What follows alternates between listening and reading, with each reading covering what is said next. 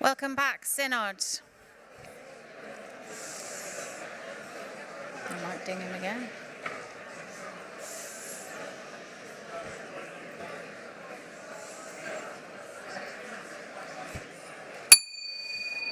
Welcome back, Synod. We now resume the debate on item 500A.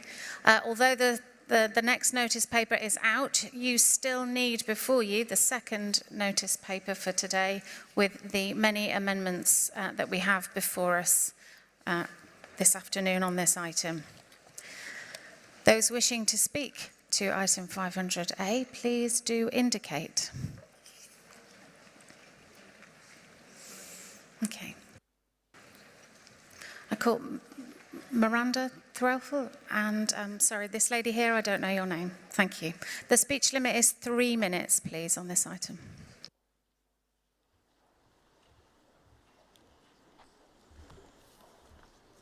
Miranda Threlfall Holmes, Liverpool 156. As vicar of an eco-church and of two churches trying to become eco-churches, I was at first really pleased to see this, and I really support the spirit of it and the list A and B amendments, making all those things so much easier. But I don't think it goes far enough, and my heart sank when I read the detail of the legislation, because the vast majority of it, clause 2, can basically be summarised as, here's an extra thing for parishes to do, fair enough, and the DAC have the job of criticising it. I mean, there's literally a little delete here as to whether this is or is not adequate. I've been through the faculty process quite recently. It was quite a bruising experience. And the sense in which you're cast as a petitioner asking to be allowed to do things and then get back advice, which can be really very critical of what people in churches who are not experts have been doing their best to formulate, is bruising. So to simply have the one thing that mentions the DAC in this legislation being to tell them to tell a PCC whether or not they've done it well enough really rankled and stood out as really quite inappropriate. I don't dispute that net zero guidance should be regarded, but I don't think the role of the DAC should be simply to criticise the paperwork proposed by PCCs. Why can't we specify instead that DACs themselves should have regard to the net zero guidance in formulating their response? Maybe we could specify that DACs have to help PCCs to meet net zero guidance. Why don't we say that proposals in pursuance of net zero targets will be deemed or have a strong presumption in their favour, with only the most exceptional heritage considerations being allowed to counteract that? We will not get to net zero in 8 years' time with a little bit of fiddling around the edges of lists A and B. It's great that solar panels can be put on non-listed buildings, but as Stella said, how many non-listed buildings have we got? Why can't we say it will be presumed that proposals for solar panels will be accepted unless you happen to have the most exceptional 15th century roof in England? So I do think this should go further, and I do think we should pair this with a requirement on those making decisions in DACs and chancellors and so on, and heritage organisations making their submissions. Pair this with a requirement for them to have regard to this and to be much more radical in a presumption for change rather than a presumption against change. Thank you.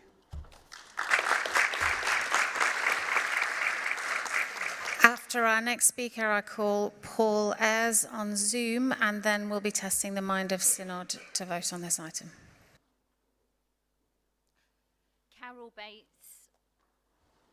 Carol Bates, Southwark 220. Thank you for calling me to speak. Never in a million years did I think my maiden speech at General Synod would be on the subject of faculty jurisdiction. On first glance, it doesn't sound or look very exciting.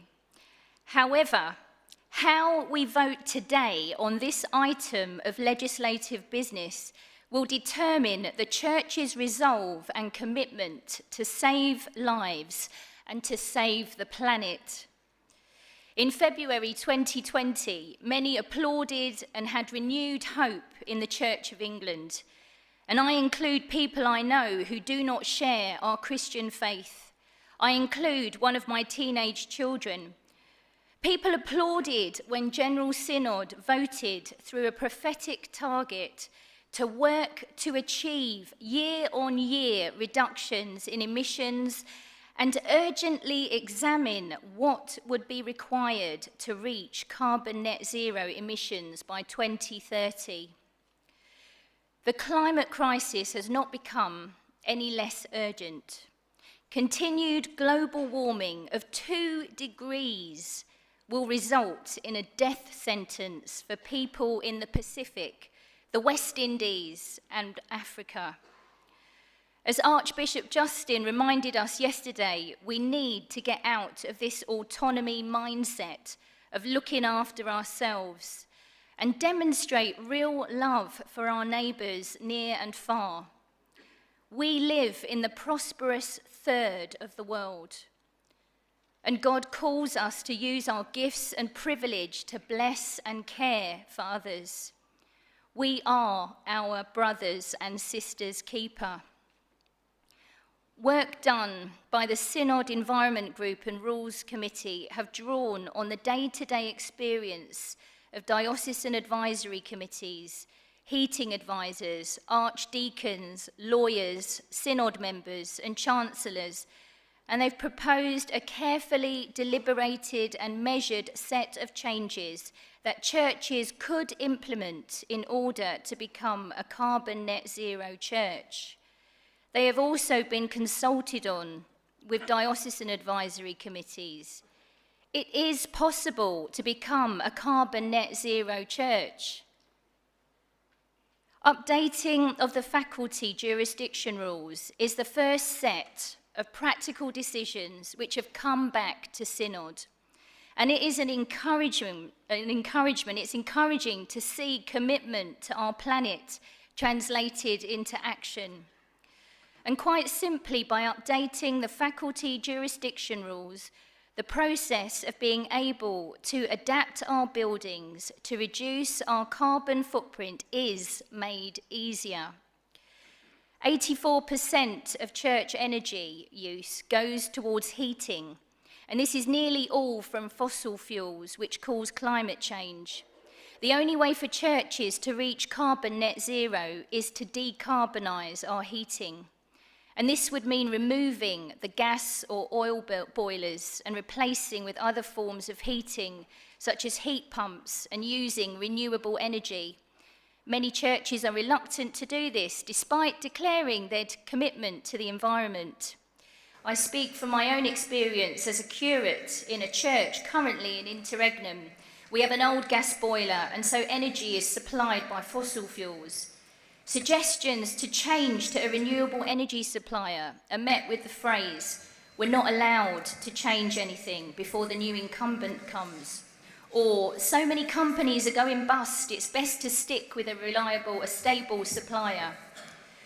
Are we allowed? It's a common question asked by many churches. Synod, let's take a lead in committing ourselves to becoming carbon net zero by 2030 by resisting the approval of these amendments. Thank you.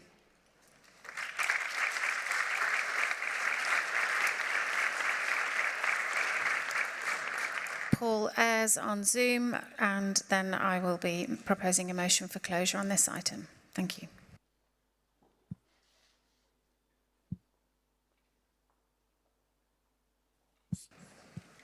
Okay. Thank you. Paul Ayres leads 131. When we last debated faculty jurisdiction rules, I was almost a lone voice in opposing the inclusion of boilers in List A. And so I'm really pleased that it's now come back to be revised. And that's for two reasons. The first is, if something is under List A, then nobody else knows what's being done. This removal of it from List A would ensure that PCCs at least get advice. Even if they still end up using fossil fuels, they will have had advice on efficiency. And and not just from installers who may not have the expertise for the kind of heating system suitable for a church. Often the ones who most need advice are the ones who don't know they need advice, and simply replacing a boiler like for like might just continue and compound the use of an unsuitable heating system. And the second reason is, as everybody has spoken about, the need for finding alternatives for fossil fuels. We know, as things stand, often this just can't be done because we don't yet have the technology which is effective or affordable, but at least PCCs will have explored the alternatives fully. So I think this should proceed as it is, and I would encourage people to oppose the amendments which follow. Thank you. Thank you. I now propose a motion for closure on this item. Those in favour? Those against? That is carried. Can I now invite Morag Ellis to come and respond to that debate?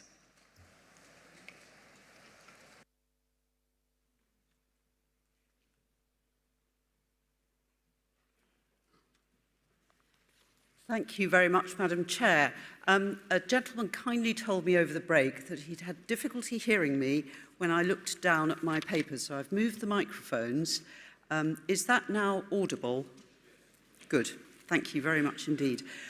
Also, my thanks to all the speakers in that debate. Briefly, Stella Bailey hit the nail on the head. This is legislation intended to serve and further mission by speaking to our consciences and helping us to respond meaningfully by our actions to those who are entitled to look to us to practice what we preach. The communities whom Fiona Norris and Bishop Graham told us about, the young people whom we want to lead to Christ and encourage in discipleship to become the next generation of Christians in our parishes. Some questions about heritage. There are legal reasons, how often have you heard that? I apologise, but there are legal reasons why we can't extend all of these changes to listed buildings.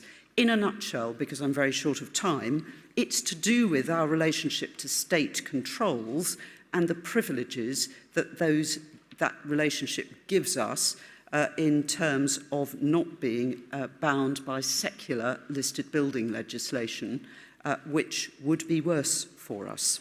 But I can also say that establishment gives us opportunities to talk to government about these issues, but we'll be so much stronger in going to them if we show that we are taking the first legislative steps, that we, as the Church, are prophetically ahead of the curve. Funding. As Ruth Newton said, that's not a matter for today, but I would like to inform Synod that Church Buildings Council officers are working hard on this aspect and speaking widely, both inside and outside the church. Guiding and advising parishes as to the potential sources of funding is something which should be able to be addressed in the guidance. There are undoubtedly opportunities for charitable support in cash and kind, inside and outside the church. I can't give more detail on that today, but please be assured that CBC officers and others, including me, are working on it. The only other point raised before lunch was also raised by Ruth Newton, that a same old heating system may be a bad thing to hand on to the next generation of church wardens, treasurers and PCCs, not only in terms of climate change, but also in terms of increasing fossil fuel prices. It's headline news now already, increasing fossil fuel prices. And these are driven by numerous things, including global insecurities, people stocking up armies in key parts of the world on borders, and by forthcoming secular policy interventions designed to address climate change and to wean us off fossil fuels. Carol Bates, what a privilege to hear your maiden speech in support of this motion. Thank you very much for that. Thank you for the conversations that you're having with your teenage children and people in your parish who are dealing with the difficult period of interregnum. My husband in curacy had 2 interregnums to deal with, so I know exactly the sort of thing that you are talking about. And Miranda Threffel-Holmes, thank you for your support of the Spirit. Thank you for your desire to go further. I've answered the point about heritage buildings.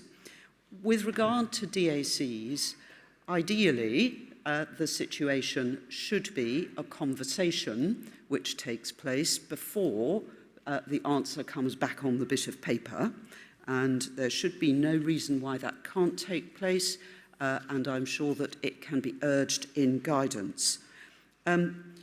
Why not say that DACs have got to have regard to the guidance, you ask? Well, I would say that that's implicit, because if they've got to say whether a proposal is in line with the guidance or not, then they themselves have got to engage with that guidance. And the same is true of the external bodies. They will find that their representations count for much more with chancellors if they have addressed the guidance. Chancellors will then be able to give them more weight, conversely, likely to give them less weight if not. But the other thing about those other external consultation bodies is that they have been involved in the work thus far and are supportive, their representatives are supportive of what is being put before Synod today. So again, I thank everybody for reading the material, for speaking, and I seek leave to move this motion. Thank you, Madam Chairman. Thank you. I now put item 500A to the vote by show of hands. Those in favour, please raise your hands, or if you're on Zoom, use the green tick. Those against? Item 500A is carried. We come now to the amendments at item 501 to 505. The 25-member procedure applies to each amendment. That means that the mover of an amendment will have not more than 5 minutes to speak to it. Then I will call the Dean to speak for not more than 5 minutes in reply. If the Dean does not support the amendment will lapse and cannot be voted on unless 25 members indicate that they wish the debate to continue. Those present at Church House can indicate that they wish the debate to continue on an amendment, either by standing or raising their hand. Those participating remotely may indicate that they wish the debate to continue by pressing the green tick. I now call Marcus Walker to speak to and move the amendment in his name, item 501. You have up to 5 minutes, Marcus. Thank you. Thank you very much. Like Carol Bates, who stood here just before me, when I thought about my maiden speech to General Synod, or Corporal Synod, as we now are, I was not sure that boilers was the subject that would be top of my list. But I stand here proudly because boilers and faculties and all the little matters which seem so technical and maybe even boring are the basic matters of survival or collapse for so many parishes far from Church House and far from Westminster. The last synod committed the Church to become net zero by 2030, an ambitious target and a noble and worthwhile one, a dream which it was left to the team at Church House valiantly to turn into reality. And reality finds its flesh in the nitty-gritty of flues, electrical outlets, cable trenches, heat pumps, and even boilers. And I hope to be able to support this measure and support it wholeheartedly. What I ask the Synod to do is to remove 2 little concerns. To shift from a measure that is both carrot and stick to a hearty, healthy, and ecologically sound meal of pure carrot. Let us transfer over to the archidiaconal system of lists A and B all of those measures that will help our churches slide speedily towards net zero. Let us encourage all our churches to read, mark, and learn such material as the team here in Westminster thinks it wise for them to inwardly digest.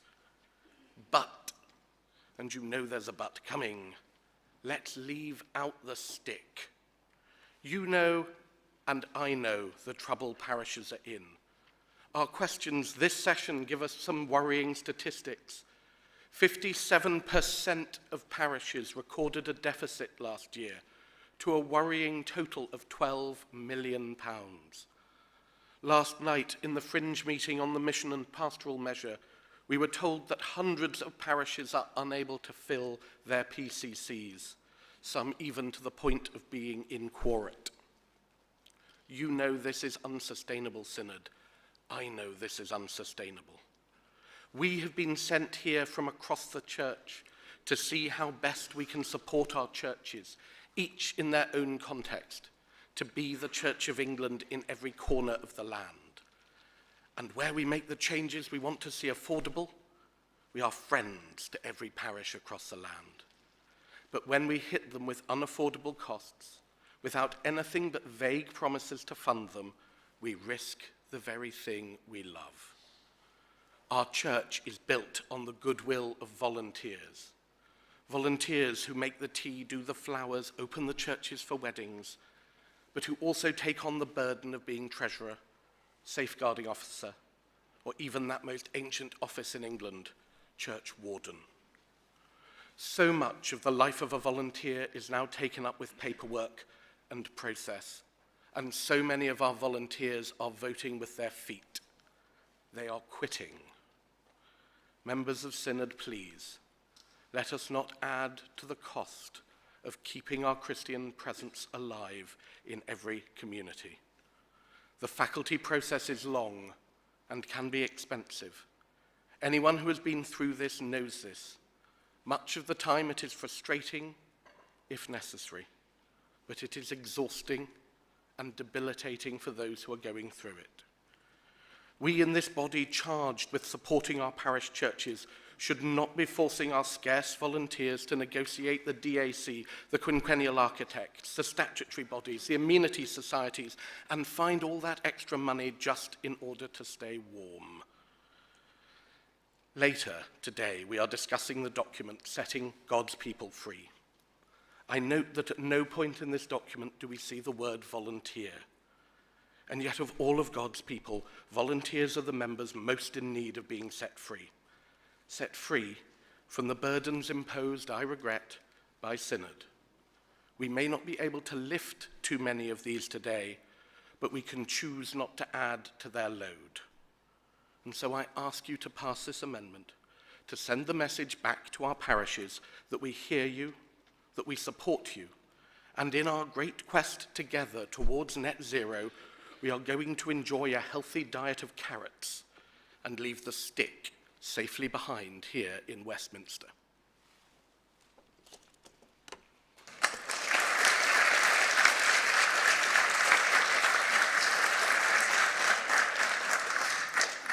I now invite the Dean to respond, and you have not more than 5 minutes.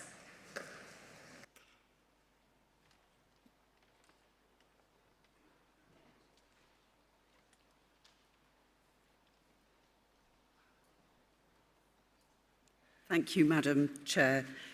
Thank you, Father Walker. Boilers and pipes and all the rest of it, as you say, are the stuff, the fabric of many of our churches. I wouldn't want anybody in Synod to think that the people who have worked on proposing these changes to the rules don't experience that or don't know it.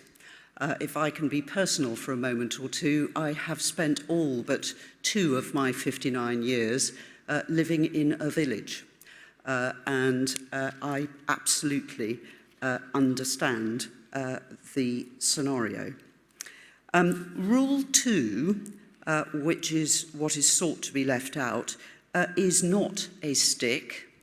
What it is designed to do is to assist volunteers and others within the church to engage with the guidance which is there to help us all, which is there to explain the fast-moving technology and options, to offer options which don't, for example, build in being fettered to increasingly expensive as well as damaging fossil fuels and store up problems for the next generations of volunteers.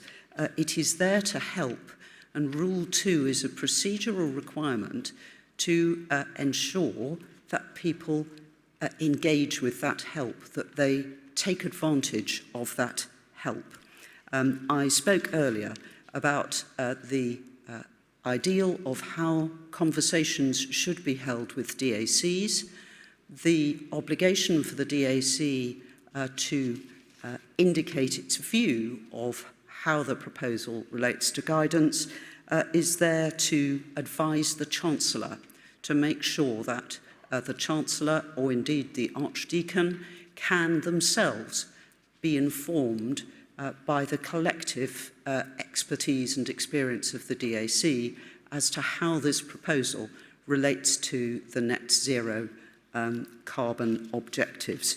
In other words, to understand how it relates to putting into force the resolution of Synod in February 2020, which I don't understand, Father Walker, to be arguing was a bad thing, quite the reverse, I think. Rule 2 isn't a stick. We don't need to get rid of Rule 2 in order to be eating wholesomely vegetarian carrot soup. Thank you very much.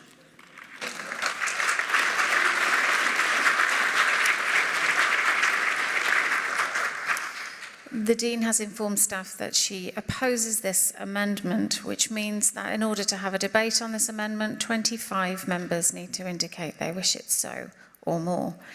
So if you could indicate by a show of hands if you wish this debate to take place, please show, or tick on Zoom.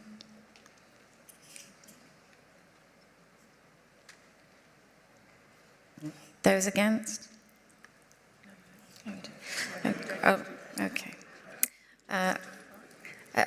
It appears that threshold of 25 is not reached, so this amendment lapses.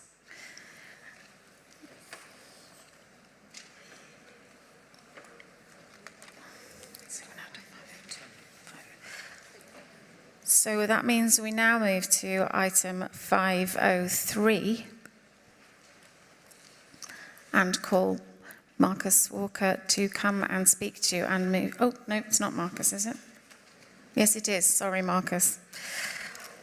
Can I invite you to come and speak to and move item 503? You have up to 5 minutes. Thank you. Well, members of Synod, my understanding of protocol somewhat failed me. I thought these motions were being taken together. As such, 502 having fallen, I nonetheless commend to you 503 and heartily encourage those whose hands stayed stoically down, even for the question of whether we wanted to impose the paperwork burden on our church wardens, etc., now to consider the heavy burden of faculties for the building of boilers. I have said all that I needed to say, I think, on this. I hope that there can be a debate on whether we should be moving the boilers, the non-fossil fuel boilers, etc., out of the list system, and I heartily commend there at least to be a debate and hopefully a vote in favour of the amendment. Thank you. I now call the Dean to come and respond.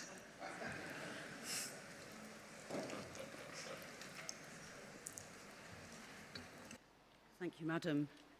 Thank you, Madam Chair. These mics are not on, I don't think. Oh, yes, they are. Thank you. Thank you, Madam Chair. Thank you, Father Walker, for your brevity, I will also attempt to be brief. The thing about moving the boilers into the faculty part of things is not to say to parishes, thou shalt never have another oil or gas boiler, because in some circumstances, having worked one's way through the guidance, sadly, that will be the only option. Over time, hopefully, that will become less and less the case, but sometimes that will be so. Having done the work of working through the guidance, it will then be a straightforward matter to persuade the Chancellor of the necessity for a traditional boiler. But if we are to be serious about all the very moving points which people made in the first debate on 500A, if we are to be serious about all of that, practice what we preach, we should not be perpetuating a situation which just enables parishes to do same old with boilers. And as was said by the speaker on Zoom at the end of the first part of the debate, the thing about the current situation is that we don't even know whether parishes in those circumstances have had a discussion about whether to do something else. Moving it into faculty, it was Paul Ayres who made that point, moving it into faculty enables and ensures that that journey is travelled, hopefully to an outcome away from fossil fuels. But that is the point about bringing it into faculty. And as I say, there will be some faculties that need to be granted, but ultimately that decision should be made by the Chancellor, having weighed the pros and any cons. Thank you. Given that this amendment is also opposed by the Dean, I will need 25 of you or more to indicate that you wish a debate on this item. If you wish to, please do indicate that now.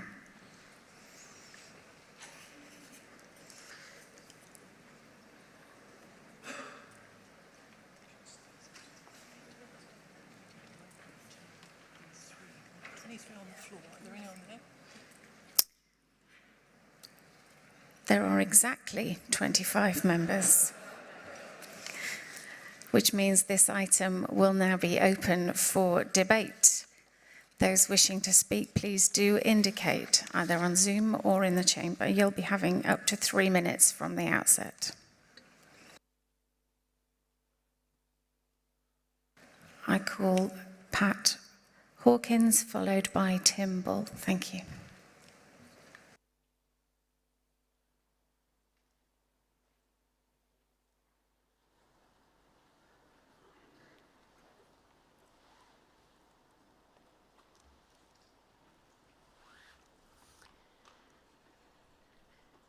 Pat Hawkins, Lichfield 145, and I declare an interest in that I'm the chair of the Lichfield DAC.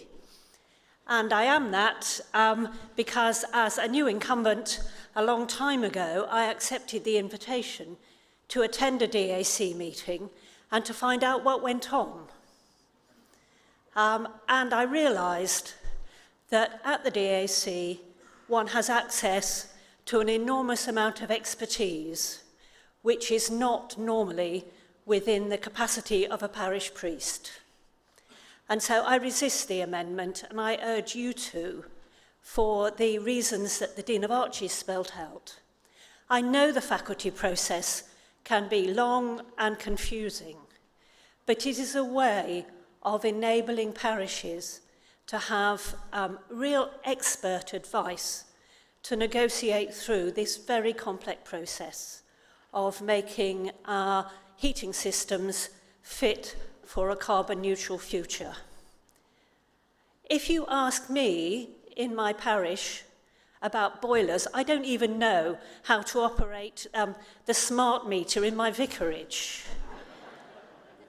You're much better to talk to the DAC. And yes, I do have another vested interest. I'm the vicar of a Grade 1 listed building, so I will have to justify this to my PCC.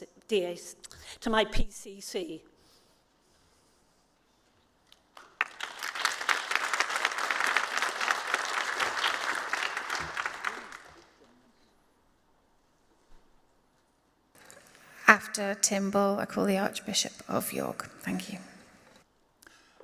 Tim Bull, St Albans 203, Chair. Thank you for calling me. Sometimes in life we have to choose between the thing that is right and the thing that is easy. In the parable of the Good Samaritan, the right thing was to stop and help the injured man. The easy thing was to cross the road and walk on the other side. When it comes to the environment and replacing boilers, the right thing may well be to put in a boiler which doesn't use fossil fuels, but the easy thing is to go with what you've always had in the past.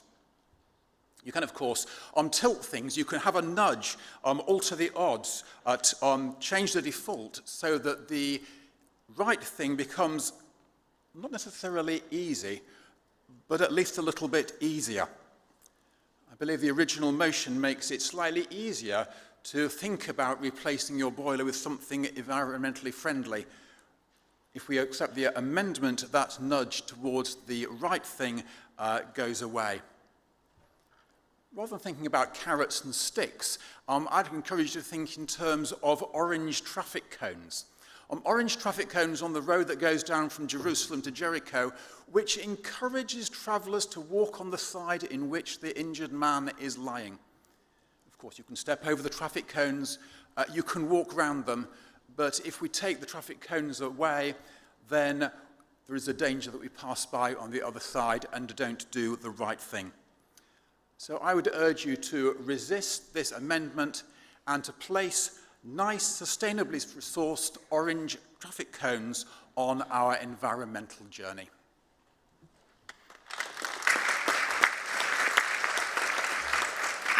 After the Archbishop of York, I call Timothy Good. Thank you. Stephen Cottrell, Archbishop of York 002. I just want to speak very briefly to say on the one hand, I entirely understand the sentiments behind these amendments and the earnest desire that I think we all share to make life easier for our parishes, who often do feel like they're drowning in red tape and things are difficult. I think we all do get that.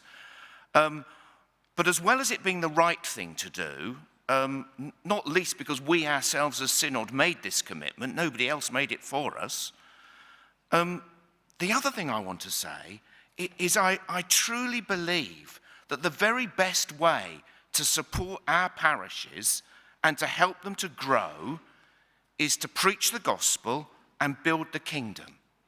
And I think if we in the Church of England can be seen to be taking a lead in these issues, as many people have said in these speeches, that is going to be the very best way that we will become a younger church. Because at last, people will see that this Christian faith that we share, it means something. It's actually being lived out in really, really hard, painful decisions like what you do when you replace your boiler. No, this isn't about carrot and stick. I like the image of the cones, but I want to say, actually, this is going to be the way that we grow the parish by showing that the Christian faith makes a difference to the way we live our lives.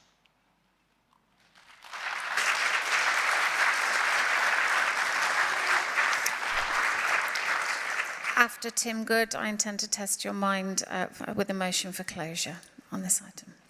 Tim Good, Southwark 224. I also urge Synod to resist this amendment of Father Marcus Walker.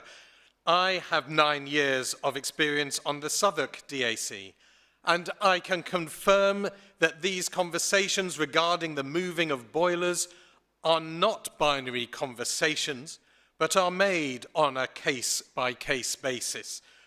Always focus, though, on seeking the greenest solutions. This amendment may inadvertently create loopholes that will offer encouragement to churches that wish to step back from or to even avoid the challenge that we as Synod so historically set down in February 2020. Please avoid what could potentially happen here if we accept this amendment, which would be to chip away at the 2020 decision. It will seriously dilute and irreparably and will damage the prophetic decision of Synod. This faculty amendment is a clear test of the resolve of Synod, that it is serious about becoming carbon net zero by 2030.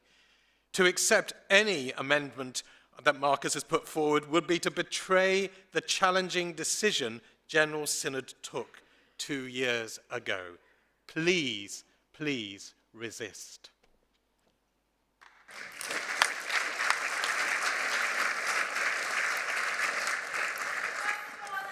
Point of order.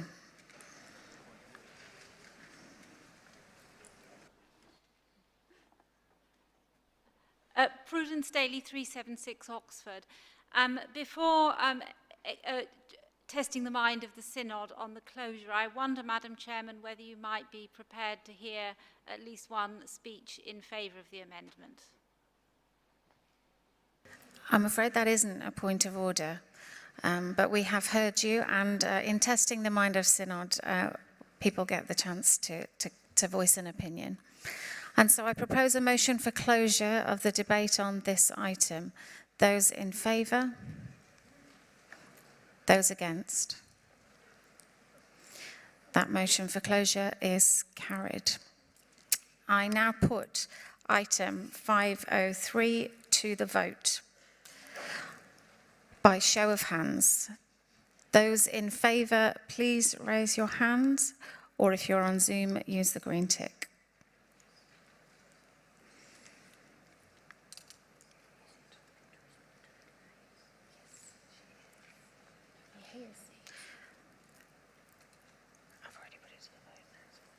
Those against?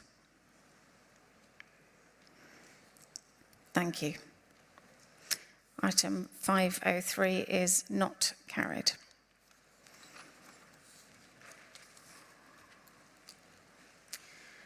As item 503 is not carried, I now call Venerable Luke Irvin Capel to move item 504. You have up to 5 minutes to speak to and move your amendment. Thank you. That's Chair. Luke Irving Capel, Chichester 96. Thank you very much for calling me to speak to this proposed amendment relating to the faculty jurisdiction amendment rules. And thank you to all who have contributed to this debate and who have worked so hard to draft these rules. As a parish priest and now as an archdeacon, improbable as that seems, I'm more than aware that boiler replacement is something that, whilst we urge planning and preparation, the majority of PCCs face only in extremis, namely when the existing boiler fails. This most frequently occurs in winter, when the boiler is most in demand. My concern in proposing this amendment is not to diminish or dilute in any way the importance or substance of our carbon zero objective, but to support wardens and PCCs in striving towards this ambition through the List B process, which allows the Archdeacon and DAC advisor to interrogate the application and to challenge parishes to explore all reasonable and environmentally appropriate alternatives, encouraging through advice and guidance behaviour that will move the Church towards net zero carbon. I don't think that would achieve less than a faculty petition. I've already mentioned that most boiler failures occur in winter. Whilst every DAC and Chancellor will, I know, expedite petitions as efficiently as possible. The likelihood is that churches will be cold whilst the petition makes its way through the process. Of course, it is possible to seek an interim faculty, but that costs the faculty fee, paid by PCCs in my own diocese or by the DBF in others. A List B is without charge. At a time when energy costs are soaring and parishes face many significant financial pressures, we should be doing what we can to reduce costs and process without compromising the wider objective and intention.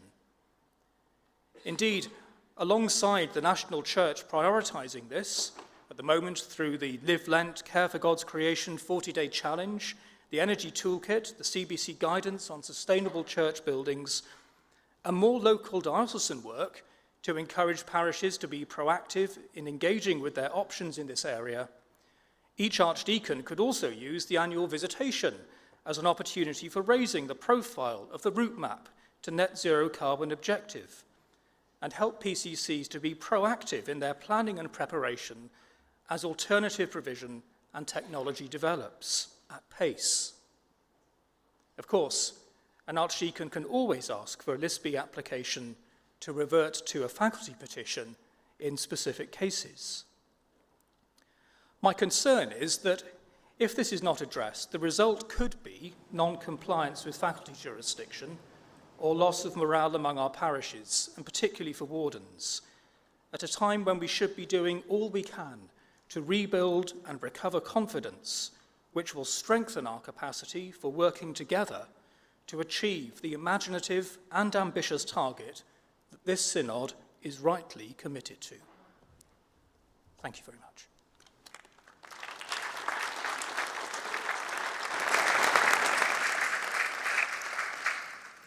I now invite the Dean to reply.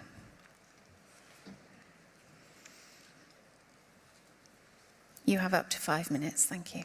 Thank you, Madam Chairman, and thank you, Archdeacon, for your speech. The effect of this amendment would be to perpetuate a situation which puts fossil fuel boilers in a preferential position over all other new forms of heating. So that's not replacements, but new forms of heating. In other words, what it does is have legislation which perpetuates the same old mentality because fossil fuel boilers would have perceived to be easier process, a less paper process to go through than other new green forms of heating. And that's one reason why I do not support this amendment. It goes against the spirit and intention of the rules, which so far today a large number of majority of Synod have expressed themselves to be in favour of, either by speeches or by voting. Often breakdowns occur in winter, this point. There is, of course, no logical reason why that's necessarily the case, unless the boiler's not been switched on at all and tested over the summer months, and or unless if the boiler is getting very elderly and people perhaps during the summer forget that it's getting elderly and don't engage earlier on with the guidance and the process to go through to choose better options, or at least to make an informed decision that it's got to be an oil boiler and nothing else will do. Putting in that bit of extra process gives a greater incentive to parishes, assisted by DACs, assisted by diocesan environment officers, and assisted by the Church Buildings Council guidance, to be planning ahead, having those conversations perhaps in the summer, planning ahead rather than facing the situation of being rushed into a same old solution in a rushed way. Suggestions of non-compliance or loss of morale I would really just like in lawyer speak, respectfully to adopt what His Grace the Archbishop of York said a few moments ago in speaking on one of the other suggested amendments, that moving forward in ways which our young people appreciate, care about, and are looking to us with eyes of challenge, is the way to improve morale within our churches to ensure our future. And certainly what is being suggested here does not encourage, and I'm sure the Archdeacon doesn't want to encourage, non-compliance either. So this amendment is resisted because it runs counter to the spirit of everything else in these rules which Synod has so markedly and strongly supported today. So I urge you not to support this proposed amendment. Thank you, Madam Chair. As the Dean opposes this amendment, please do stand or otherwise indicate if you wish there to be a debate on this amendment.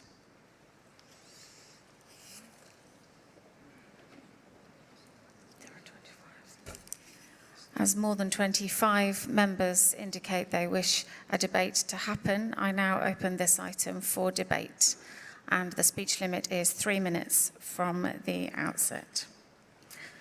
First of all, I call Prudence Daly, followed by the gentleman with the mask and the green shirt. Thank you.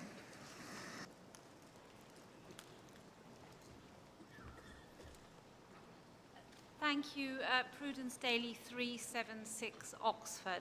I hope Synod will support this amendment.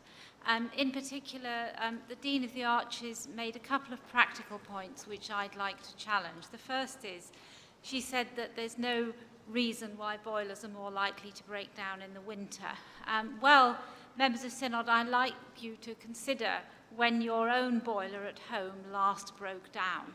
And the fact is they do tend to break down in the winter because they're used more in the winter, and things break down more when they're used more. And in particular, the danger is that they will break down immediately before Christmas, which is one of the best missional opportunities that the church has to get people through the door.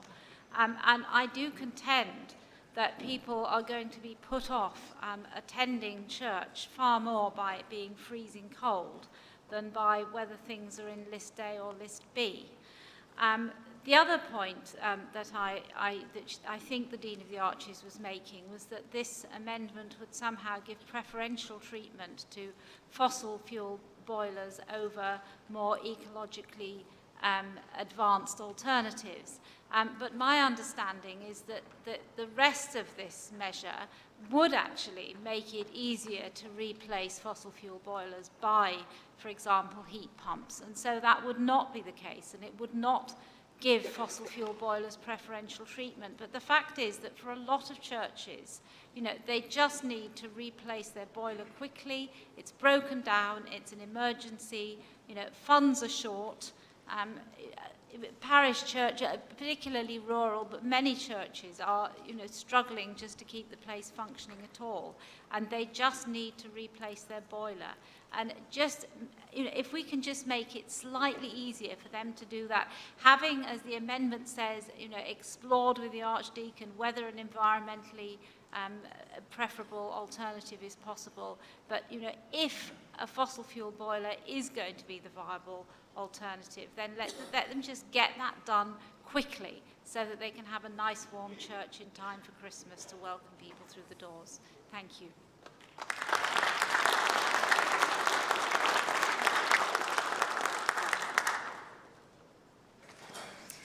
Thank you. After our next speaker, I call the gentleman here, and then I'll be testing the mind of Synod for a motion for closure. Thank you. Mark Ireland, Blackburn 69. I'm Archdeacon of Blackburn, and I would like to speak in support of Archdeacon Luke's amendment I yield to absolutely nobody in my commitment to seeking to reduce our carbon footprint, both personally and as a church, but I also yield to nobody in my concern for frail elderly church members in dioceses like our own. Boilers break down in the middle of winter, and if people cannot be at a safe temperature to worship for extended periods, it's not helpful.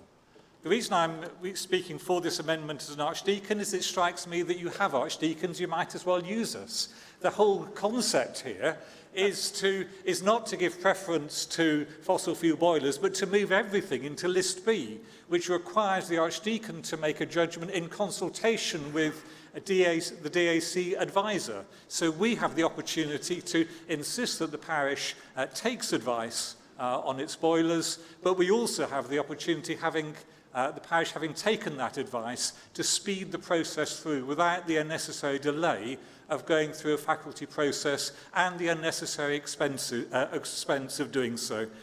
I thought that's partly what you had archdeacons for. I encourage you to use the archdeacons that you've got, which will be both cheaper and quicker. Thank you.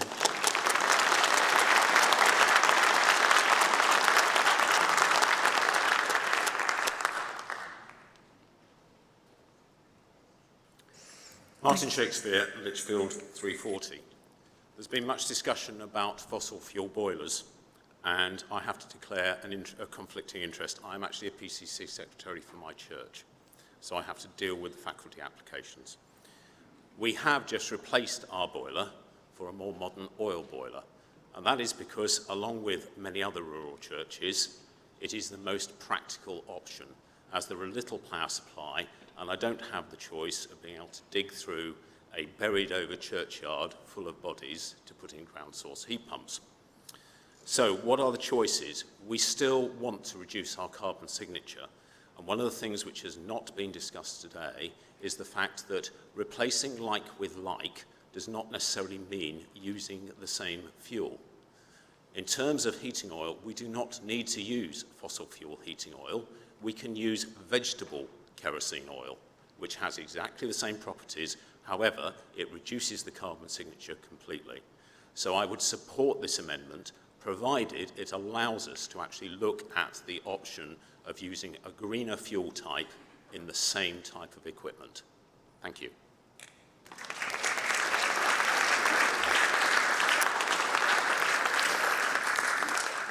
Synod, in order to test your mind, I put before you a motion for closure for the debate on item 504.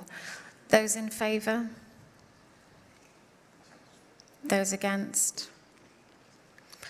That is carried. And so I now put item 504 to the vote by a show of hands.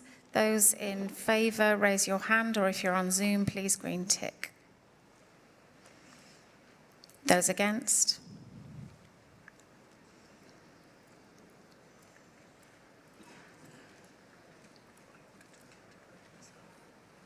That is unclear, so I now put that to a counted vote. Point of order.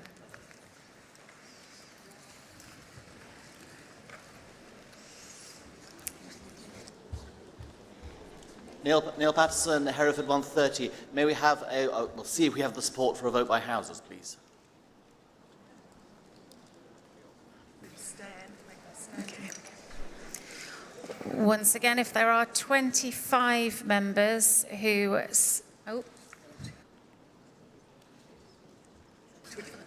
Yep, 25, who stand or otherwise indicate that they also would like a vote by houses, please do indicate that now.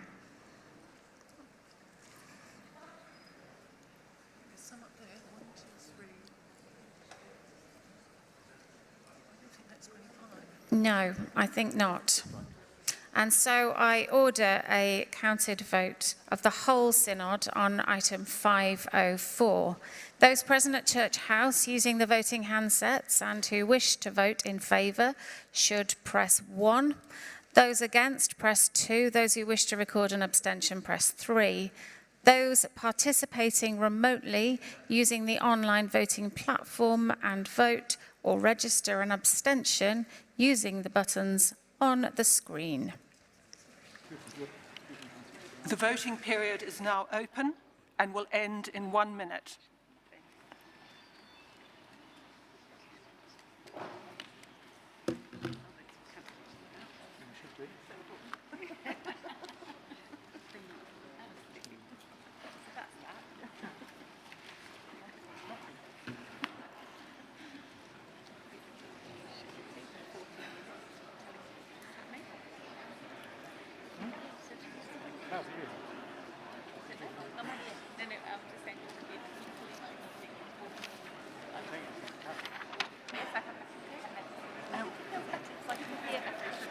The voting period will end in 15 seconds. It's very itchy as well. It wasn't itchy. You want some cream, don't you? No, I could make do a men with cream. The voting period has now ended. So.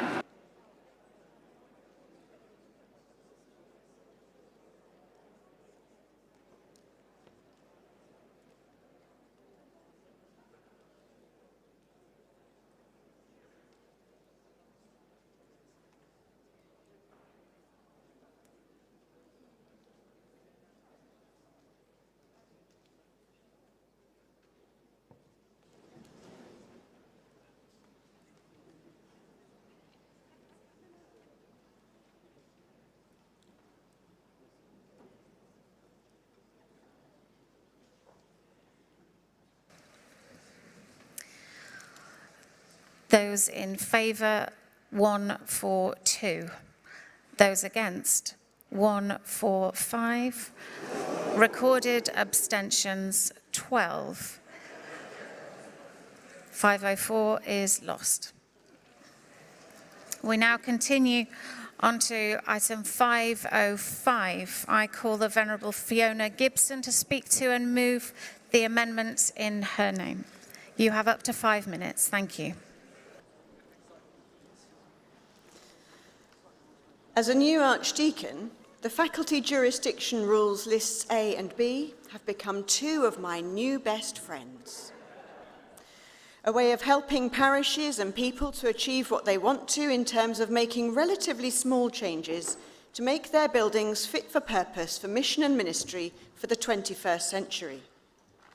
Of helping congregations and communities to fulfill their dual responsibility as stewards of heritage buildings, many of them of national significance, and as members of a living church interpreting timeless truths and offering gospel hope to a new generation.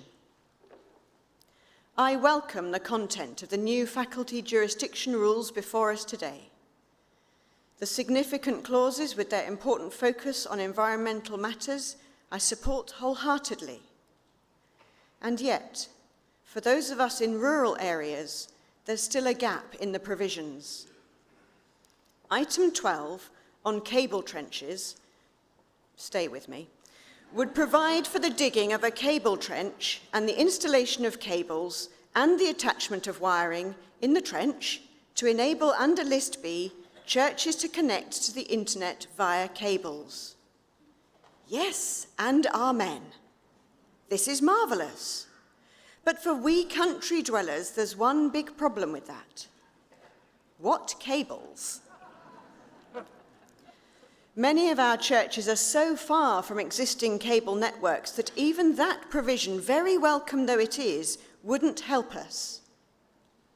During the earlier stages of the pandemic, once live streaming from churches was permitted, many of our rural churches just couldn't get online. Not for want of technical know-how among the clergy and congregations, but for want of signal. So our people felt isolated at a time when they needed us most and longed to see the inside of their church building, even if they still couldn't enter it themselves at that point. We want to be able to offer online worship from our churches alongside on-site worship. We want to be able to offer our buildings to our villages as community hubs, as places where, for example, those now working from home more regularly especially those living alone, could come together during the working day and use our buildings, heated by new green technology, as a workspace, have lunch and feel connected, or where we could offer homework clubs. We want to be able to use online giving technology and to have contactless card readers available for those who visit our historic buildings and wish to contribute to the thousands of pounds of insurance, repairs and maintenance costs we have. We want to have QR codes on cards around the building linking to websites explaining aspects of the heritage and aspects of the Christian faith to the thousands of visitors and pilgrims and children on school visits who come to rural churches across the country every year. The common barrier preventing all that from happening is lack of access to the internet. We can't all use mobile signals instead either, as we are plagued by not spots. We need wireless, satellite, broadband. Thankfully, the technology now exists to enable us to join our town and city brothers and sisters online. There are options that would use a small dish on the exterior of church or church hall buildings to give wireless and broadband services.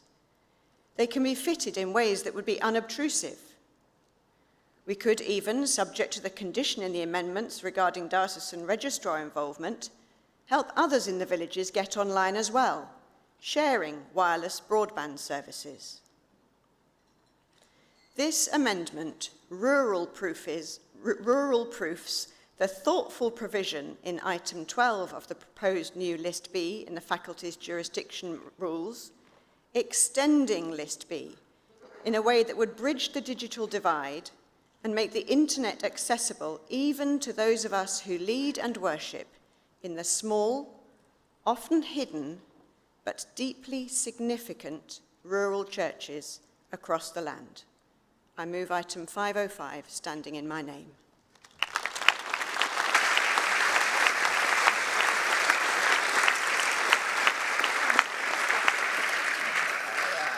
I invite the Dean to reply. You have up to 5 minutes. Thank you. Thank you very much. This one's very straightforward and quick. I would like to thank Archdeacon Gibson for this proposed amendment and for sending it through in good time for us to consider it, to draft it into the necessary statutory language, and gratefully to accept it. Thank you.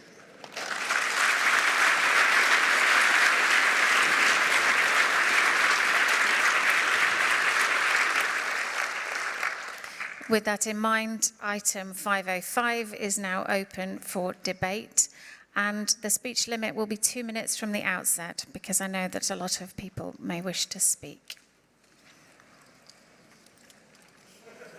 Oh, well, or you've changed your minds, obviously. You are most welcome, and still have 2 minutes. I shan't need 2 minutes. I'm from the same diocese. Sorry, good point. Who am I? I'm Chris Moore. I'm Hereford 129, and therefore I am in the same diocese as the admirable Archdeacon of Ludlow over there, who makes very good points. The only point I want to add to this in absolute wholehearted support is, I have heard, and I'm new here, but I have heard in the tea rooms people complaining that they can't get onto the Wi-Fi in Synod. Imagine living in the Diocese of Hereford. Thank you.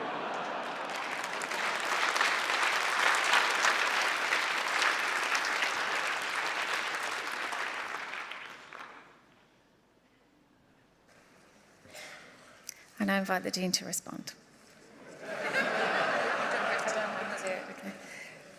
And she doesn't wish to. So we now put 505 to the vote. Those in favour, please raise hands. Those against? Item 505 is carried.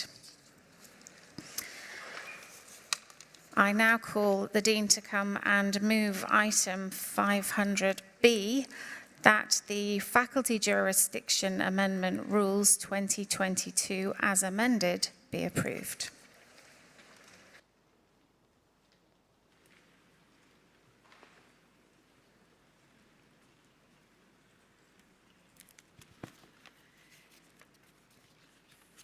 Thank you very much, Chair. May I just clarify that what this means is, as amended, means with Archdeacon Gibson's amendment and not with any of the other amendments. Thank you. Good. Well, I do have some experience of trying to get onto the internet in Hereford and surrounding areas because I quite often work in that part of the world and I can sympathise. I also have spent many holidays in the Outer Hebrides with people trying to contact me for various work things. But the serious point is that I'm delighted to move these rules with the Archdeacon's amendment for all the reasons which those who have spoken in favour of these rules have expressed, and even those who've spoken against the rules have found things in the rules, matters of principle, to agree with and praise.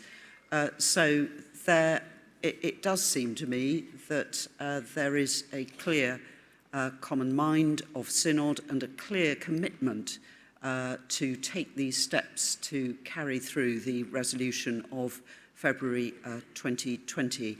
And I am delighted that the rules will leave this process, if approved, in better shape because of the Archdeacon of Ludlow's amendment. So I commend them to Synod and move that they be accepted as proposed to be amended. Item 500B is now open for debate, with the remaining speech limit at 2 minutes.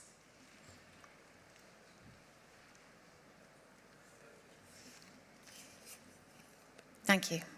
Mr. Scanlon.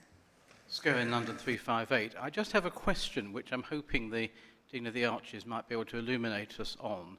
I've been puzzled reading these rules why there are provisions relating to installing photovoltaic panels on roofs, but not to the type of solar panel that generates hot water. And I wonder if that could be explained for us. Thank you.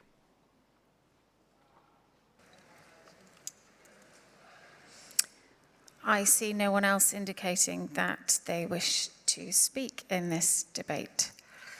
So I now call the Dean to respond.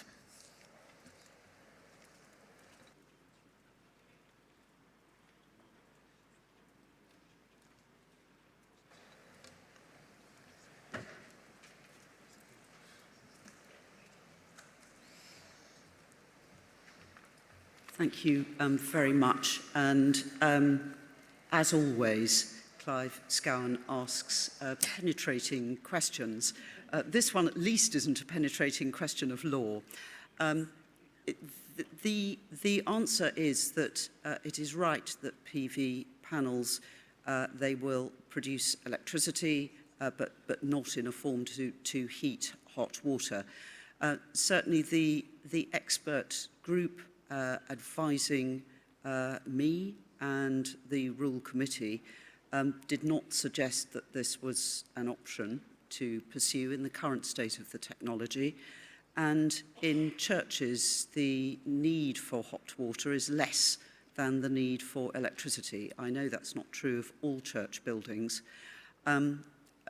What I would say, and in no way wanting to make a habit of bringing the faculty jurisdiction rules back to Synod terribly regularly, but as technology improves, this I'm sure is something that we could keep under review. And indeed, depending on how technology evolved, I don't know, but conceivably it might fit within the new wordings anyway, assisted by guidance. But thank you for the suggestion. Thank you, Madam Chair. Thank you. Item 500B, that the faculty jurisdiction amended, that the faculty jurisdiction amendment rules 2022 as amended be approved to the vote. I shall put that to you by show of hands. Those in favour? Those against? The motion is carried. The Faculty Jurisdiction Amendment Rules 2022 will now be laid before both Houses of Parliament pursuant to the Statutory Instruments Act 1946. That now concludes this item. Thank you.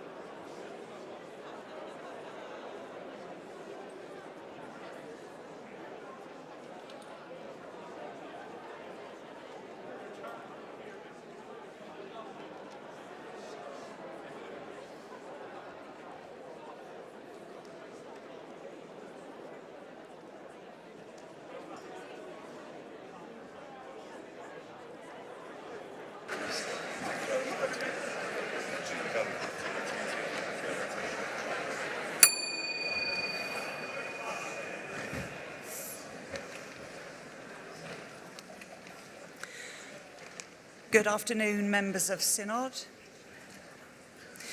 We come to item 10, challenging slavery and human trafficking. For this item of business, you will need GS 2246A, GS 2246B, and you will also need the corrected text, which hopefully you will see. The fourth notice paper and order paper 3 are very slightly wrong, so a corrected text has been handed out. That's for the amendment.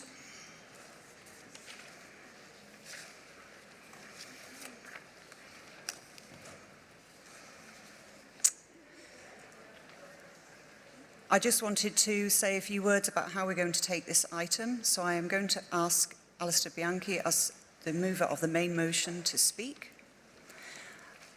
I'm then going to move straight to the amendment, and we'll deal with that item of business, and then we'll move back to the main motion for debate. So I'd like to ask Alistair Bianchi to come to the podium. He has 10 minutes.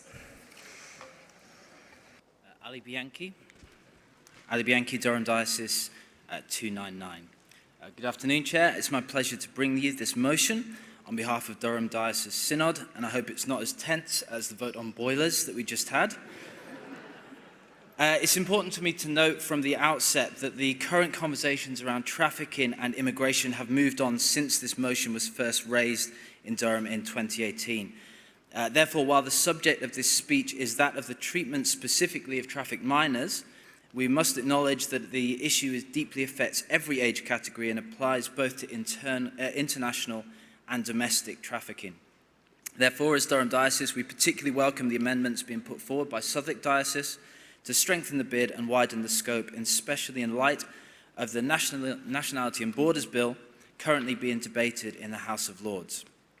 I also must commend to you the Every Child Protected Against Trafficking, who put together the child trafficking report from which comes much of the research and recommendations made here today. In 2018, members of Durham Diocese were involved in a national campaign to support a young man, Stephen, not his real name, who had become the victim of trafficking as a child, being forcibly moved from Vietnam to the UK at the age of 12 and put to work on a cannabis farm. After 4 years of slavery, Stephen was rescued. However, he now faced the new risk of being deported back to Vietnam, where he faced the strong likelihood of being re-trafficked and now, as a professing Christian, undoubtedly would face persecution. As Stephen had since been fostered by Reverend David Tomlinson, a vicar in Shildon in Durham Diocese, and Bishop Paul became involved in petitioning the government to have the decision to deport him overturned, on the basis that Stephen, as a minor, was a victim of child trafficking and not an illegal immigrant. The petition, which garnered over 100,000 signatures along with the support of a local MP, was successful, and Stephen was given leave to remain. As a result of the campaign and Stephen sharing some of his story at Durham Diocese Synod, this motion was put forward, asking the government to introduce legislation ensuring trafficked minors were given proper protection as victims of crime. Children should, first and foremost, be treated as children. This is an issue close to my own heart, having been involved in helping in the protection and support and rehabilitation of victims of trafficking in the UK and abroad in Ghana. During my time working at a church in Sheffield, where my wife also managed an anti-trafficking charity, we would regularly connect with young families who were given false promises of legal work, only to have their passports removed and forcibly put to work in the most appalling of environments. While leading a church in Ghana, I was witness to the manipulation and lies sold to young people who were seeking a pathway out of the poverty for themselves and their families.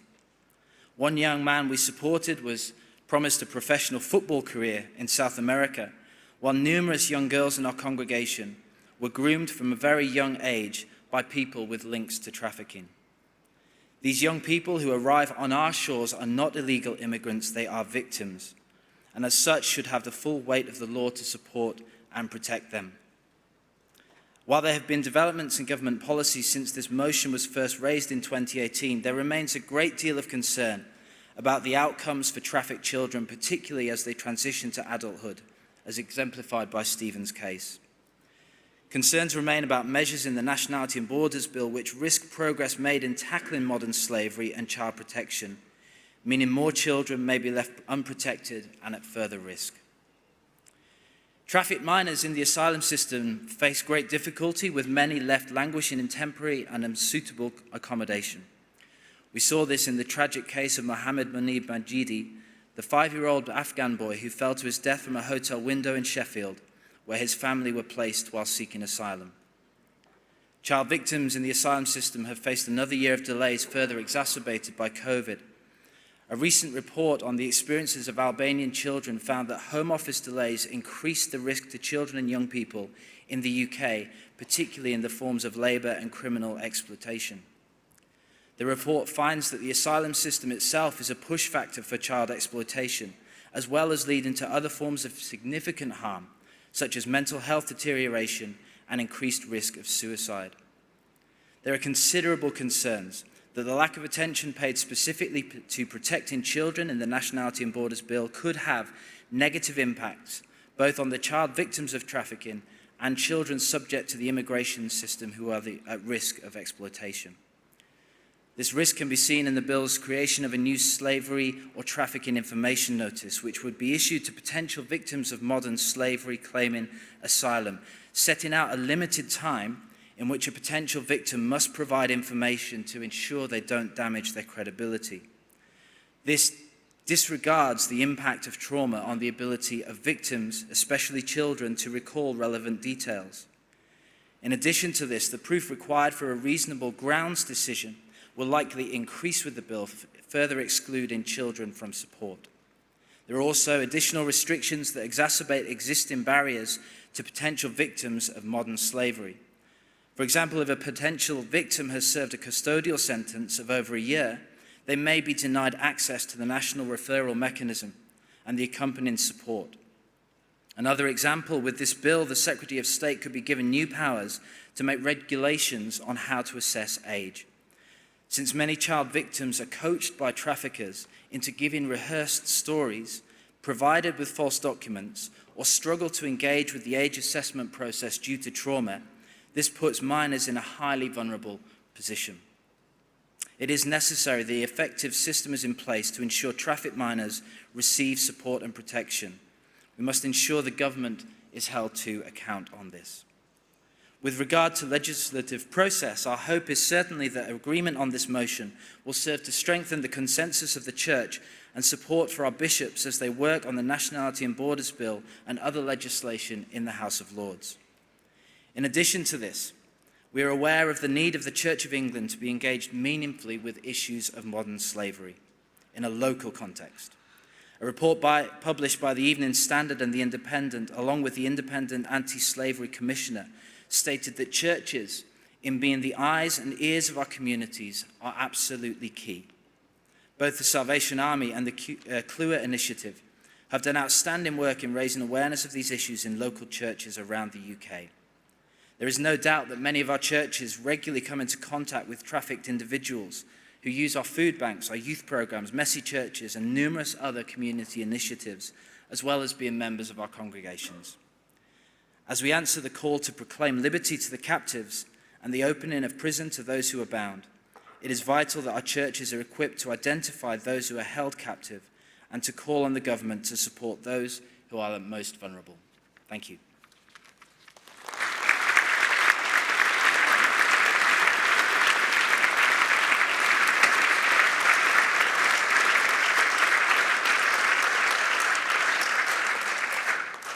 Thank you. I would now like to ask Venerable Alistair Cutting if he would speak to his amendments. You have 5 minutes. Alistair Cutting, Southwark 223. Thank you, Chair, and especially thank you to my namesake, Ali Bianchi, and the Durham team for bringing us Stephen's story, which triggered this important motion and debate. Southwark diocesan colleagues and I were pleased to see the motion and were keen to support it and amplify its core message. Historic slavery remains an issue in many of our buildings, and we're grateful for excellent examples across our churches of using monuments from the past as positive learning contexts for today. This coming Saturday, a priest in Deptford in my archdeaconry has a group coming to their church to make a point about its slavery connections, and I hope they will find it a learning experience for them too. We hardly get into the book of Genesis before we come across slave owners and their slaves. We're familiar with Isaiah's declaration, which Ali has just read out for us, and Jesus proclaimed releasing to the captives in the Nazareth Manifesto in Luke 4, at the forefront of his public ministry, shaping his interactions. St. Paul also and others clearly still living with slavery as an issue. Centuries of slavery followed. I know it's not the whole story, but I'm still moved whenever I look at the plaque on Holy Trinity, Clapham, recognizing the work of William Wilberforce and the Clapham sect. Slavery was abolished in 1833, the blue plaque states. Hooray! Sadly, almost 200 years later, we know slavery has not been abolished. It's evident in many countries abroad, and let us not fool ourselves. It is evident still in this United Kingdom, as the story of Stephen has reminded us. It isn't a metropolitan issue either. It affects places like Yorkshire and Gloucestershire and Borsetshire. If it's happening in the Archers, it's happening near you. And you and I need to respond. This isn't just a refugee or foreign issue either. Almost a quarter of potential slave victims referred in 2018 were UK nationals. In Ambridge, it was farm workers and working conditions. IJM, the Christian Charity International Justice Mission, one of the largest, says modern slavery goes beyond just bad working conditions. People trapped in slavery face physical, verbal, sexual abuse daily and cannot leave to find other work or protect their families. Some of this is coercive control, was the phrase used this morning, or debt bondage, or sexual exploitation, criminal exploitation, domestic servitude, child trafficking, organ harvesting. It could be county lines or postcode lines, putting pressure on youngsters trafficking drugs and holding weapons, such as happens in a deprived estate parish in my archdeaconry, where an incredible and much-loved church army evangelist helps intervene daily in life-changing practical ways. Slavery is a global pandemic, and we have peaks of it across our country now. An estimated 136,000 in the UK at the moment. So, what do we do? What might the actions, as Lord Boateng put it yesterday, be? This amendment seeks to address slavery in very practical ways. We want to thank the government of 2022 for steps they have taken and ask them to continue to take bold decisions as the government of 1833 did. And sections A and B of the full proposal now seek to do this.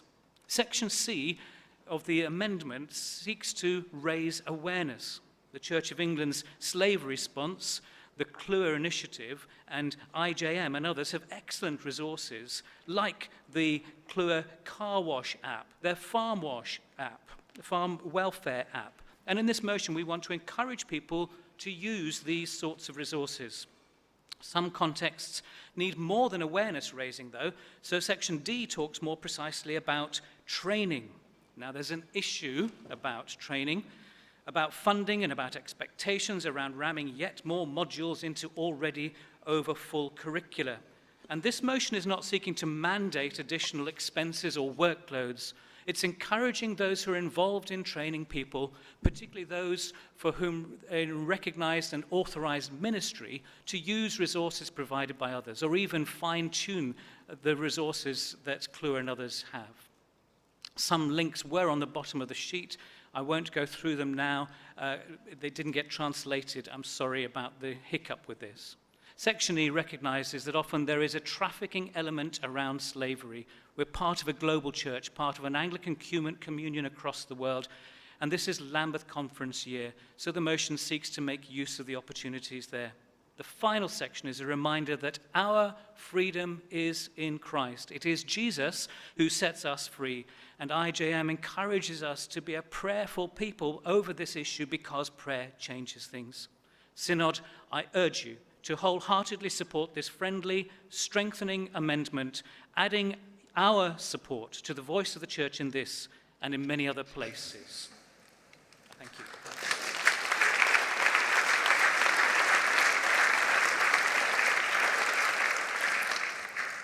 Thank you. I'd now like to ask Ali Bianchi to respond to the proposed amendment. Thank you, Alistair. Just to say we fully welcome and support the proposed amendment, and we're very grateful to the work that Alistair's done to put this forward. Thank you. Thank you. We now open the debate for the amendment only.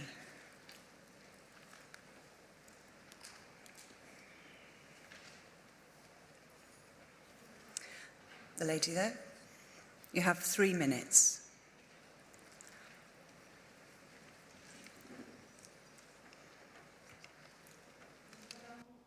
47 Liverpool. I should declare personal interest. I'm a former national refugee welcome officer for the Archbishop's Council, and prior to that, the anti-slavery officer for the Diocese of Liverpool. I think this amendment in general is very good, but I am concerned in particular by paragraph C, and especially in particular C subparagraph 1. Be in no doubt, Synod, that the people who traffic other people are not nice people. Even at a local level in Borchester, they are not nice.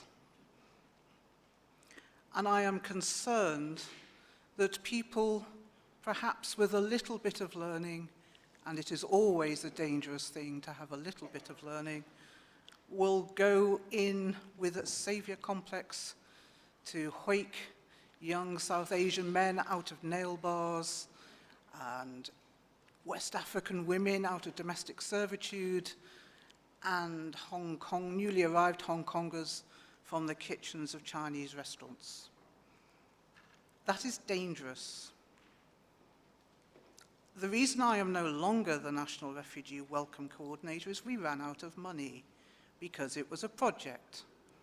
I pray that the racial justice will not be a project. CLUA, the CLUA trustees fund CLUA, not us. And they do not have the resources to make training available. I have tried to train parishes and deaneries and dioceses, and it is hard work.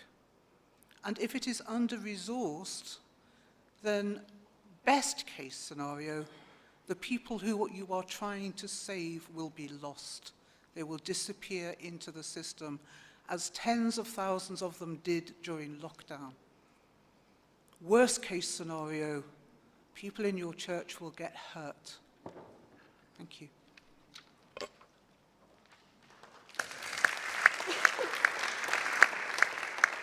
Thank you. Bishop.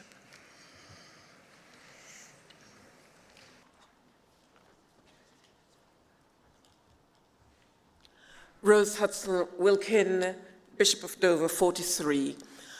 While I welcome this addition,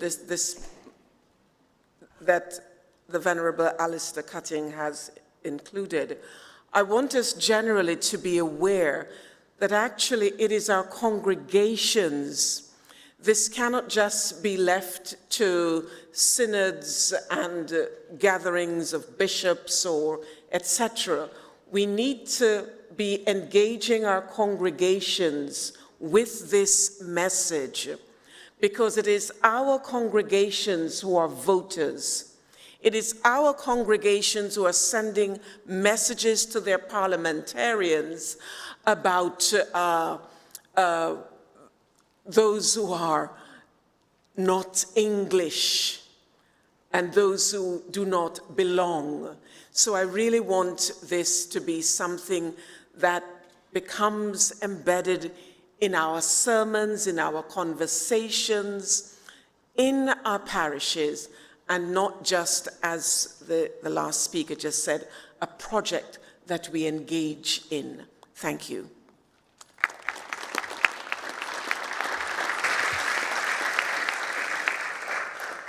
Thank you. The gentleman over there.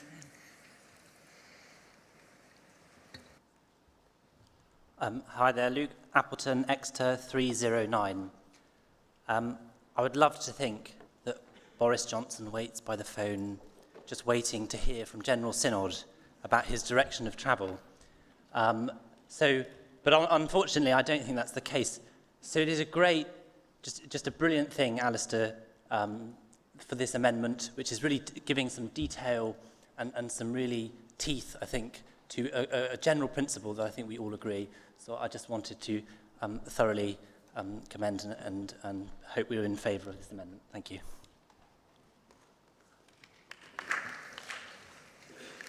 Thank you. Pete Spears. Pete Spears, Liverpool 154. I'm in a genuine quandary about this because, as I understand it, the amendment is removing asking Her Majesty's government to introduce legislation, etc. So removing that, and the rest of it is all inwardly focused on the church. So if we pass this amendment, my understanding is that we're not going to be aiming anything at the government. And I think that would be a pity. And so whilst I, on the one hand, welcome the amendment because it gives fuller information, I regret that in doing so, we will remove that clause. And I would have thought the very fact that we do so much work and are doing so much work, and the bishops and the lords speak about that, that gives us the right to speak to government about that. So I'm in a real quandary, and I'm surprised, and it seems to be an unintended consequence. But if I've got that wrong and someone can point out how this amendment aims anything at the government, then I'd be grateful.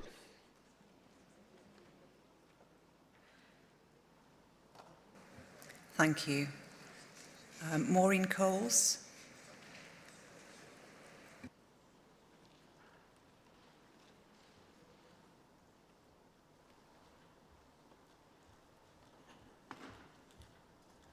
Maureen Cole, Archbishop's Council 463. This is my maiden speech and I wasn't expecting to speak. I have two stories as an individual, as a Christian in a church. I have a friend who I've known since she was 10, she's now in her 20s. She was training to be a nurse in Kenya, had no work from that, and somebody tried to groom her by buying her chicken and chips. As a result, she ended up in an Arab country and not doing nursing as promised. I am so grateful that a friend managed to rescue her, and it was by God's grace that she was rescued.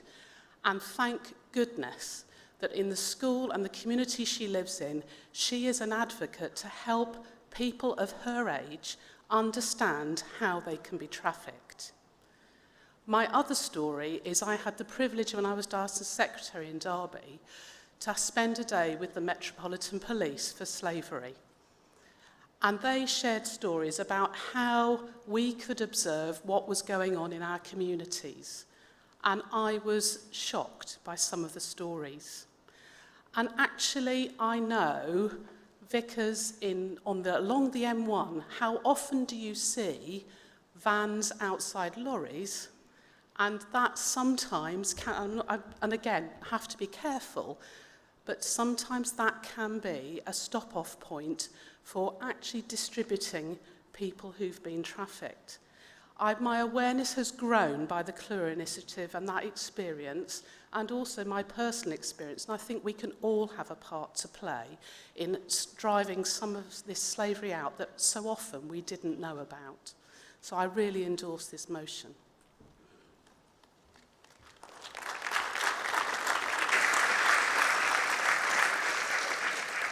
Thank you. Gentleman there.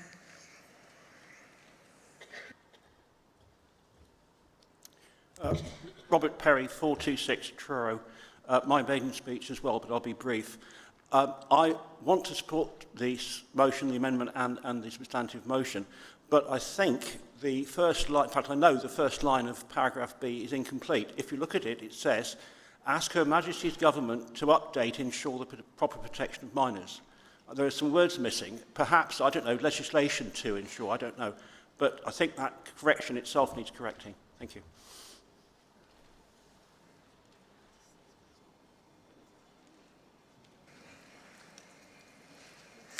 The lady in the red top.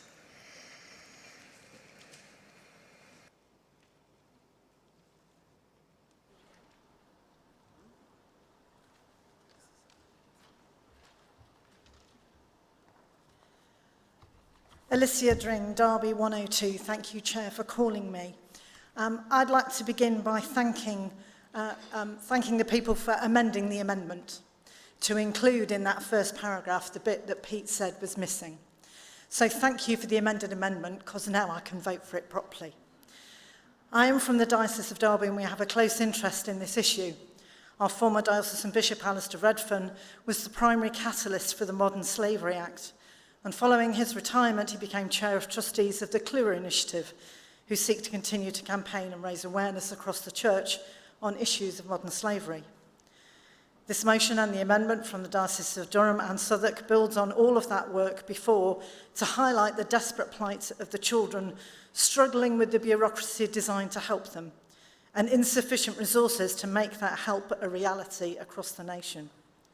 We can only encourage and support this motion and amendment to facilitate the additional protection and finance needed to care for those who have been abused and exploited.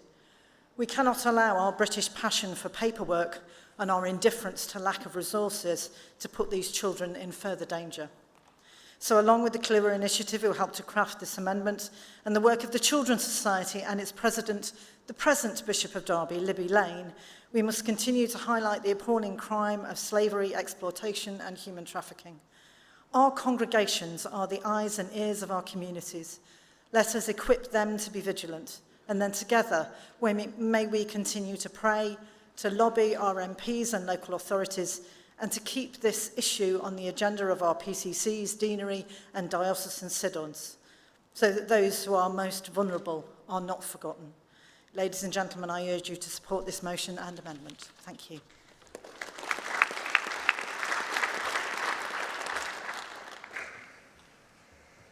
After the next speech, I might test the mind of Synod for closure. The gentleman at the back.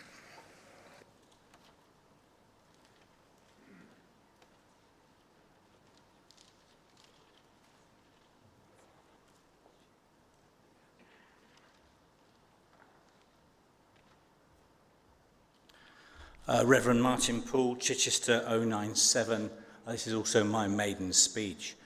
I am the diocesan lead on modern slavery, and I also chair Together in Sussex. And together we've been working with the Roman Catholic Diocese of Arundel and Brighton. And in October last year, we commissioned 15 anti-modern slavery ambassadors across the network. And we've just begun discussions with Guildford Diocese, who also want to set up the same thing. So I wanted to just commend Synod to consider that our Roman Catholic brothers and sisters are doing a very good job in this as well, and that we should be partnering with them as much as our own dioceses and deaneries, because this is a grassroots project. The modern slavery, the anti-modern slavery ambassadors are parish-based. They are trained to be able to give information to their locality.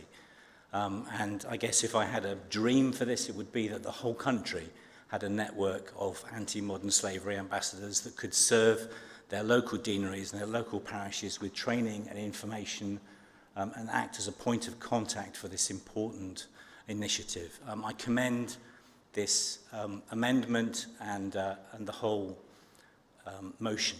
Thank you.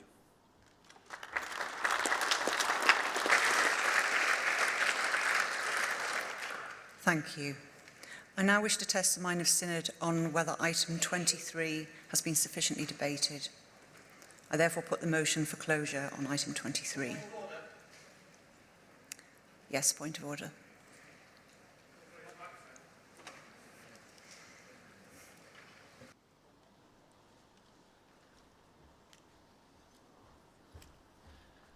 Graham Hamilton, Exeter 119. I fully want to support this amendment, but I can't quite make sense of it. To ask Her Majesty's Government to update missing word legislation to ensure missing word that. would make sense of the motion we see it, and would also answer Pete Spear's point, what are we asking the government to do? It's not for me to move an amendment, but I think something needs to be done, and I don't know how. Thank you.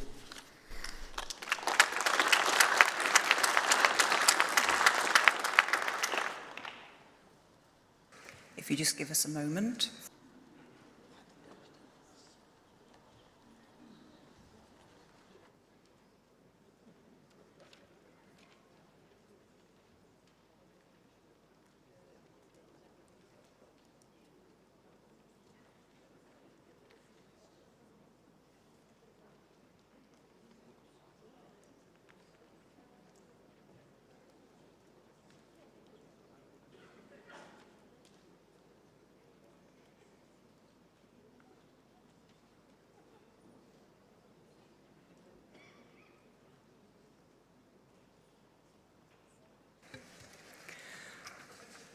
Okay, so 23B, I'm going to read out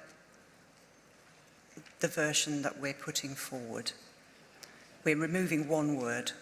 Ask Her Majesty's Government to ensure the proper protection of minors who are trafficked and enslaved is enshrined in law, including updating the 2018 Working Together to Safeguard Children's Statutory Guidance, etc. We're removing one word.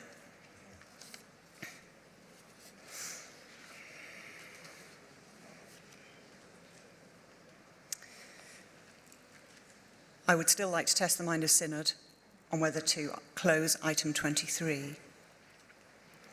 I therefore put the motion.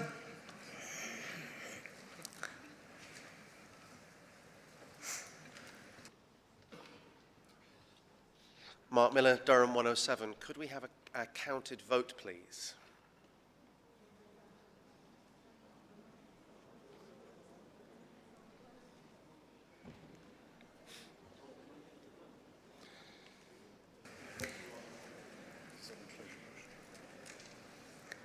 This is a vote on the closure. If 25 people stand, I will take a counted vote. Apologies, I may have asked a bit early.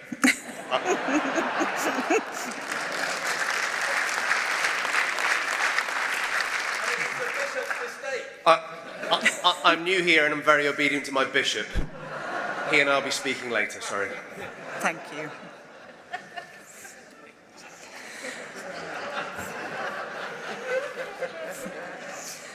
Those in favour of the motion for closure on item 23, please show. Those against the motion for closure?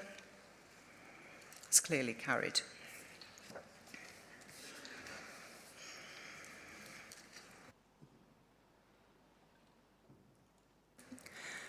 I'd now like to take a vote on item 23.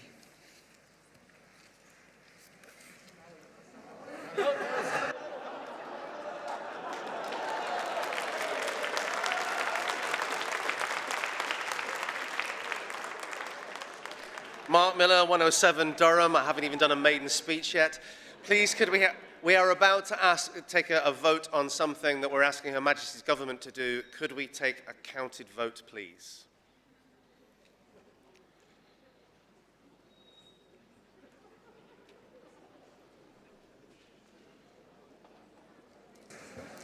We will have a counted vote.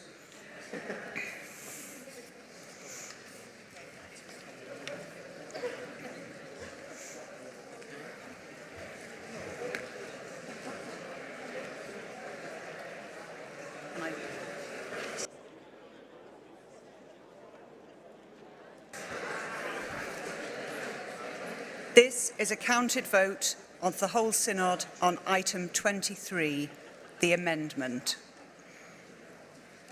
Those present at Church House using the voting handsets and who wish to vote in favour should press 1. Those against should press 2. Those who wish to record an abstention should press 3. Those participating remotely should use the online voting platform and vote or register an abstention using buttons on the screen.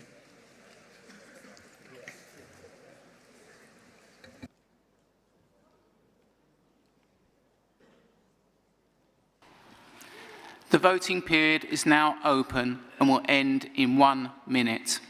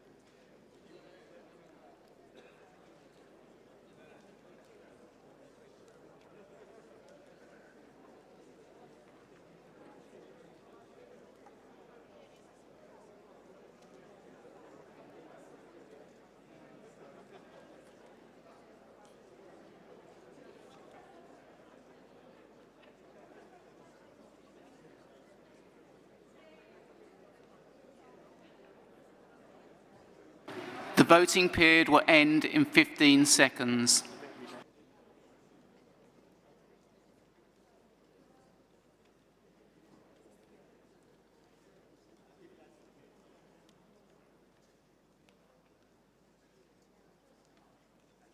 The voting period has now ended.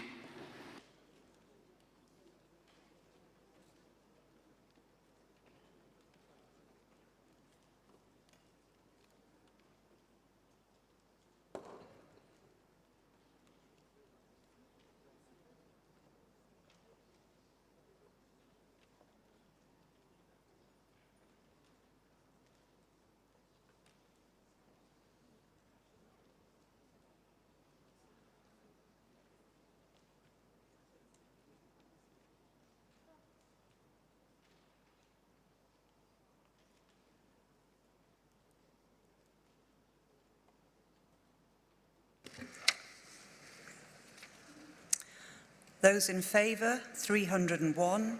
Those against, 2. Recorded abstentions, 3. So it's clearly carried. We now return to item 10 as amended. This item is now open for debate.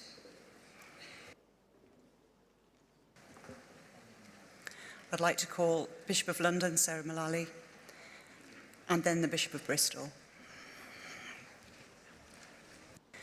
You have 5 minutes. Sarah Mullally, 003, London. Thank you, Chair, for calling me. Thank you also to the Durham team for bringing this motion and to Alistair Cutting for his amendment. We can, of course, point to the Modern Slavery Act and pride ourselves for setting the international standard on this issue. But if we truly believe that all human beings are made in the image of God and are equally valued in God's sight, there is much for us as a church and also for the government to do. In December 2020, the Domestic Abuse Commissioner report, Safe to Share, found that victims and witnesses with insecure or uncertain immigration status are fearful of reporting crimes to the police. They believe that their information will be shared with the Home Office, and they fear disbelief, destitution, and deportation. Research shows that for this reason, 1 in 2 migrant victims do not report abuse. Perpetrators often exploit this insecure status.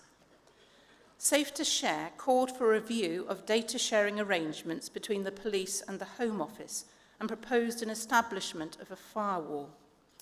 The government review, which was published in December 2021, contents contradicted the findings of Safe to Share, arguing that data sharing with the agency now known as the Immigration Enforcement is essential to protect victims.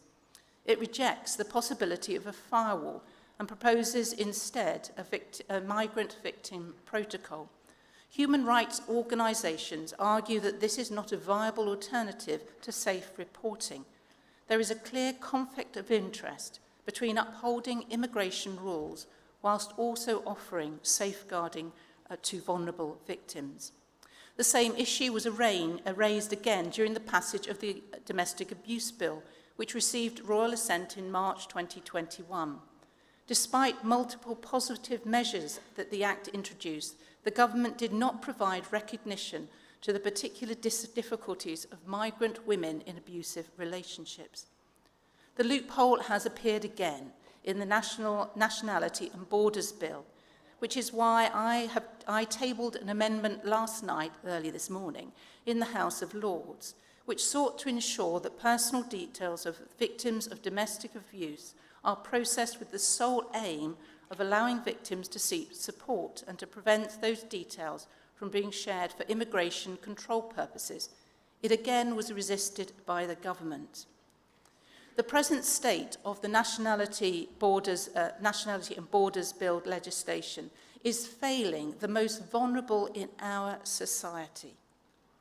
Meanwhile, churches are working in partnership with statutory and non-statutory agencies to empower survivors of modern-day slavery and facilitate freedom. In October 2019, in the Diocese of London, we set up a steering group to develop a coherent strategy to improve pastoral responses for victims of modern slavery. We have worked closely with the Church of England's Clergy initiative and the crisis charity Hestia, who have partnered with a parish in West London in their work with survivors. Our Compassionate Communities team have driven much of this work, offering a training called Hidden Voices, facilitated by Clergy, designed to equip churches and communities to respond to modern slavery in a way which is pastoral but is also safe. At All Souls Langham Place, the Tamar Project provides holistic support for trafficked women through counselling, workplace visits, medical appointments, English lessons, connected to local commission services and prayer for individual needs. Many other churches right across the capital and elsewhere are in the front line of this work. Modern slavery victims attend food banks, clothing banks, night shelters and soup kitchens. Towards the end of 2021, the exhibition Art is Freedom, curated by Hestia, featured work by survivors of modern-day slavery. The resilience and the remarkable gifts of the contributors are a powerful reminder to us that every level of government, local community and of the church, we need to step up what we do if we truly are going to care for the most vulnerable in our society. I support this motion and this amendment.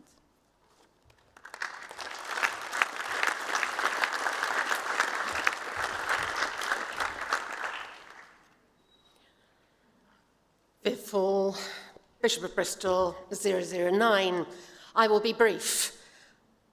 But firstly, to thank Bishop Sarah and Bishop Paul, who, with some others of us, are working so closely on the Nationality and Borders Bill, and to some personal cost, Bishop Sarah and Bishop Paul were up till silly o'clock this morning in the House of Lords.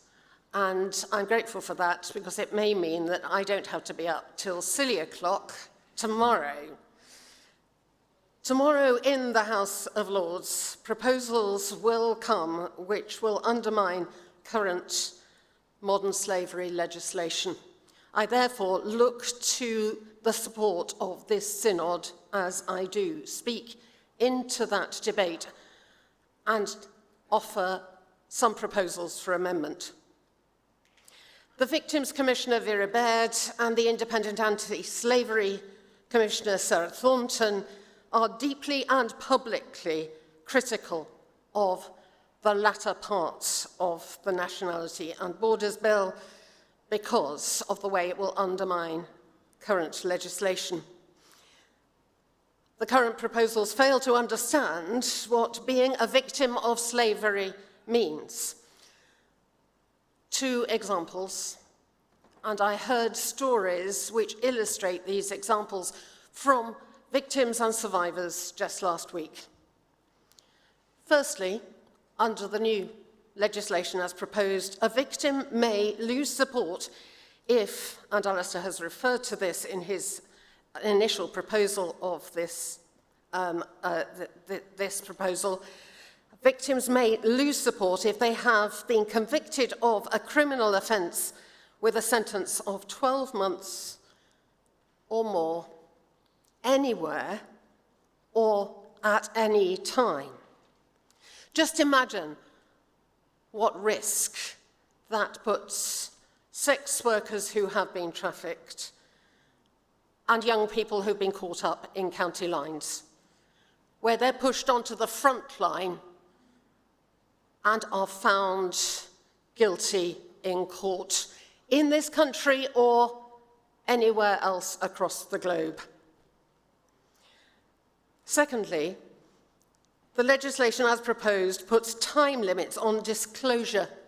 Now, we know from our own work in safeguarding that it takes time for those who are victims and survivors to tell the truth. That's because the truth for them emerges piecemeal and over time as they find their voice. That is going to be inhibited, that truth telling. So as I work tomorrow with colleagues across the road to amend this legislation, and as we continue to lobby government, and to my friend Pete Spears, we do have close contact now with members of the House of Commons and ministers in the Commons and the Lords working to amend this poor legislation. I ask you to give this motion, as amended, the strongest possible support, so that I can speak with the support of this Synod and of the Church of England, and continue the pioneering and courageous work begun by Alistair Redfern and Clergy. Thank you.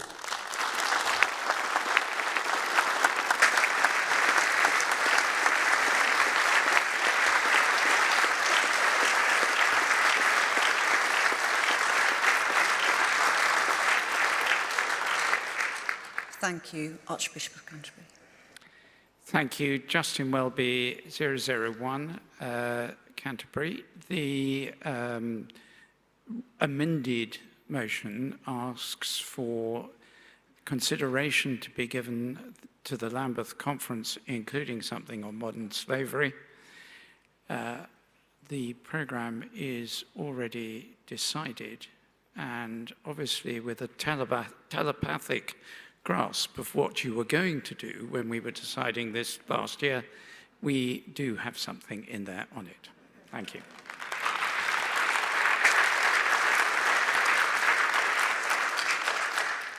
Thank you. I'm now reducing the speech limit to 3 minutes. Vanessa Pinto.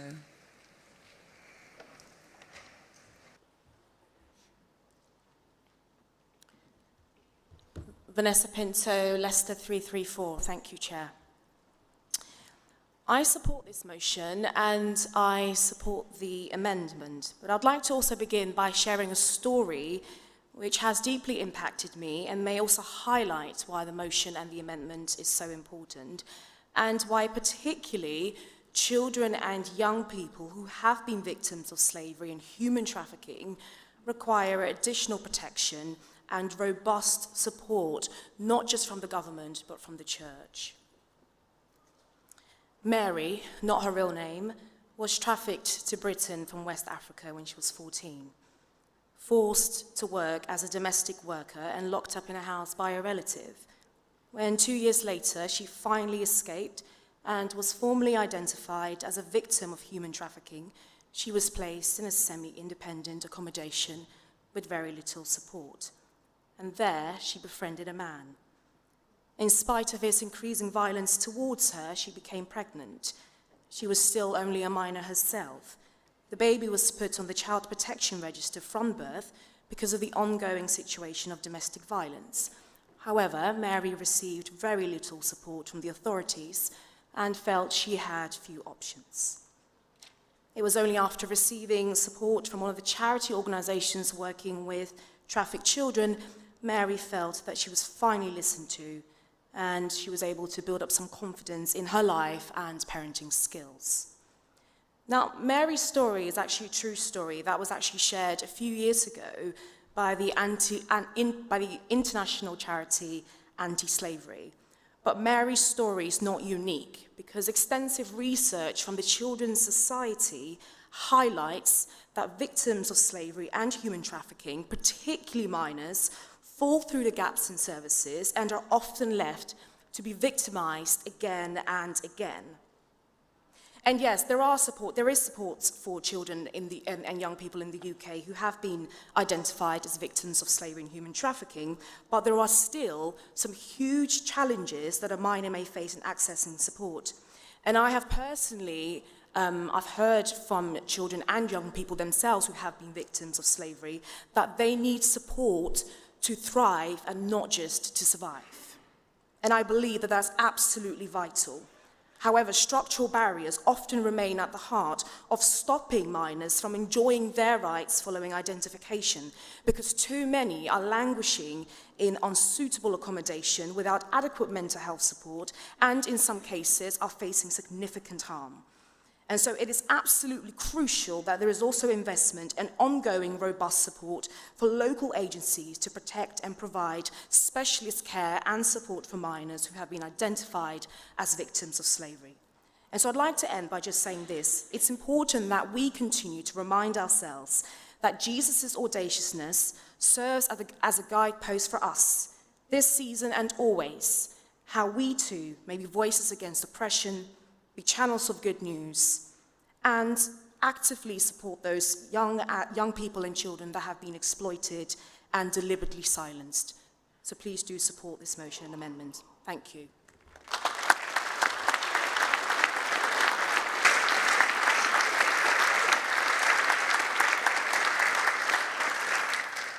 I'd like to call Matt Beer.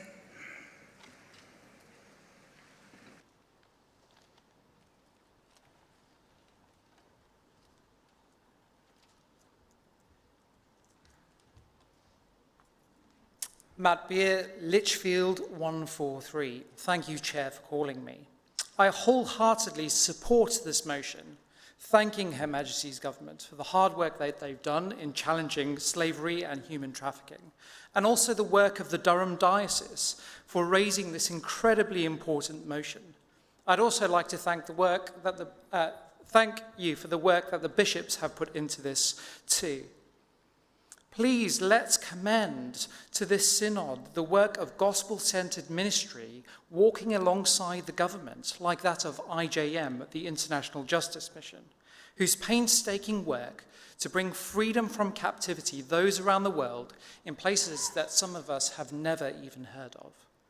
Slavery and human trafficking is a blight on our postmodern individualistic society where out of sight and out of mind is a real challenge, and the reality that each of us face on a daily basis by what clothes we wear, the coffee we drink, or the practices that our culture have fallen into.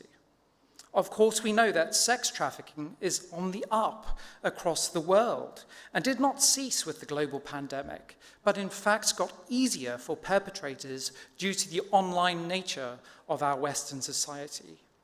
May I plead with this synod that this is not something we just tick off an agenda, but commit our time, prayer, efforts, and resources to stamping out slavery and trafficking here and around the world. This isn't just happening in far-flung places, but happening in our towns and cities where we all serve and minister. Where I serve in Telford in the West Midlands, human trafficking has been a part of our growing town's history, not only in the recent years with the human trafficking brought to us by the Operation Chalice, but where real people are carrying the scars and families have been destroyed by trafficking. Very recently, in a conversation with the leaders of the West Mercia Police, we have discovered over 120 people are currently being trafficked in our town alone due to county lines and our geographical position. Friends, let us not just ask the government to introduce this legislation, but be part of the solution to end this in our nation and around the globe. Thank you.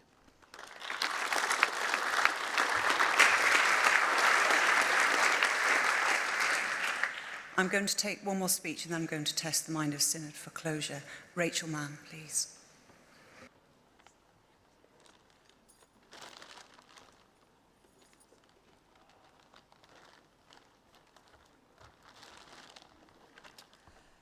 Rachel Mann, Manchester 171. Thank you, Chair, for calling me. Since our project a decade ago began to help those freed from slavery, we have assisted between 400 and 500 people. They've been trafficked for labour and for the sex trade. They often come from such countries as Romania, Hungary, Baltic states, Vietnam, but also it should be noted a few are from within England and from Ireland. We assist through conversation classes, providing clothing, helping with special events and other help we can. We've organised walks, and with the help of the Whitworth Gallery art classes. A key point we've discovered is simply being welcoming and being friendly. This is crucial for those who so often are profoundly lacking in self-esteem. I was asked to share those words in this debate by a priest from a parish in Manchester Diocese, whose community works both to end slavery and human trafficking, whilst being committed to a Jesus Christ-centred and shaped cherishing of all those who have been trafficked. Those stats, 400 to 500 people, should lead none of us to doubt the horrifying pervasiveness of modern slavery. As the Durham motion reminds us, trafficked children are increasingly exploited through county lines gangs, finding themselves trapped between victimhood and criminalisation. So it will come as no surprise then that I speak in support of the motion before us, and I'm pleased to hear of the extra substance brought by the amendment. In the light of the Nationalities and Borders Bill progressing through Parliament, the UK government is in serious danger of damaging the good work of the groundbreaking 2015 Modern Slavery Act. The Nationality and Borders Bill risks making the lives of already traumatised and incredibly vulnerable human beings even worse. Imagine the horror of living with the trauma of having been trafficked, traumatised whilst having one's credibility as a victim further undermined. This legislation before Parliament threatens the human rights credibility and of the UK government, and by implication our nation. Synod, if we say yes in praise of the 2015 Act, I hope too that however faintly our government hears through us the deep cry for the work of love and justice to be ever more embedded in public policy and law rather than be hollowed out. God calls us to loosen the bonds of wickedness, to undo the bands of the yoke, and to let the oppressed go free. And such justice demands can be given legislative form. I fear this nation's current direction of travel risks reinscribing bonds rather than tending wounds, oppressing the vulnerable rather than setting our trafficked siblings free to lead flourishing lives. I commend wholeheartedly, Synod, this motion to you.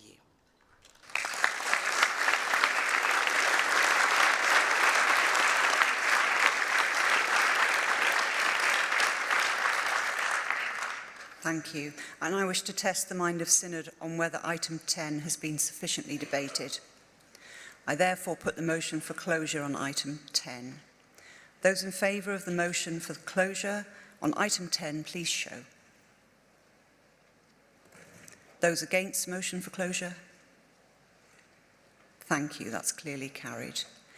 In that case, I'd like to ask Ali Bianchi to come and respond to the debate. He has 5 minutes. Brilliant. Thank you so much for your engagement in the debate and for hearing some of the stories and the insights from across the country of what you've been involved in, particularly picking up on some of what was said about how we embed this in the local congregations. I think that's key. Thank you, Bishop Rose, for bringing that to our attention and also raising awareness across the board. Martin from Chichester, thank you for that. I think that's absolutely central, that we don't just defer to a legislative process, but we actually embed this in our communities to help identify and support victims where we can. Stories from across the board, which are just incredibly inspiring to me, hearing how Members of Synod are already engaged in this across the country. Thank you, Vanessa. I know your story from Mary and Rachel. The work that you're doing in Manchester is fantastic, as well as Maureen. Thank you for that. I was really great to hear from Bishop Viv from Bristol talking about the work. I mean, this is the urgency of where we're at right now, and I hope that we will give the full support of Synod behind the work that our bishops are doing into the early hours, it seems. We didn't realise they did work. But it's...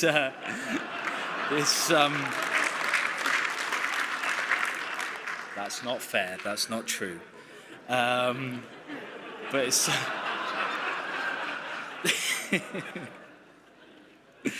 And so I would encourage every one of us, please do give full support to this as it goes through the House of Lords. They need as much support as they can in this process, particularly with, yes, the Nationality and Borders Bill going through there. Some coherent strategies, again, the need to work in partnership. CLUA particularly, again, I recommend the work that they do. Lovely to hear about IJM as well. I work very closely with IJM in Ghana, and I can say that what they do is phenomenal work right around the world, and so I'd very highly commend that work to you and to look at ways in which we can work alongside those people. Thank you, Nadine, for the warning about work, the challenge of the work and the risks involved, and I think for sure to get adequate training for churches and awareness for churches so we don't have people with the best of intentions putting themselves in danger and potentially putting others in danger too. Again, fantastic to hear that Archbishop Justin has been listening to the Holy Spirit, and it's going to be presented at Lambeth Conference, and so we're really pleased about that. But also many people spoke about the need to pray, and as this is it's an international issue, and it comes right to our doorsteps as well, and so we desperately need God to turn up in these circumstances and situations. So I'd please encourage every one of you to be praying and supporting wherever possible. Thank you.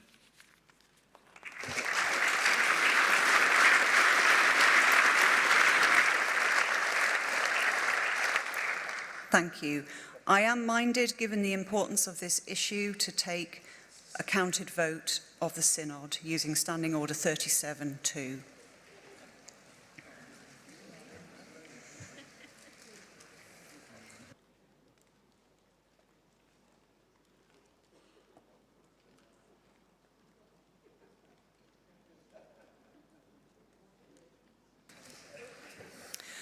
This is a counted vote of the whole Synod on item 10, as amended. Those present at Church House using voting handsets and who wish to vote in favour should press 1. Those against should press 2.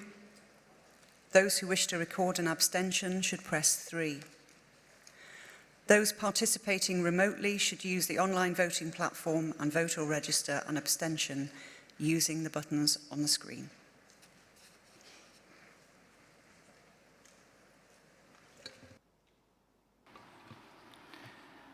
The voting period is now open and will end in 1 minute.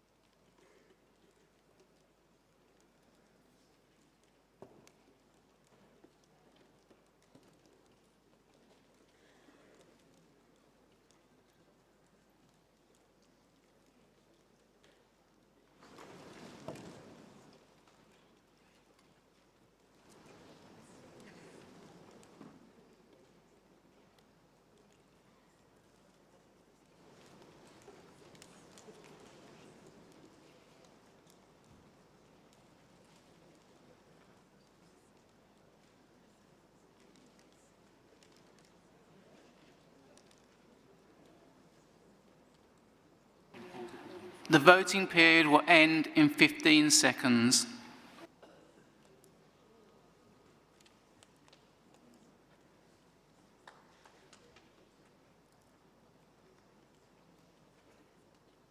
The voting period has now ended.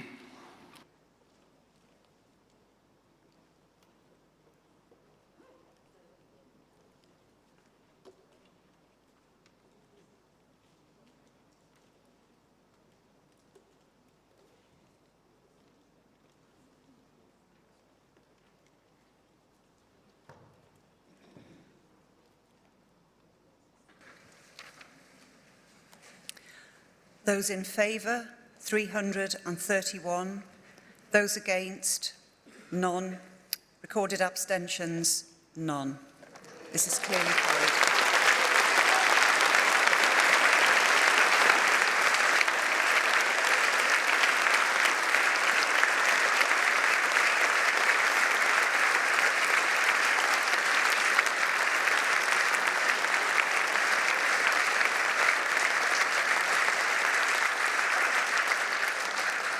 Thank you, Synod, for an excellent debate. We now move to item 11.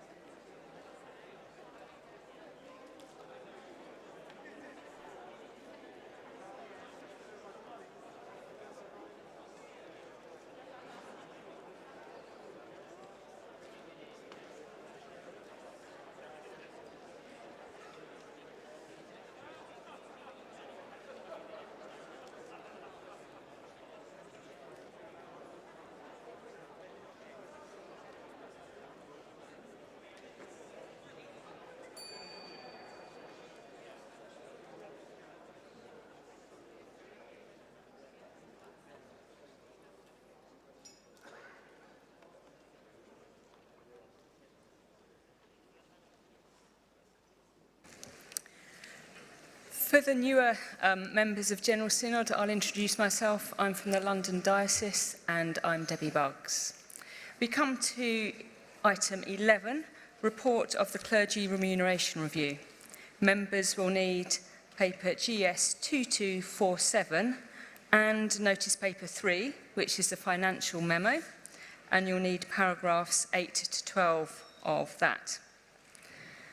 I call on the Bishop of Hereford to speak to this item. He may speak for up to 10 minutes. Thank you, Chair. Richard Jackson, Bishop of Hereford, number 21. The Clergy Remuneration Review is a response to a request from the House of Clergy to review the adequacy of clergy remuneration package. It's the first major review to take place since Generosity and Sacrifice 20 years ago.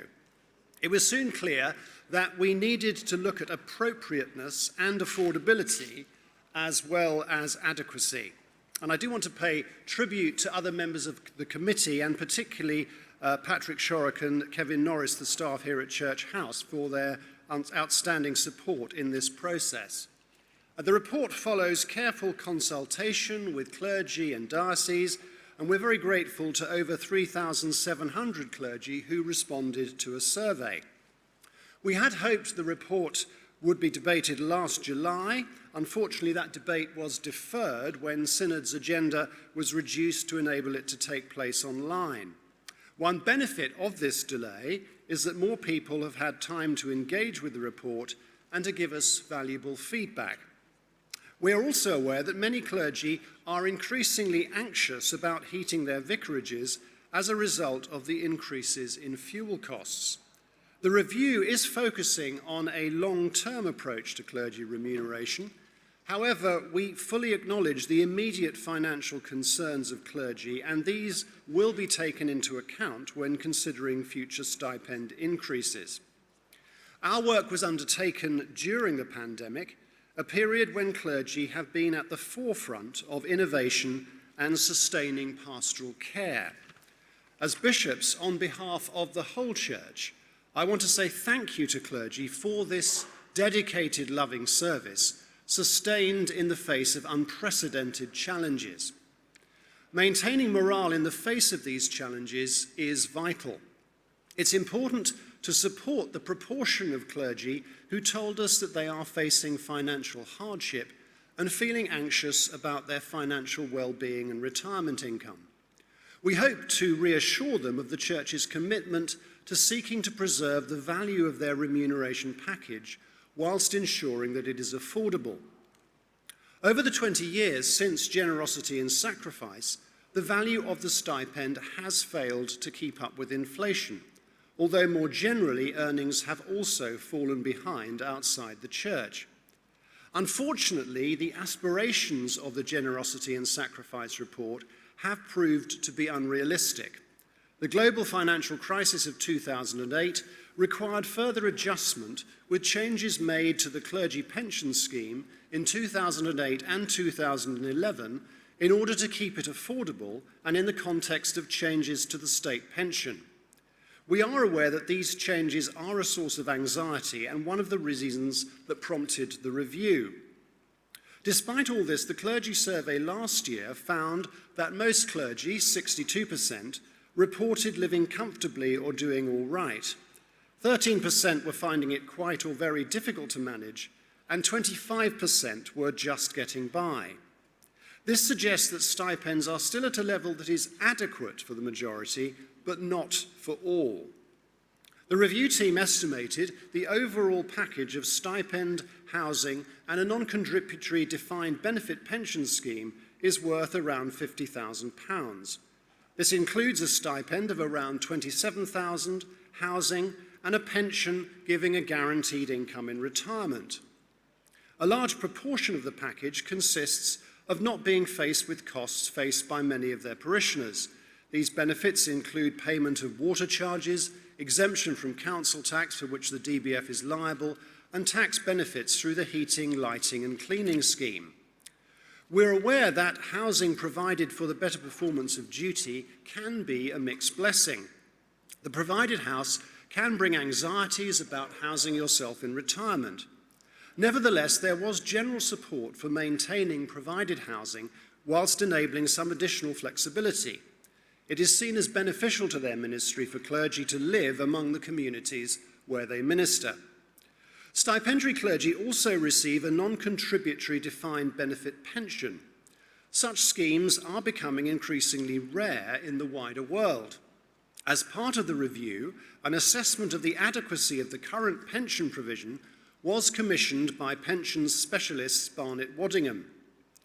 This concluded that when combined with the state pension, the pensions currently provided to clergy are more than sufficient for a moderate standard of living in retirement, and that very few individuals in the general population achieve this standard of living without significant additional savings from their earnings. While no stipend is likely to be adequate for all, given clergy's diverse range of financial and personal circumstances, our review group agreed that as an overall package, it is adequate for the majority, although there is a need to focus on how better to support the clergy who told us they are just getting by or are experiencing financial difficulties. In making recommendations about how the package might be improved for those struggling, affordability was a major consideration. Responses to the clergy survey suggested that there was very limited capacity to increase funding for clergy stipends and pensions through giving and increases in parish share. A significant increase in the cost of clergy remuneration would create undue pressure for dioceses and parishes. As it is, dioceses are facing difficult decisions about the numbers of parochial clergy that can be afforded. In this context, it is important not to promise more than we can deliver and focus on targeted additional support for those clergy who are experiencing financial hardship. Uplifts across the board may not always go where they're most needed. Turning to the recommendations, and in particular the review's recommendations to help those clergy who are struggling financially, a key recommendation of the review is the commitment on the part of the Church to maintain the overall value of stipends and pensions against inflation in the future. At the end of last year, the Archbishop's Council formally agreed to adopt a policy that national minimum stipend, NMS, will in future, on average, increase in line with inflation as measured by CPIH. This policy, to seek to increase stipends in line with inflation over the medium term, whilst paying due regard to affordability concerns, will be subject to 3 yearly reviews and the need to review this position if persistently high levels of inflation establish themselves. Ultimately, improvements in stipend depend on improvements in giving and improvements in the number of givers. We're aware that there is a need for greater flexibility, especially with provided housing, for example, where the parsonage house might not be suitable for the needs of the cleric. We have drafted guidance which we hope will enable greater flexibility, consistency and clarity across a range of circumstances. The review concluded that having a reliable pension is a necessary consequence of providing a house for the better performance of duties. Many clergy face additional housing costs in retirement at a time when their income is reduced. The review did not recommend any change to the nature of the pension element of the package. We considered a defined benefit pension scheme an appropriate option that was particularly valued by clergy. The review does recommend some tweaks to the pension scheme would be helpful in relation to ill health retirement provision and the maximum accrual period.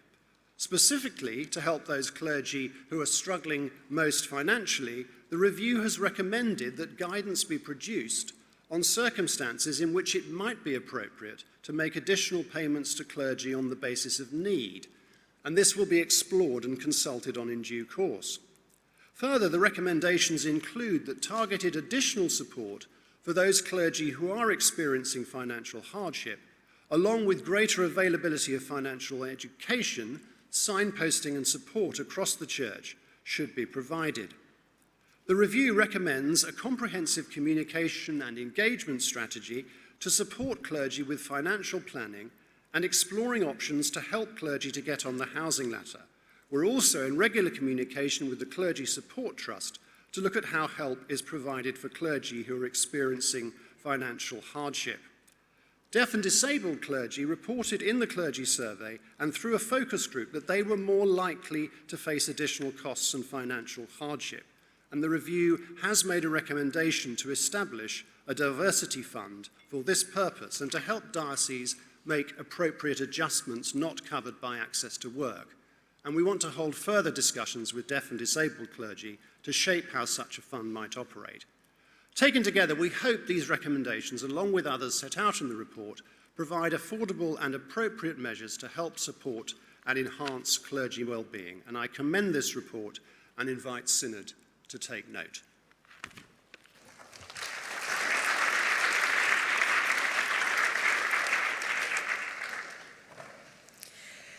Thank you. This item is now open for debate. The speech limit will be 3 minutes from the outset. I call on Roger Driver, please. Then Claire Williams. Thank you. Roger Driver, Bath and Wells 59. Thank you for calling me to speak. Vocational call is part of what being a disciple is, and it's really important to us all. I'm reminded of a secular example of what vocation might look like. It may or may not have been ever printed, but here's the words that are alleged to Ernest Shackleton.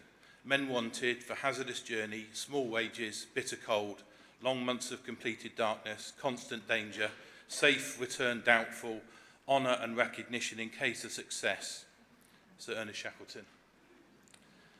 I was grateful for Archbishop Stephen's homily this morning and that little quote from Mark Twain.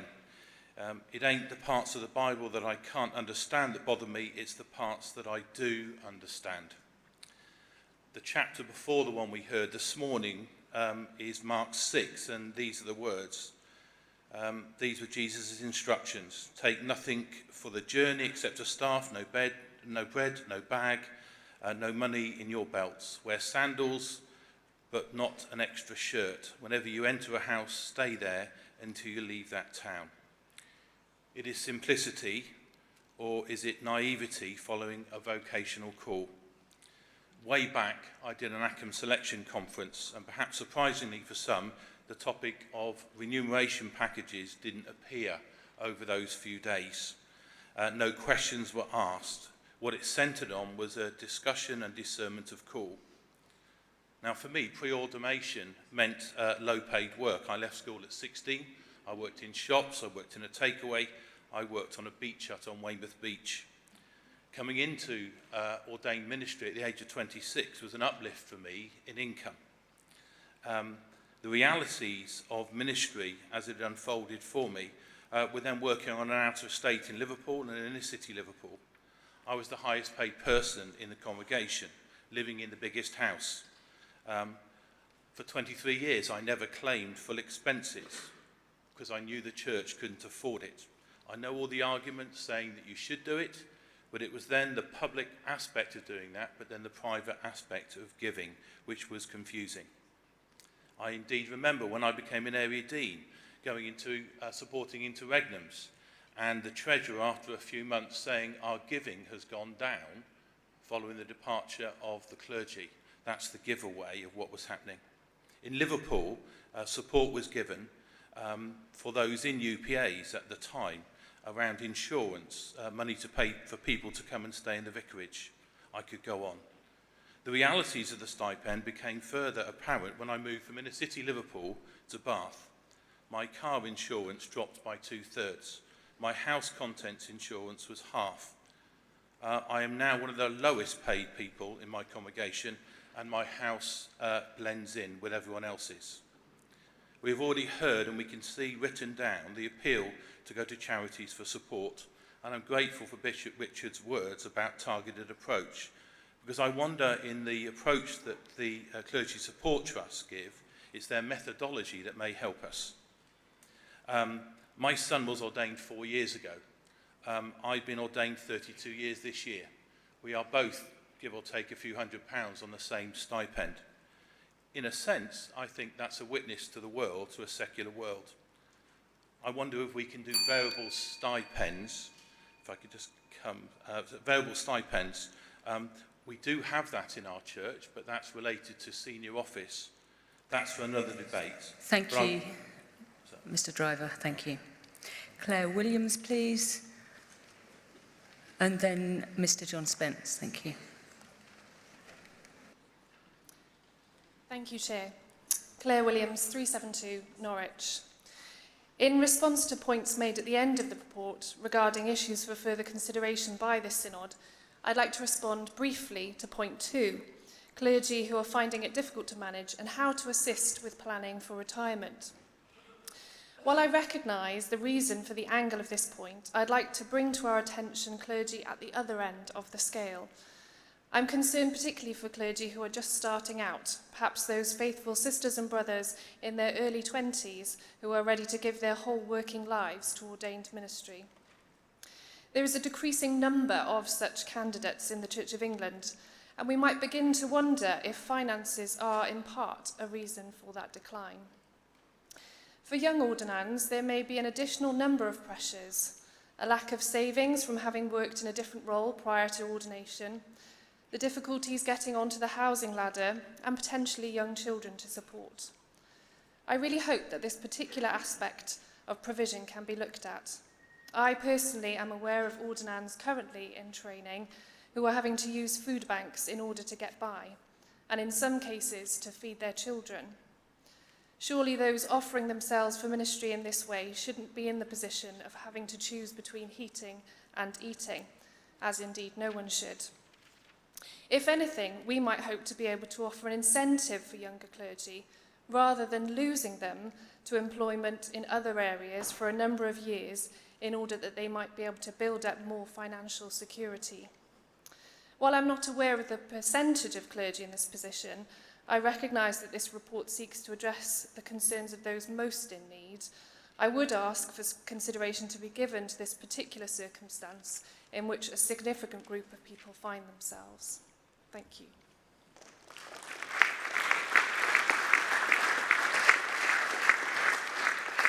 Thank you. Mr John Spence, then Dr Paul, please.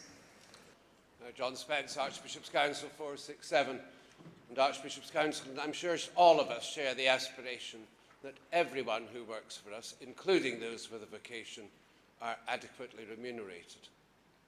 To do that, we will need to have an incessant focus on removing unnecessary costs and be increasingly creative in how we drive up generosity, ultimately, of course, through the growth of Christian witnesses.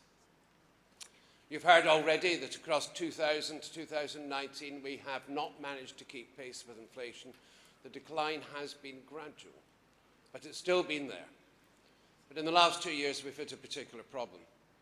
When the consultation for 2021 stipends took place in early 2020, we had just gone into lockdown.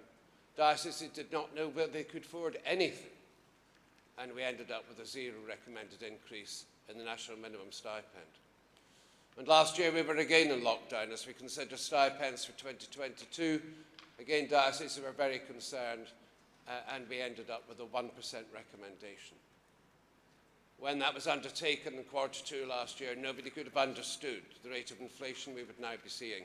Indeed, given that the Governor of Bank of England has consistently got it wrong, we should not be criticising ourselves for that. But it's there, and so we need to do some things. I'm really pleased that over 60% of dioceses have now decided to provide a stipend increase bigger than that 1%. That is always open to dioceses to do, and many do it consistently, but of course not all can afford it. On Monday, in an unprecedented show of solidarity, the Pensions Board announced that for this year only, and in anticipation of their triennial revaluation, the results of which cannot be known, so there is no commitment for future years, they are reducing the clergy pension contribution rate from 39.9% to 36%, which will put £6 million back into the church economy. And dioceses will be able to consider whether they can use any of that to support the stipends of clergy, but also those non-ordained missional staff who work for us. And thirdly, the Archbishops raised this with us in January. We're considering how we can move finances around to create further support for some sort of hardship fund. I'd love to have one to which priests do not need to apply, because priests have pride like the rest of us. And so I'd like to see how we can do that. We're considering with it. We met with the Clergy Support Trust Chairman today, and I joined the Bishop in applauding them for all the work that we do.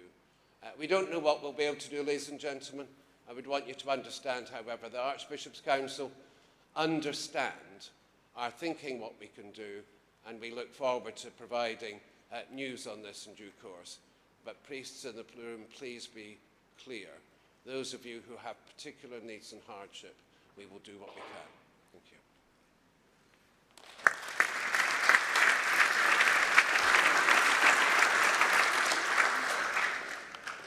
Dr Paul, then the Archbishop of York, please. Ian Paul, Sutherland, Nottingham 229. To thank Bishop Richard for presenting the report. I'd like to, at the outset, declare a lack of interest in a technical sense.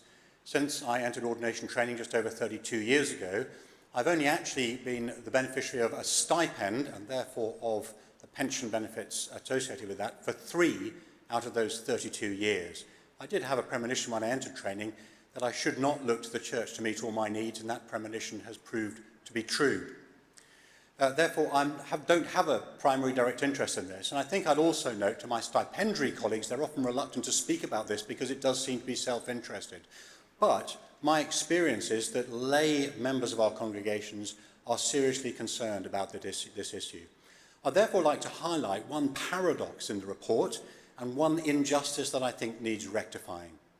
The paradox is that on several places, Bishop Richard notes that the arrangements, the total remuneration for clergy appears to be, quote unquote, adequate.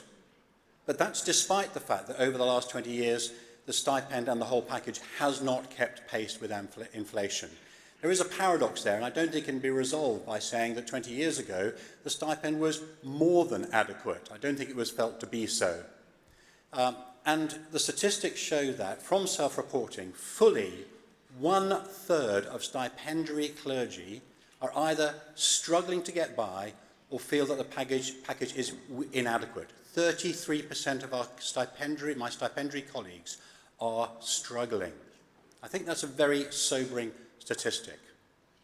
But the second thing I'd like to point out is an injustice that I think needs to be rectified. We learned from question 111 in the question papers that there was a step change in the pension in 2011, a step reduction. At the time it was claimed that this was in response to government changes, but it was later admitted that this was a real reduction and rectification could not be afforded. It costs £25 million a year. We know that the commissioners made $867 million on their investments, and we know that between parishes and dioceses there's $2.5 billion in assets sitting there. The money is there. It might not be in the right place, but it is there, and I think it's time that these injustices were rectified.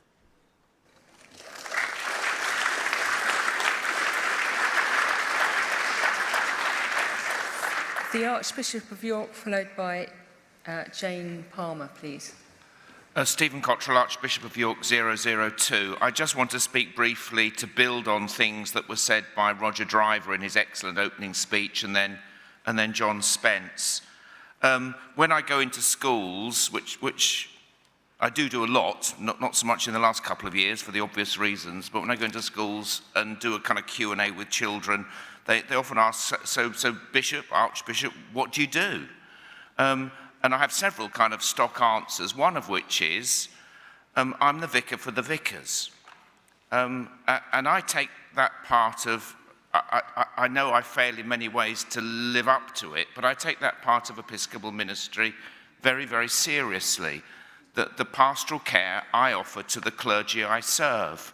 And I've been privileged to do that in 3 dioceses.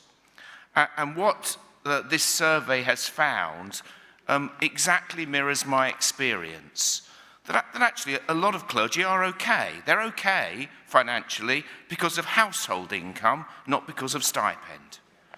In fact, some are extremely well off because of that. But for 10 years, when I was a parish priest, we brought up our 3 boys on the stipend. The Archbishop sitting next to me was bringing up 5 children on the stipend, and I can tell you it's really, really hard, really, really hard.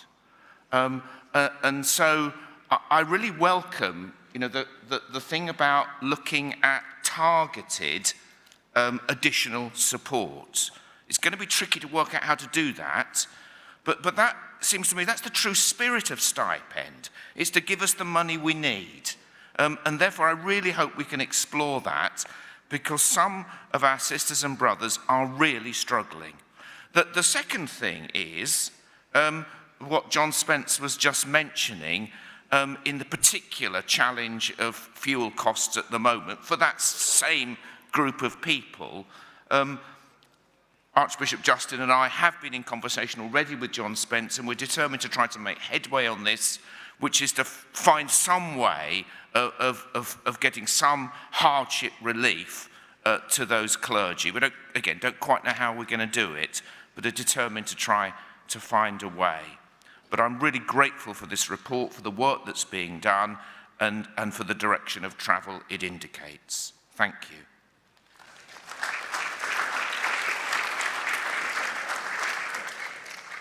Thank you. The speech limit remains 3 minutes. After Jane Palmer, I'll reduce the speech limit to 2 minutes, and we'll call 2 people from Zoom. Then I'll be putting a motion for closure to you, colleagues. Thank you. Jane. Thank you, Chair. Jane Palmer, Salisbury 213. I want to begin by acknowledging how uncomfortable it is as a stipendiary priest to publicly reflect on finance. I'm well aware that my vocation is only possible because of the generous giving of my brothers and sisters, and so I publicly want to say thank you and acknowledge the great deal of generosity there is. But it's that heavy weight of this blessing which has stirred me to speak today, because our giving must be spent well. I was disappointed by the report, although I do recognise all the hard work that has been done. Perhaps I'm a little naive, but I was expecting to read something more radical. Not in terms of finance, because for me this is a much bigger issue, but about structures. And I wish to make an observation that this remuneration report cannot be divorced from the wider mission and strategy reviews that are happening and the wider culture change in our church. This report seems to place the onus back on clergy and support trusts in supporting a growing financial need, possibly because it's too hard a job to change our systems.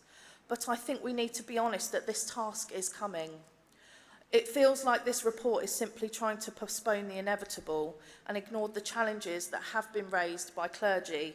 Targeted support is kicking the can down the road and makes us clergy who have used that feel different. Realistic and diverse vocations need realistic remuneration. And if we want to be a church who is younger and more diverse and have these represented in our clergy, we have to recognise that some groups of people will not have savings behind them. They will come from poorer backgrounds. They will not come from privilege. They may be single or have additional needs or carers, and the list goes on.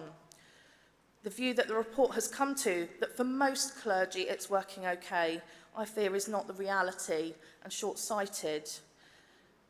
The evidence we were given was 3,700 clergy responded to the review, and 25% of clergy are simply getting by. 13% genuinely struggling. That's 38%. And if my maths or Google's maths, to be honest, is correct, that is 1,406 people. They have said that this is not working, and we need to acknowledge that 60% who say parish share is not the way of raising this money. So do we take note of this report? If I'm honest, I don't think it's helpful long term for myself as one of those 38%, or for my fellow clergy, or for parishes. It papers over the cracks of the real issues. So I want to urge Synod and the review groups and the Archbishop's Council to be bold, to be creative, and to not let this review process stop. Your clergy are a people who live sacrificially. We've discerned the cost. We're prepared to live that way, but there are limits. And younger clergy need the promise of full-time equivalent remuneration for many years ahead. Ordinands and those discerning of vocation need confidence in the roles God is calling them to. Thank you.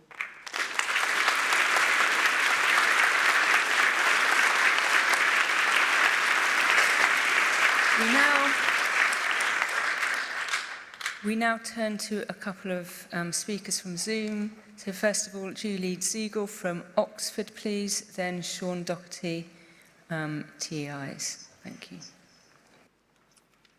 Julie Ziegel, Oxford 377. I wish to speak to the questions asked in section 20 of the report. I was the treasurer of a large parish for 12 and a half years. I checked an awful lot of expense claims. And I was in the blessed situation of always being able to meet those claims. I hope a little bit of generosity. Over that period, I did actually get a feeling, a degree of knowledge of, for the clergy in my parish, stipendiary, non-stipendiary, and curates. And I think that if an archdeacon were to inquire of treasurers, maybe 3 inquiries, I think. 1, do you know the national guidelines on clergy expenses? 2, are you able to meet those? And 3, phrased gently, if you've got any concerns, let me know. I think we might find the people who are struggling. I do wonder if they could be helped by the Church's Mutual Credit Union. When I had a look at the website last night, they do have restructuring loans. There might be a facility there for education where it's necessary, for some form of help. I'm also now the treasurer of the Bucks Clergy Charity, and in that role, I think that the people who need the most help are those who are disabled and with long-term illness. Also, those with dependents who are disabled and long-term illness, and I don't think we should overlook that. I think there may be additional targeted help needed in those circumstances. Thank you. Thank you. Sean Doherty, please.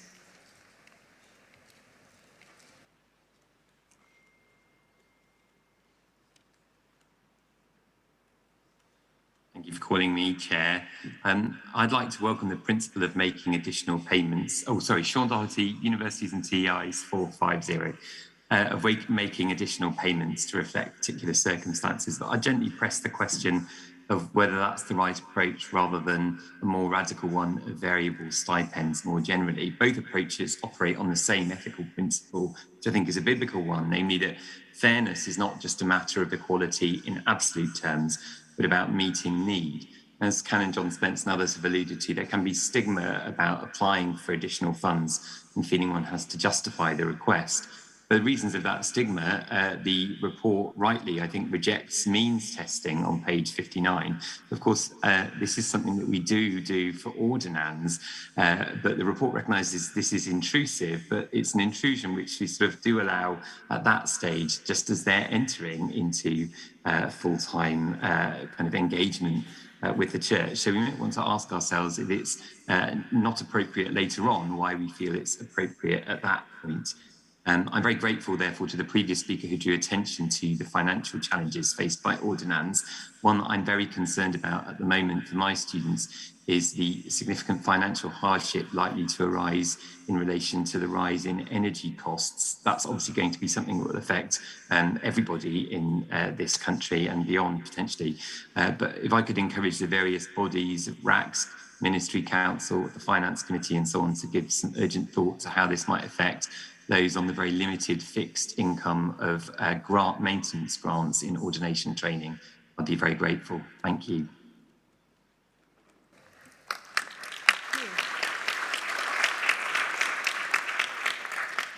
We have time, I think, for one more speech from the floor, so I'll call on Andrew Mountain-Mumby, please.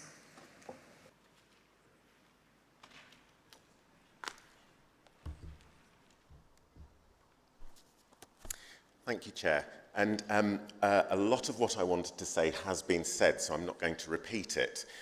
But I just wanted to say that this makes me continue to think about what Archbishop Stephen said about the doctrine of communion. And I think the people who have pointed out that just because a majority might think that something is okay doesn't mean that it's not a problem. And if we want to act as one body, we need to pay attention to those who might find themselves more vulnerable. Communion and solidarity is a little bit about putting ourselves in other people's shoes. So put yourselves for a moment in the shoes of a vicar who might have a partner who earns a great salary, who has no dependents, who may have a lodger or two. Perhaps the vicar works in a wealthy parish. Their church can do lots of things without having to cost it, without having to apply for grants, without having to worry about finances, and there's a lovely paid team of people doing various things to aid their mission. Perhaps put yourselves in the shoes of a vicar supporting dependent children on a stipend on their own, applying for grants that they have to spend hours and hours applying for. Perhaps the vicar works in a poor parish and their church also struggles with finances. Everything has to be costed, discussed, grants applied for. And maybe there's a fantastic but part-time administrator and no other paid workers. Perhaps that vicar also uses Google to check what it means when the stipend doesn't go up and inflation does, and finds that with lots of other people who find themselves in the same situation, it is a bit depressing. I'd love us to think of this as an issue for solidarity. I too recognise lots of work that's gone on in this report, and I'm thankful for it. But I think we really do need to pay attention to those who are struggling, and I hope we can do that. Thank you.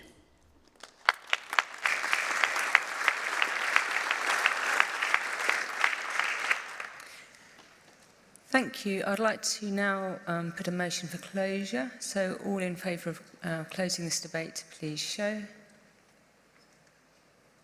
Thank you. All against, please show. That is clearly carried. So I now call on the Bishop to respond to the debate, please. You have up to 5 minutes, Bishop. Thank you, Chair. Just to go through some of those very welcome and helpful points, Roger, thank you for reminding us of the example of Shackleton. I think the variable stipend possibility that you mentioned was not something that was supported within the survey that we did. That was quite a clear finding of the survey. And I think the Clergy Support Trust, and this probably applies to some of the other points, I think one of the things that we were identifying was the need to target particularly and to make it much easier for that targeting to be done. So I appreciate the points that have been made about the difficulty of applying for grants and people's reluctance to do that. One of the things we want to do is ensure that that is an easier process for people to do. Claire Williams, thank you about reminding us of those who are entering into a long vocation. And one of the changes that we wanted to think about with the pension particularly was the accruals rule that would allow people to accumulate pension over a longer period of time.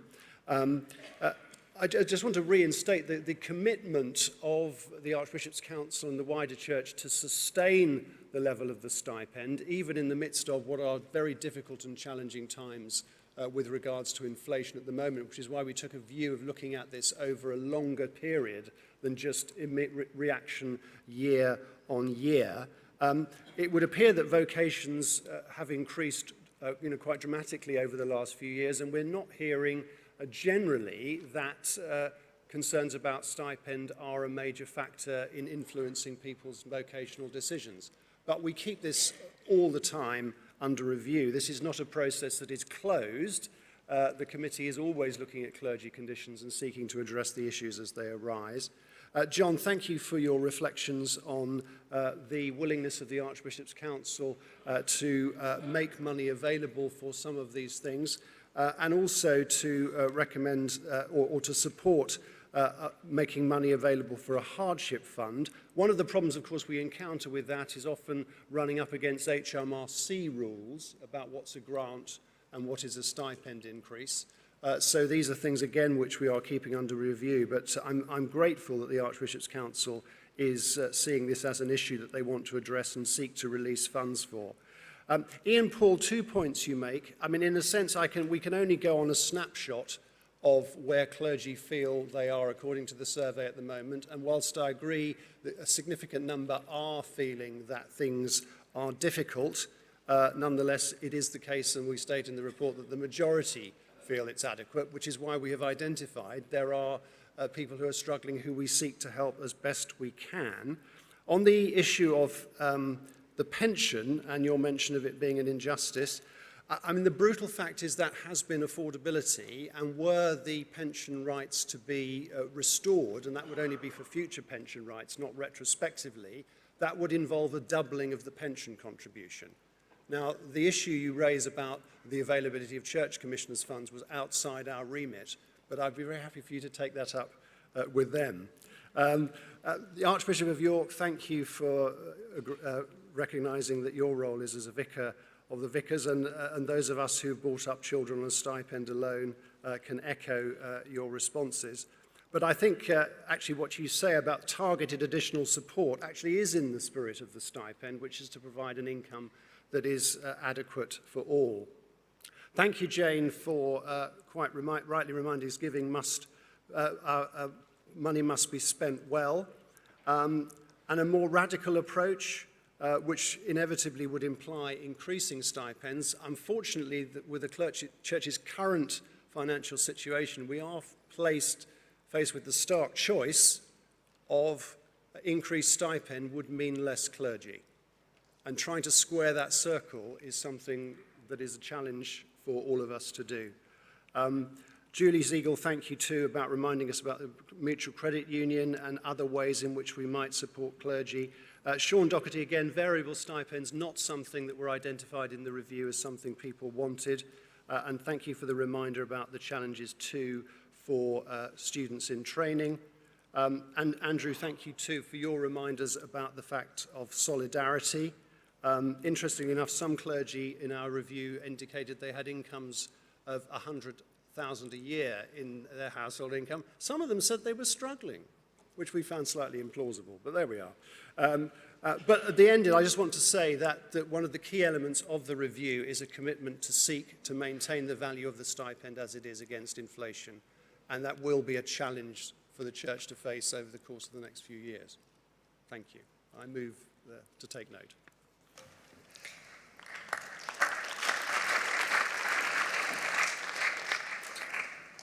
Thank you. We now come to a vote on item 11. We'll do this by a show of hands. All in favour, please show.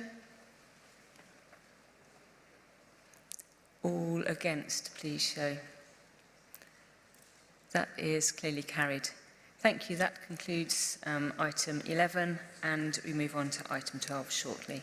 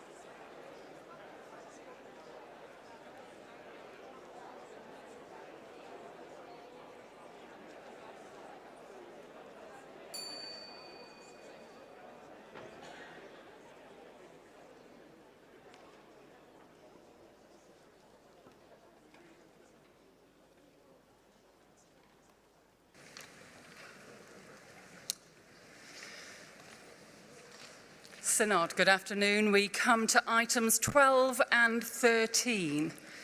You'll need GS 2248 for item 13 and the take note debate that follows. I've been notified that Adam Greenwood does not intend to move his following motion included in the fourth notice paper. I'm so sorry. Adrian Greenwood does not intend to move his following motion. There is timed business at 6 p.m.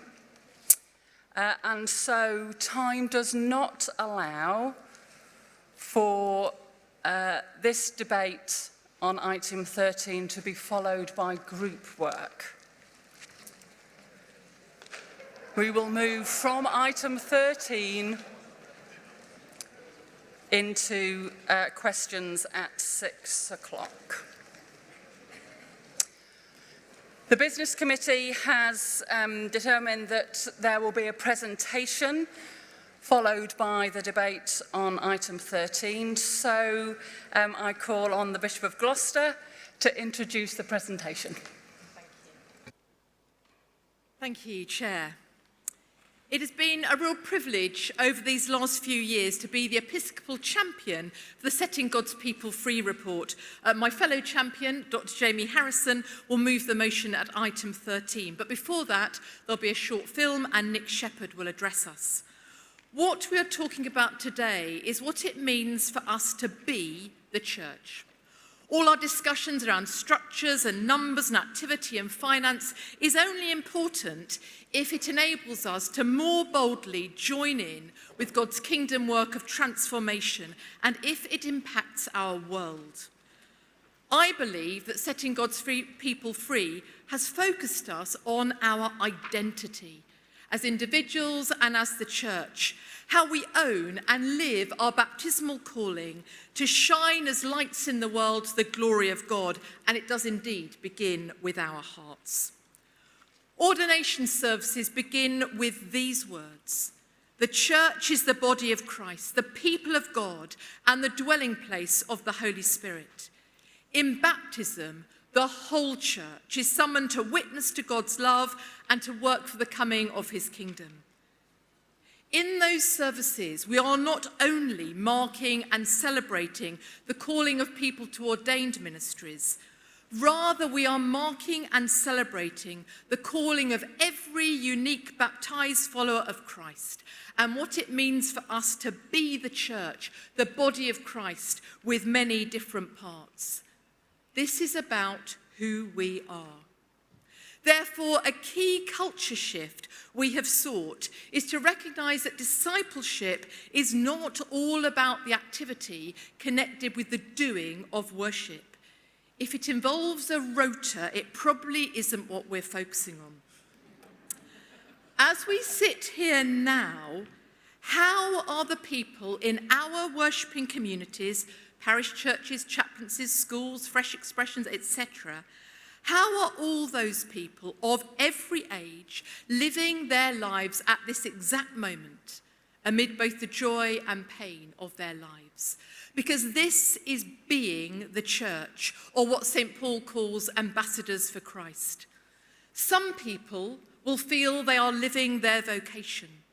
Some people won't, as life is restricted by difficult circumstances. All are equal disciples, from the youngest to the oldest. This is about people of all backgrounds and all abilities and all ages, the child and the retired adult. Please don't think as well that this is only about faith in the workplace. It's about our baptism dripping from every one of us in the places of our everyday lives. And please, let's not speak about children and young people as an add-on. The vision we call growing faith is part of this. We gather each week as the people of God to do church, to give thanks, to be forgiven, to be nourished and blessed. And then we are sent back out to nourish the world and be a blessing. We pray, may we who share Christ's body live his risen life. How is our gathered worship being led and shaped in order to gather us in from the places of our week and then to send us back out in peace to love and serve the Lord amid all the beauty and the brokenness of the coming week? What do people talk about over coffee or over Zoom? What do people talk about here in the tea room, where we usually identify ourselves more by our diocese, perhaps rather than our everyday lives? And can I also underline that we're not primarily talking about a shift to social action either. Food banks, the homeless project, etc., it's all really important, but it's only part of that big culture shift to being the church among all the people and places of our daily lives, every day of every week. There's much more I'd love to say, but time is up. So we're going to move to a short film, which is a mere taster of that culture shift towards everyday faith.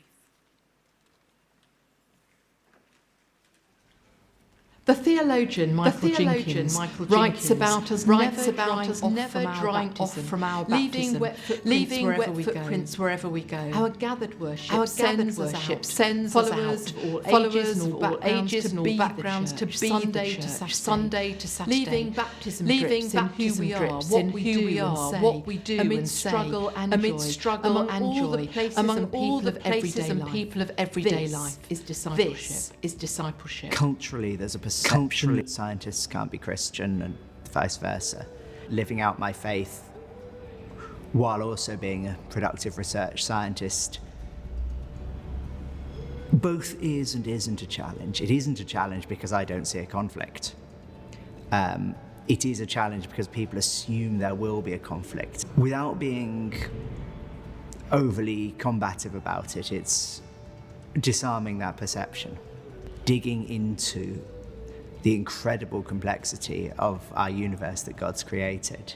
Seeing just how complex God's creation is makes me worship and love him more. As an officer on the street, my faith guided me in terms of dealing with some people that somebody may call a suspect or a criminal, to understand maybe there is a challenge that that person is facing, trying to see another side of that person. It's about understanding their needs, why, and try to find answer. We're not perfect. I've done some wrong in life, so judging another is not the answer. It's about trying to find a solution for that person's problem. So my faith was mainly the guide around how I try to see every individual that I dealt with. Well, throughout the week, I feel I live out my faith by just showing love to others. I just really want to always make them feel at peace. There's always the question in the back of my head of what would Jesus do? I try and do a few Bible studies a week, as I feel it really helps me to get closer to God. I also, every night before bed, listen to a devotional, as it always gets me thinking about my day and thinking about where I involve God in my day. I keep a prayer journal as well. It's always quite interesting reading them back and seeing how my faith has developed and changed over the years. And so we want to enable people to think of themselves as a disciple, and what does that mean? I tend to call them chaplains, really, and I say to people, you are, wherever you are called, you are a chaplain, you are a Christian in that place, and you are pastorally ministering to those people, or you are allowing people to see what it means to have God in your life and to be a Christian, and what difference that makes in your workplace, in your hobbies, in your community groups. And rather than it being a church ministry, they are being Christians out in the world, salt and light out in the world, which I think is what we're primarily called to be. This church is of the Catholic tradition. Before I was ordained, I was a community midwife, and I worked in areas of high deprivation. It was a tough job. But as a Christian and a regular communicant, I found that going to Mass on Sunday morning gave me the nourishment that I needed to carry out my work during the week. And when I felt that I was being called to ordination, that was what I wanted to give to others. And I hope that is what happens here, that people come to Mass on Sunday morning and they're fed and they're sent out. Mass, Missio, mission, they're sent out, the Mass is ended, go in the peace of Christ, go and share what you have received here in the wider community. We're really intentional about our life with God being part of family life. Every evening we'll sit with the children and read the Bible and pray. But there's lots of other things we do, aren't there, through the day that just are kind of God moments. We just try and weave God into each bit of our day with the kids. Yeah, ask them to share what they are worried about, and then pray about that on the way to school, or like family walk. What do you see that God's made, and what can we be thankful for? So we have a lot of really short conversations like that just I don't know, they don't feel forced, they just feel like part of family life. My name is Olivia. I live in Eastbourne and I'm 9 years old. 10 years old. Yeah, I pray with my mum and dad at night time, and with my sister occasionally. I know nearly all of the stories, and I think it's quite amazing that he could do miracles like that. He teaches us how to be kind and how to love others and how everyone's our neighbour. I am Summer and I am 6. My favourite Bible story, which is the Bible story of Goliath, because David was a small little boy and he defeated a giant. That Jesus is always there when you're facing something hard. He is by my side and he's my friend with me, and even though I can't see him, he's always with me and he saves that. So one of the things I do voluntarily is being a magistrate. As a magistrate, I must admit I do pray specifically. I do actually take time out before I go to sit at the magistrate court, just because I'm very conscious that the decisions I help to come to is going to impact somebody's life. I guess for me, I just really pray for me to be the best I can be, really, just to show me what he would like me to do. And then the things that I do, I know that I do it because God enables me to do it. So as a diocese, we have a vision for confident Christians, growing churches and transforming communities. And we, as a diocese, try to develop initiatives which help clergy and lay people in parishes on the ground to achieve this vision. So it's something which I'm living in as a participant, really. It's not something, this encouraging people to be a Christian disciple is not something you just do for other people. You do it for yourself. And if you're not doing it for yourself, where's the integrity? Our faith is every day with everybody that we encounter, whether it be family, friends, neighbours, when we go to work, that is actually the point of contact where you are demonstrating God's love to the people around you. Whatever we're doing, just teaching us that actually, as mundane or as little as it is, or whether we're solicitors or nurses or doctors, that actually we all play our part and we're valuable.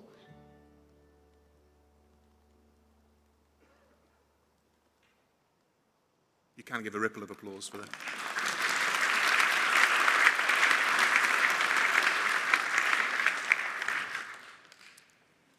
The aspiration of setting God's people free is that we better enable the whole people of God to live out the good news of Jesus confidently in all of life, Sunday to Saturday. And I hope that that video conveyed that this is becoming a firmer reality. As we move to include this aim within being a church of missionary disciples, I want to highlight aspects of work begun in setting God's people free that will continue within this. Many dioceses now emphasise everyday faith in discipleship and lay formation. Everyday faith emerged as we sought tangible ways to express the shifts SGPF calls for. Hereford and Leicester both stake a claim to be its inventors. I won't call for a vote on it. Everyday faith is not a fixed programme. It includes sharing stories of finding and following God in everyday life to inspire each other, encouraging the adoption of a rule or rhythm of life to nurture everyday prayer, and more prominently highlighting resources for equipping faith at work, faith at home, or faith in our communities. So an ongoing focus on everyday faith is crucial for a church of missionary disciples. We recently launched an Everyday Faith portal as a key tool to help support this. A digital tool designed to integrate with diocesan learning resources that helps to connect people with the reflections, prayers and guidance that might inspire and equip their everyday faith as individuals and communities. A success of setting God's people free has been linking diocesan teams in learning communities. This has helped set clear action plans with peer-to-peer accountability and facilitated faster sharing of what works and what doesn't. A tangible example of this is seen in Oxford's highly fruitful personal discipleship plans. These were dreamt up in a learning community session, piloted in an archdeaconry, and are now a mainstay of the discipleship and spirituality work in that diocese. Moreover, through the ongoing Disciple Enablers Network, we're able to have other dioceses take on and adapt such approaches. So retaining this agile learning is vital as we seek to form and equip a church of missionary disciples. And we'll continue to support this innovation and learning in dioceses. In fact, it'll be central to the role of our newly formed Vision and Strategy team of the Archbishop's Council. As Bishop Rachel said earlier, setting God's people free calls us to better integrate doing church and being church.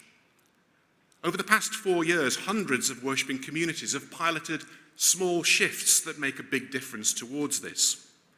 And these resources are available now on our Everyday Church section of the Church Support Hub, where further ideas will be added, along with supporting videos on the Church of England Church Resources YouTube channel.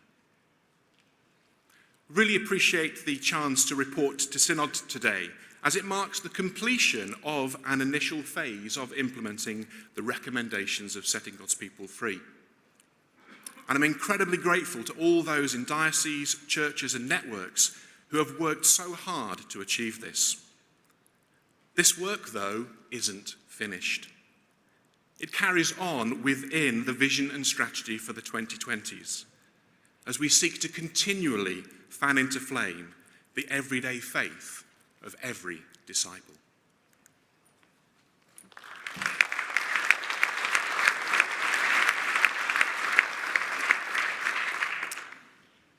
In a moment, we come to item 13, and you'll see in the report that the named programme of Setting God's People Free has involved, as Nick has said, learning communities, diocesan initiatives, programmes.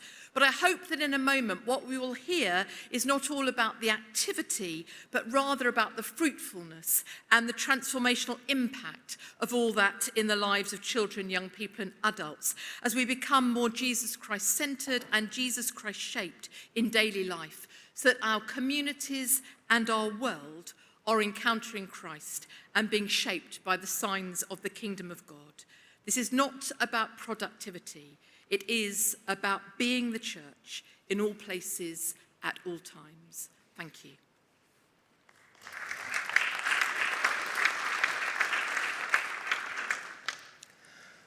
And so we move to item 13, and I call on Jamie Harrison to speak to that item. He has up to 10 minutes. Jamie Harrison, Durham 301, Madam Chair. So we are debating, and I'm delighted, setting God's people free 5 years on. I'm looking forward, as Bishop Rachel's already said, to your contributions, how it's come into your experience, what you've learned, and how we're going to take forward into the church's vision and strategy all that learning. But I suppose the question still remains, how can we make the most of all the opportunities we have? How ordained and laid together can enable each other to live out the good news of Jesus Christ in the whole of life, not just Monday to Saturday, but also on Sunday, dare I say. With our focus being, as we've heard, everyday faith lived out in the everyday, with joy and courage and, where possible, confidence. Now, of course, there's been much debate all the time on this about what does it mean to set God's people free. We go back to the original report, GS 2056, it set out a bold vision about 2 culture shifts, encouraging and equipping laity to live out their faith with greater confidence, but not just in church settings, and to encourage and affirm laity and clergy together to value and celebrate one another's gifts and beings in our different callings and contexts, sharing that common baptism. They were set out in 2 statements. I'm going to quote them from that original report. One, that together, Ordained and lay form and equip lay people to follow Jesus confidently in every sphere of life and in ways that demonstrate the gospel and so set God's people free to evangelize the nation. And secondly, where laity and clergy are convinced, based on their baptismal mutuality, that they are equal in worth and status, complementary in gifting and vocation, mutually accountable in discipleship and equal partners in mission, so forming Christian communities that can evangelize the nation. So that theme brings me to my first question: how to be an evangelizing church for everyone. At the end of Matthew's Gospel, Jesus instructs his followers to go out and to be his witnesses, witnessing to life, death, and resurrection of Jesus in word and deed. To become, if you like, disciple-making disciples. And that too must be our calling as the body of Christ, to be those who in the everyday witness to what we know and experience of God's loving purposes. Yet, beyond the act of witnessing comes the need, as St. Peter might put it, to give an account of what we believe and why. Setting God's people free means to witness, yes, perhaps more confidently, but also to speak words in season, words that are wise and helpful and careful, but to be an evangelizing church for everyone. The second culture shift follows the first and is more demanding and certainly more far-reaching. It's about building the sorts of relationships, mutuality and trust that transform how we, laity and clergy together, follow the living Jesus Christ. So this can be framed in a new question. It's come out of vision and strategy: how to be an empowered church of missionary disciples.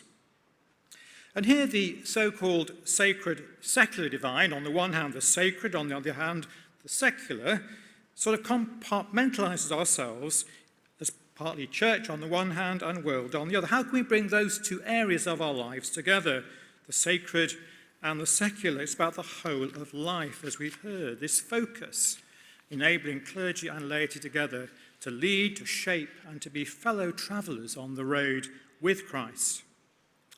In The Four Loves, C.S. Lewis pictures Christian friends walking together side by side as they journey within the love of God.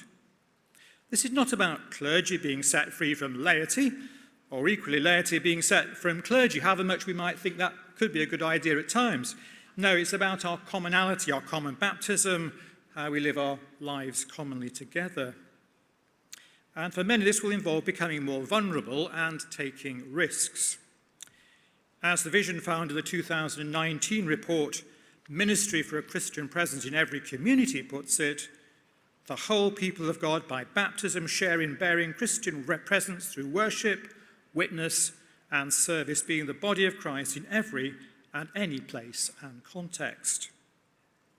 Now, in 2013, in The Joy of the Gospel, Pope Francis called for a deeper discipleship in every sphere of life, coining the phrase missionary disciples, pointing as he did to the Samaritan woman and to St. Paul as exemplars of such missionary discipleship. And we are not ashamed in borrowing from the Holy Father, Pope Francis, are we? And then a third question arises: how to be a Jesus Christ-shaped church inspired by the 5 marks of mission. This requires intentionality, directed towards serving God in the whole of life with a focus on those 5 points: telling, teaching, tending, transforming, and treasuring, as the 5 marks call us to do and to be. So the report before us today, this updated report, GS 2248, has the heading, God's People Set Free, Living as Missionary Disciples in the Whole of Life, Bringing Transformation to the Church and the World. And here we might want to see church and world actually merged into one whole entity, where we as the transformed people of Jesus Christ of all ages, types, backgrounds and contexts live out that faith in the everyday. And as we move and evolve into the vision and strategy, what we have learned and continue to learn from the work of setting God's people free can be embedded in this new life together, in the life of the church and its ministry. And we, all of us, hold this responsibility together. In having this debate, we're reminded of that responsibility to own what God's setting God's people free set out to achieve, encouraging others in the vision and its implementation at diocesan and parish levels, and seeing that change of culture becoming embedded in our structures. It becomes the norm.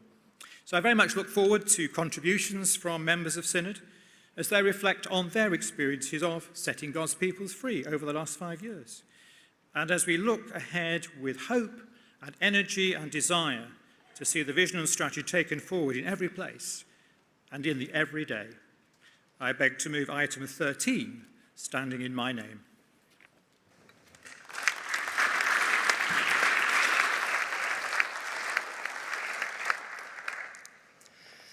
This Take Note debate is now open. There are a number of people who have already put in to speak that I'm aware of, and so from the outset, I'm going to impose a 3-minute limit on speeches so that we can get as many as possible in the time that we have remaining. I begin with calling Zoe Ham to give a maiden speech, followed by Toby Wright, also to give a maiden speech.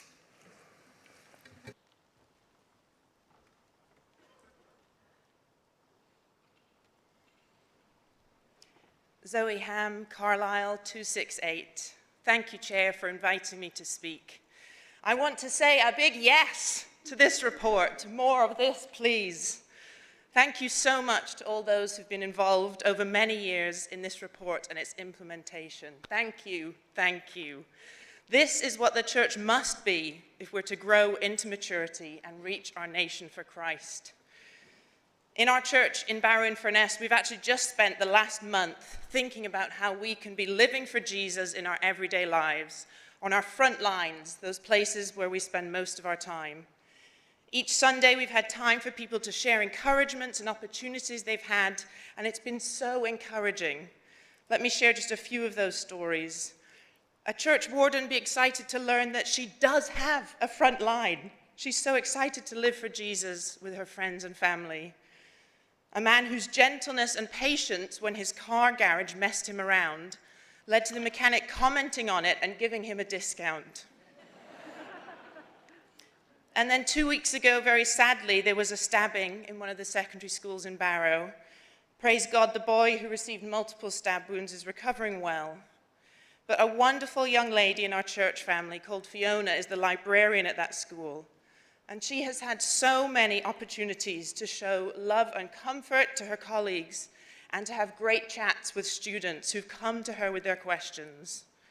Fiona is so encouraged to see how God could use her in that place as she faithfully lives for Jesus. We need mature Christians in these places. In the wake of the stabbing, Fiona has had countless more opportunities than all the vicars in the town put together.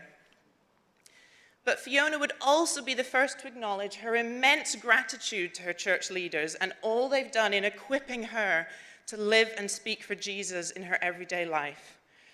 In fact, Fiona and I were just recently discussing the brilliant picture we get in Ephesians 4. Our gracious King Jesus has given us gifts, apostles, prophets, evangelists, and pastor teachers, to equip his people for the work of ministry. They're not doing the ministry on their own. They equip his people for the work of ministry so that the body of Christ may be built up and become mature. And Synod, this is the note of exhortation I want to sound, that we make sure we're investing in our equippers. We must select for ordination those who can equip others. We must train them to equip well, that they might be the best possible gifts to the church. And then when they're in post, we must back them in their equipping with finances and freedom to get on with equipping all of God's people for the work of ministry, so that by the grace of our Lord Jesus, as each part does its work, we might grow up into maturity to the whole measure of the fullness of Christ. So Synod, let's take note of this report, but more than that, let's take hold of it for ourselves and our churches and take it forward into our future vision and strategy work as a Synod. Thank you.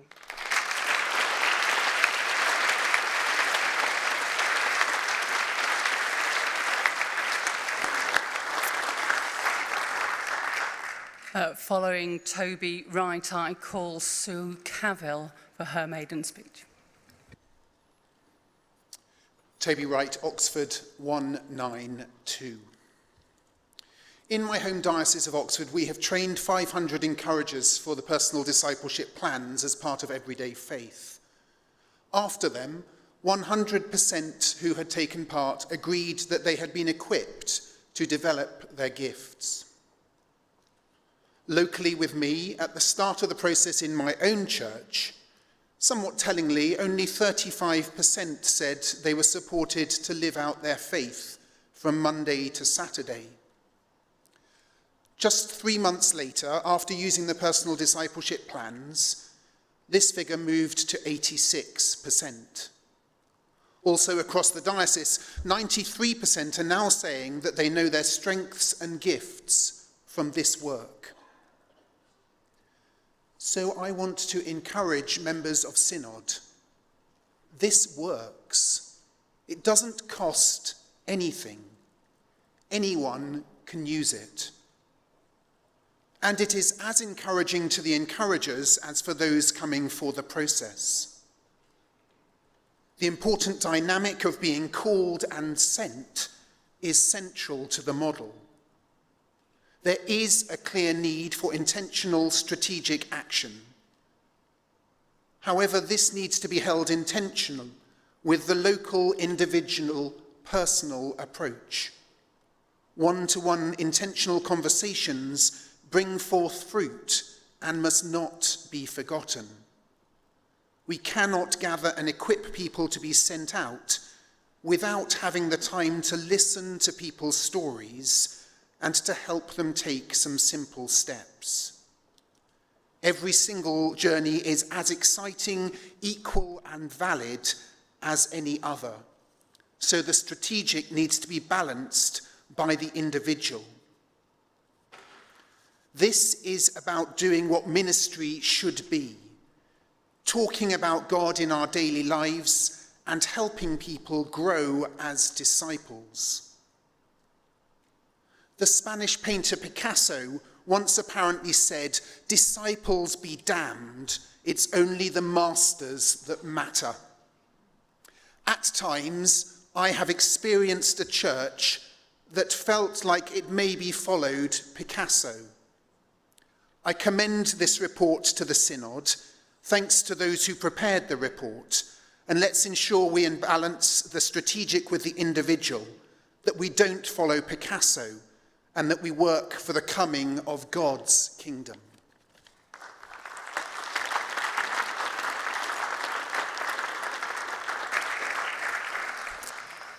After Sue Cavill, Pete Wilcox, Bishop of Sheffield.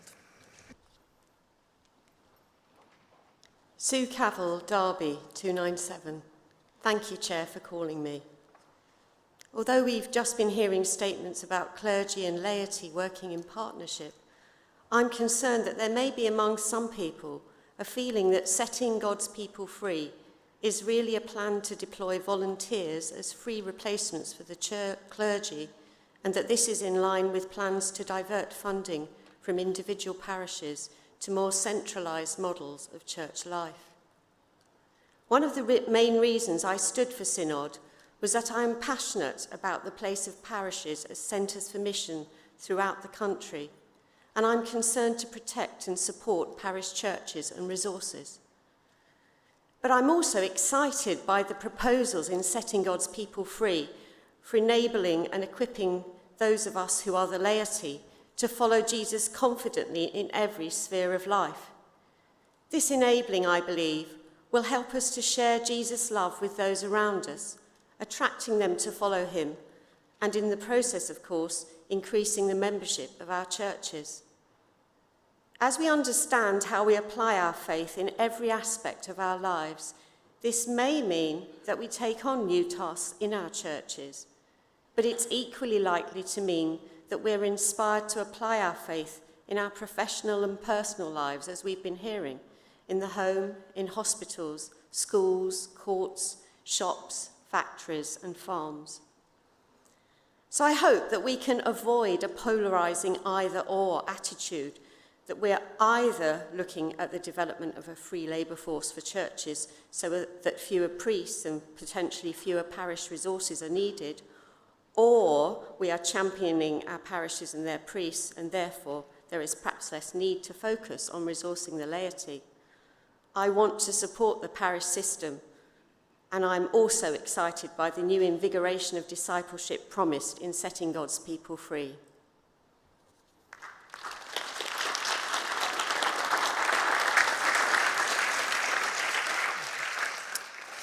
After Pete Wilcox, I'm just going to take a moment to see whether there's anybody online who wishes to speak, so please bear with me after Pete. Pete Wilcox, Sheffield 37. Thank you, Chair, for calling me. I'm encouraged to see the Lights for Christ resource from our diocese highlighted in paragraph 22 of the report. And I'd like to make explicit here something which is not explicit there, and that's the connection to baptism.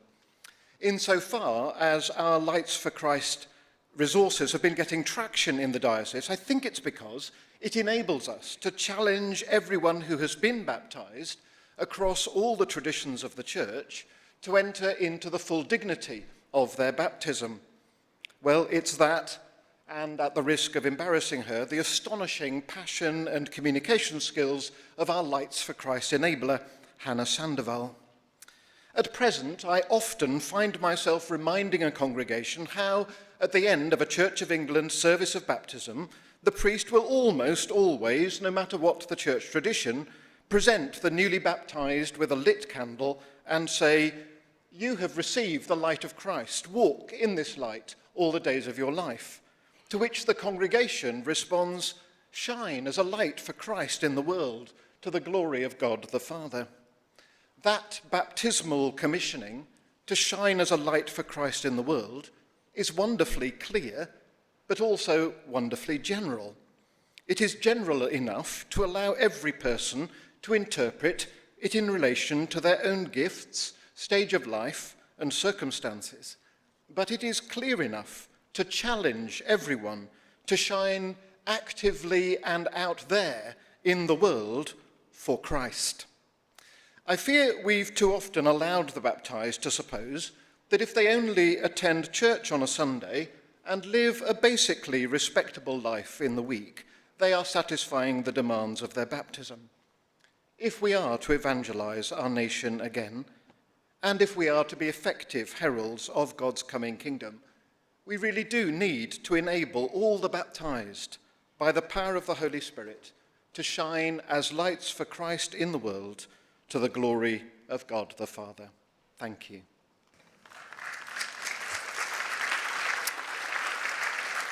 So if we can take just a moment to see if there's anybody indicating online that they wish to speak.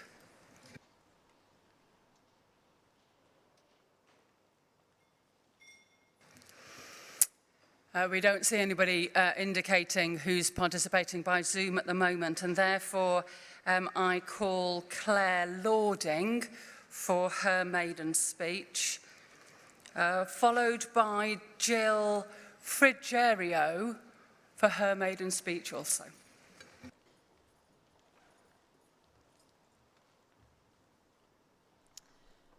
Claire Lording, Worcester 237.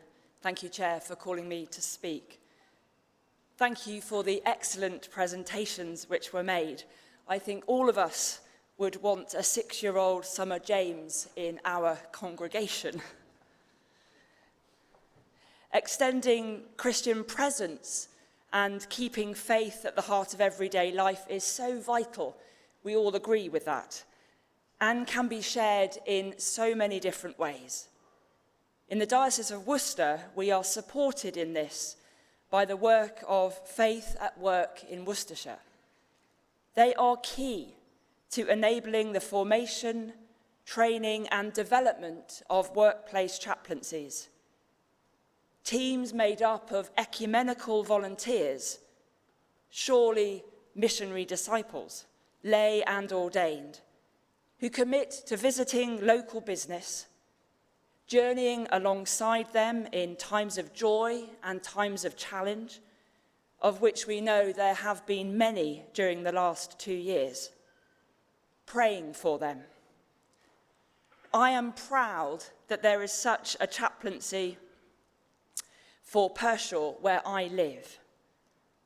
All the time, the volunteers are sharing the love of God, a God who is with us wherever we are. And in the midst of all the chatting and accompaniment, there are moments of deep encounter and sharing of faith.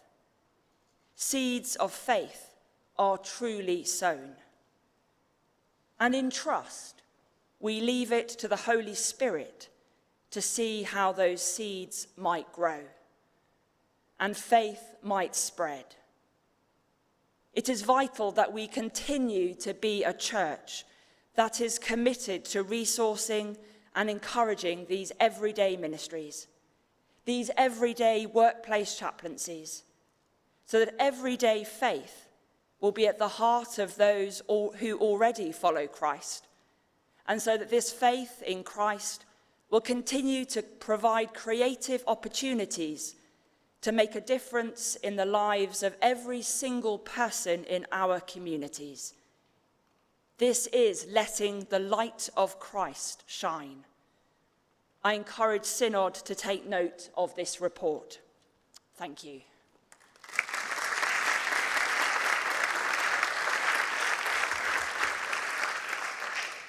Thank you. After Jill, I call the gentleman in the blue sweater. Yep, thank you. Jill Fagerio, Coventry 294. Thank you, Chair, for calling me, and well done with my surname. I'm a member of the Setting God's People Free advisory group, and I want to say here to Synod and to those involved in taking forward this work in the vision and strategy, what I've said there. Let's keep our focus on ensuring lay people are resourced and released to live as disciples across the whole of our lives. I'm calling for continued attention to all lay callings. We lay people are not unpaid labour, free of limiting factors, to cheaply run new worshipping communities. As Bishop Rachel said, we're not simply rota fodder. We are in field and factory, shops and offices, clinics and classrooms, and these are not easy places to be. Most of us don't have the time or the energy to run a worshipping community on the side. In the report, there are plentiful examples of people talking about their faith or being open about their faith in their work and leisure context, which is great. I do get, though, a strong sense that we're expected to be simply tools for evangelism. But we're not just telling and teaching, we're tending, we're transforming, we're treasuring. Work can be a site of great fulfilment and flourishing, but also exploitation and struggle.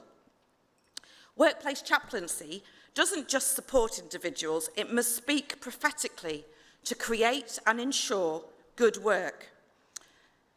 So how can this work in the new vision and strategy for the Church of England resource workers in these challenging COVID and post-COVID times?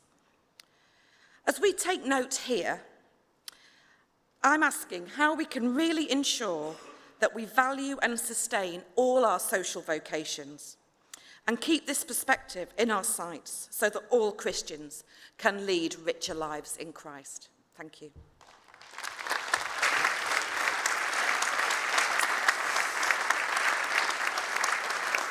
Thank you.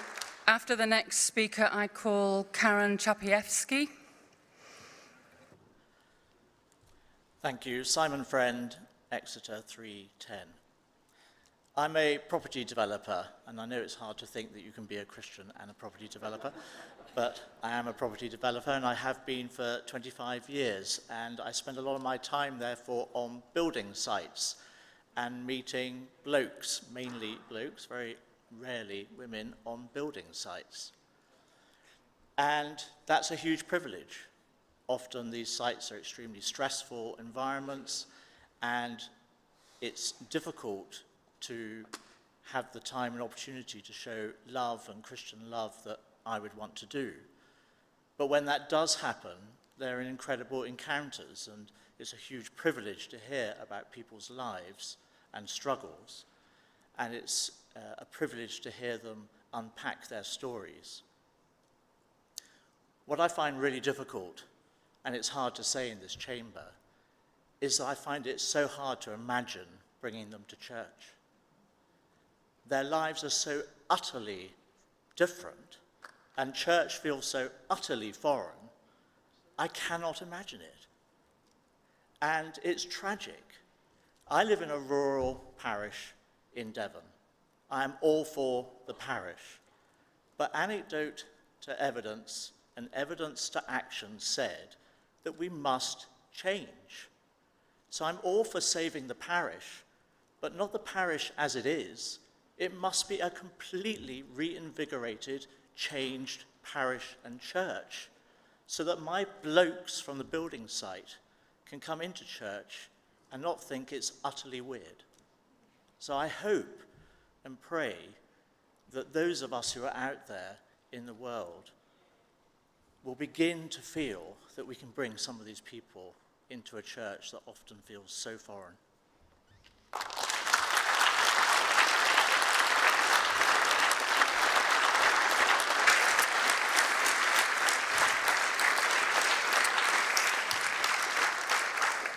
Because of the pressures of our time constraints, after the next speaker, I shall be testing the mind of Synod for closure of this debate. Thank you. Thank you. Karen Chabievsky, Gloucester 313. Thank you for calling me. Thank you for the helpful report. It is really good to emphasise all the many and varied things we do. I just want to provide some more illustration of the impact of setting God's people free. I also want to make a plea for continuing join-up between all the many varied initiatives and all the many and varied bits of jargon. When Setting God's People Free was first published, there was massive excitement, tempered by a certain amount of cynicism, as people worried that this would go the way of other reports. There's no point in cultural and behavioural change, though, if there isn't impact.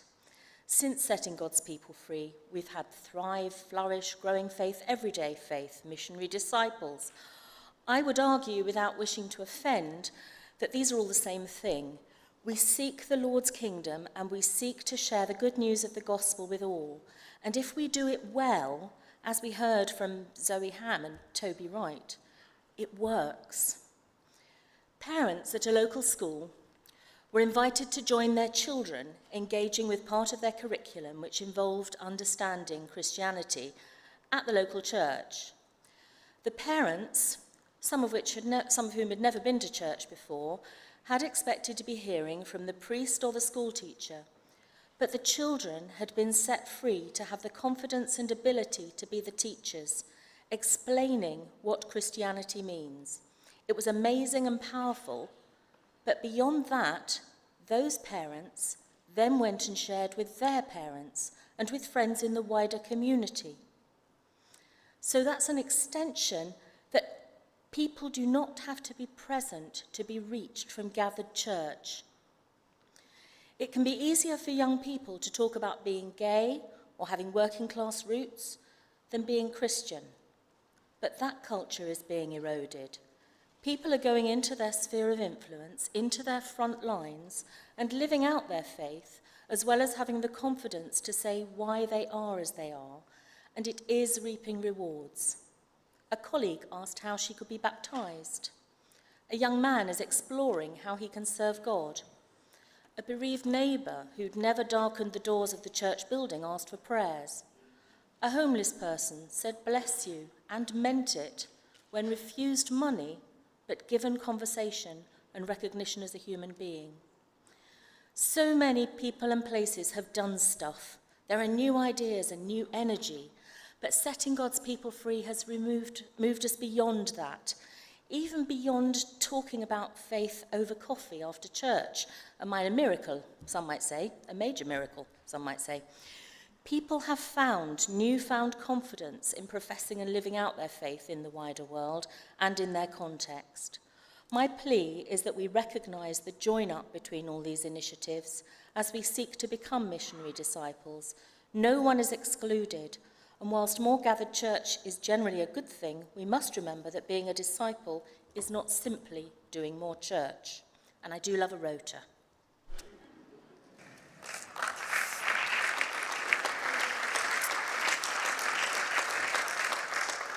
Because of the constraints of our timetable, I will now test the mind of Synod as to whether to bring this item to a close. So I put the motion of closure on item 13 to the Synod. All those in favour, please show. Those against, please show. That is carried, and therefore I invite Jamie Harrison to respond to the debate. Jamie, you have up to 5 minutes. Well, what a rich set of maiden speeches.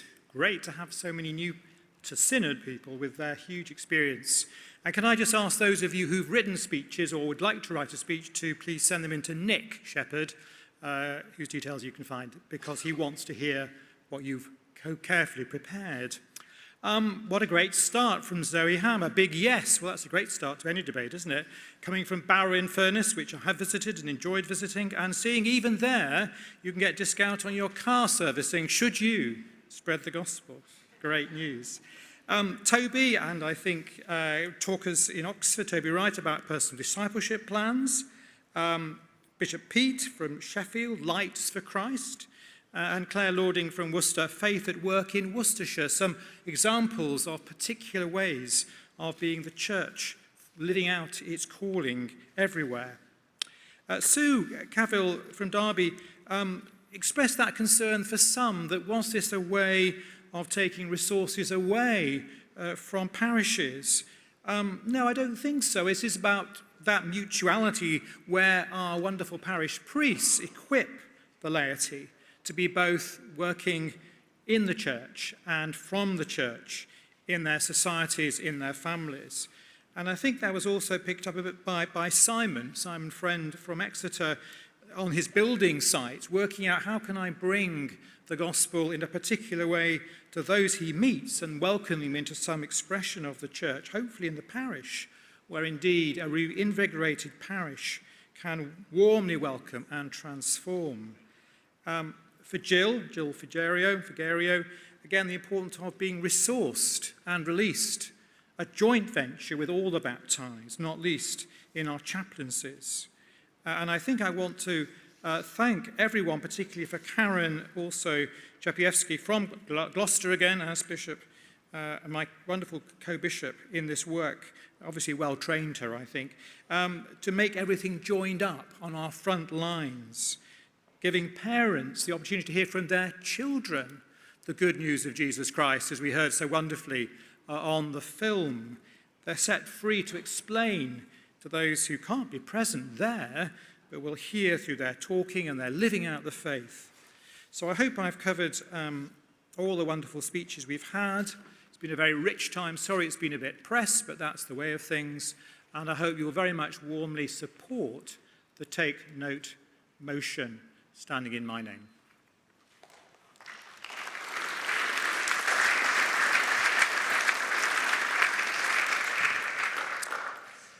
So I now put item 13 to the vote by a show of hands in the chamber and by green ticks for those joining us on Zoom. All those in favour, please show.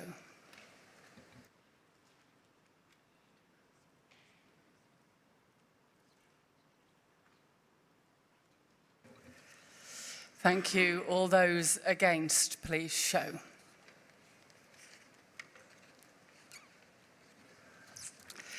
That is carried, and that brings this item to an end, and we can prepare for our time business at 6.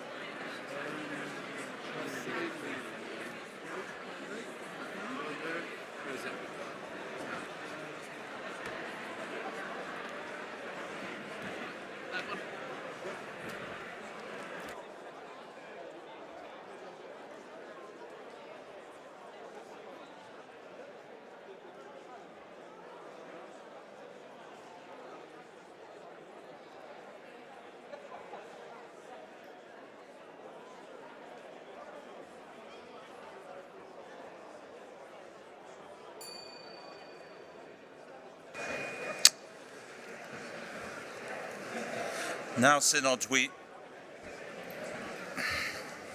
now move to item 14, which is our second bite at the questions. And remember, you have to be on your mettle for this, because some of them were taken out of order yesterday, out of numerical order, not out of order, you know.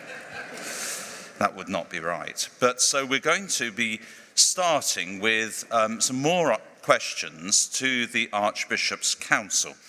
Before that, can I just remind you that I'll be listening closely for questions. So I'll be listening out for that question mark at the end of the sentence, and if I don't hear it very rapidly, then I'll be letting you know. Is that all right? Thank you very much. So, question 17. This is to be answered by Dr. John Spence on behalf of the Archbishop's Council from Marcus Walker. Question 18 of Richard Brown. Supplementary.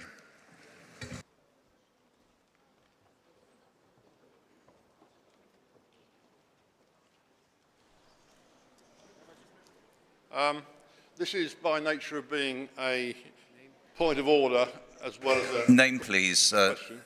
Is it a supplementary or a point of order? You need to be clear, please. All right. Can I just tell you what it is? Because Can you just tell us who you are first? Sorry, very true. Richard Brown, Chelmsford 270.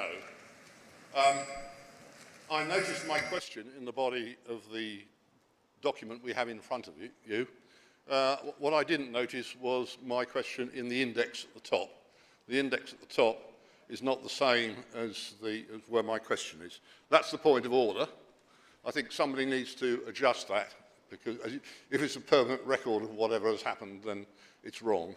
Okay, we'll note that. Could I ask the supplementary to John that the answer ends with this quote, might be deemed using the process set out in Standing Order 51A. Could somebody explain what Standing Order 51A is and how this would progress this legislation?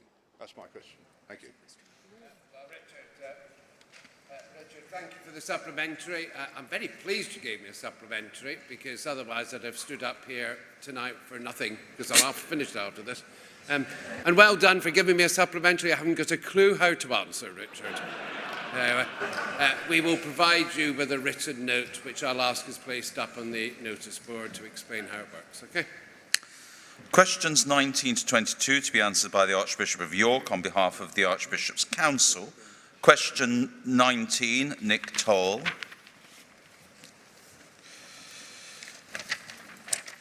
Question 20, Jacob Madden. Question 21, Deborah McIsaac. Question 22, Debbie McIsaac. Supplementary.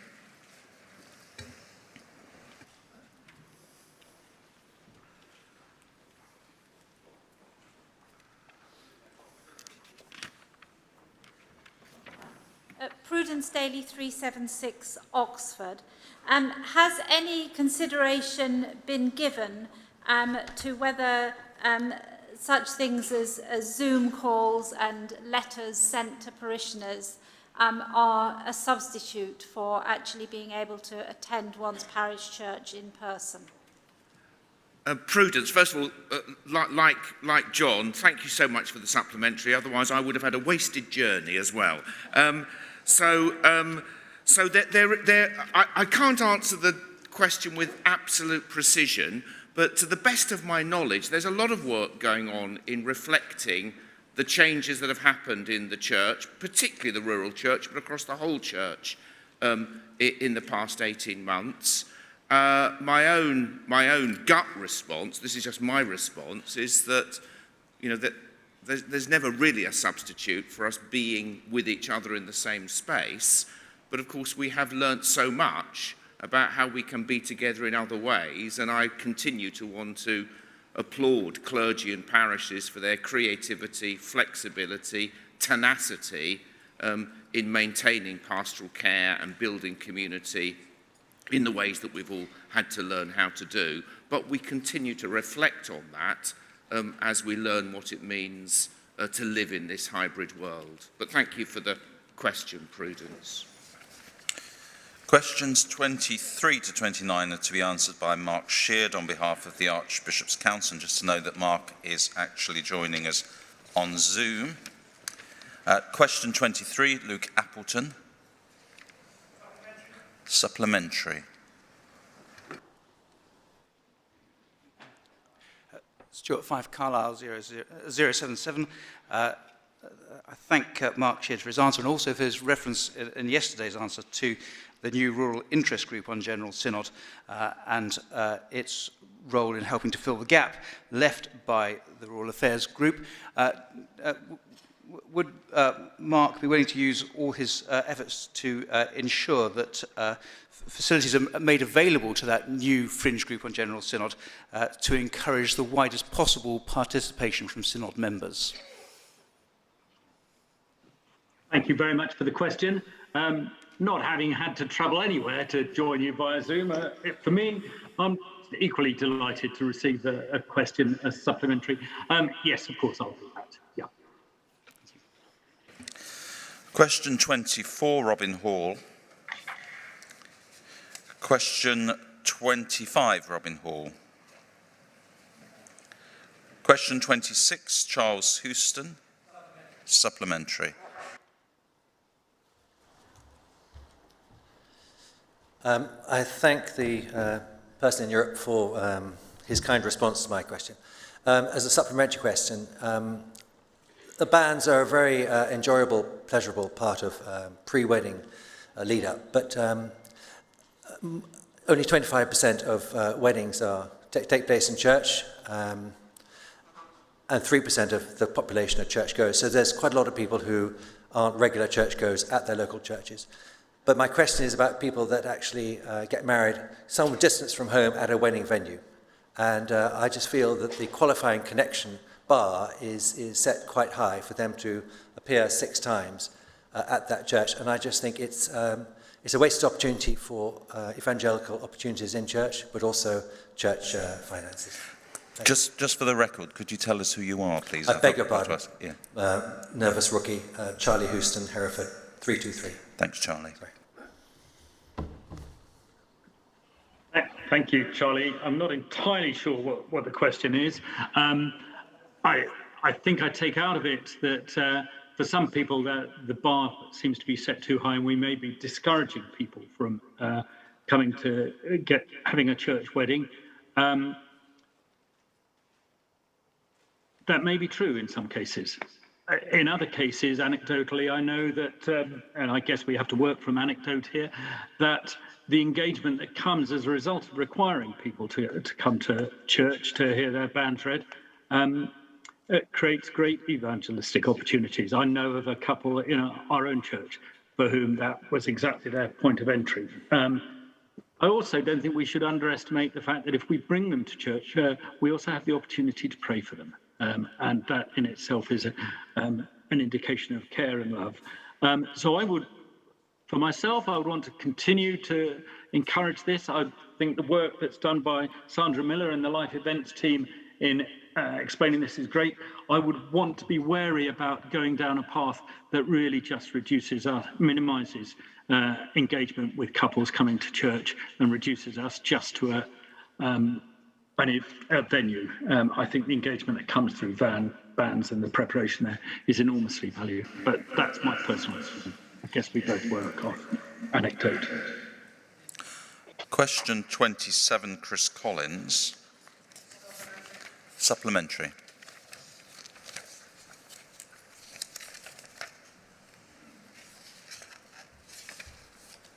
John Bavington, Leeds 132.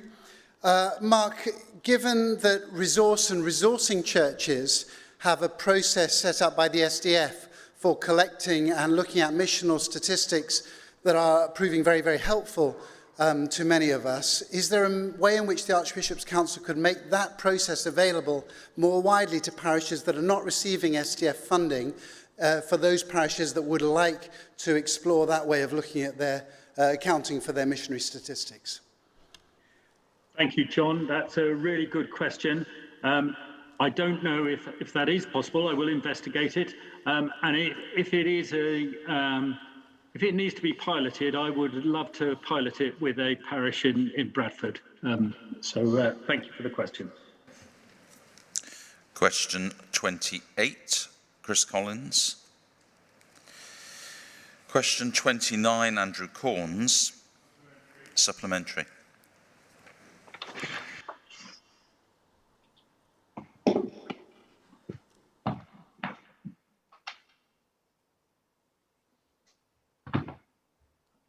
Andrew Corns, Chichester 94. Chair, I hope you'll allow me first to thank the answerers who yesterday again and again responded to the question so fully and constructively. Here's my question. Mark, I understand that statistics about the length of parish vacancies is not available. But given that the perception is that parishes are being left longer without a priest, and at least anecdotally, this often leads to a decline in parish life, from which it's hard to recover.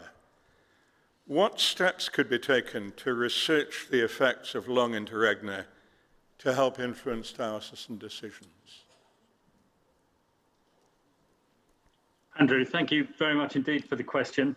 I thought it was a fascinating question, and it got me thinking. And so on. I wish we did have this data, because it would be enormously helpful. I suspect that the average data that you refer to in your question may not be as helpful. It may be misleading, because I suspect we'll probably find that there's no universal answer, that we would find that some parishes have longer vacancies than others. We've referenced rural parishes earlier. When we were talking earlier today, we were talking about UPA parishes and so on. So I think we do need to be more intelligent, just like the previous supplementary referred to, more intelligent in our use of data and our understanding of data.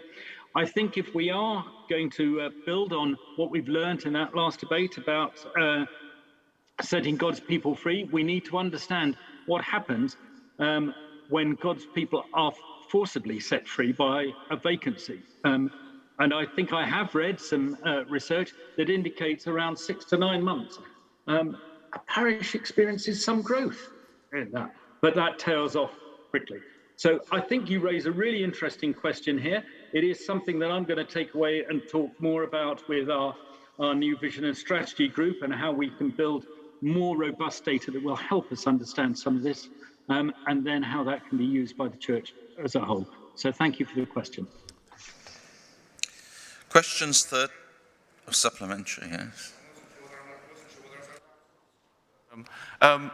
Mark's gone. Has he gone? No.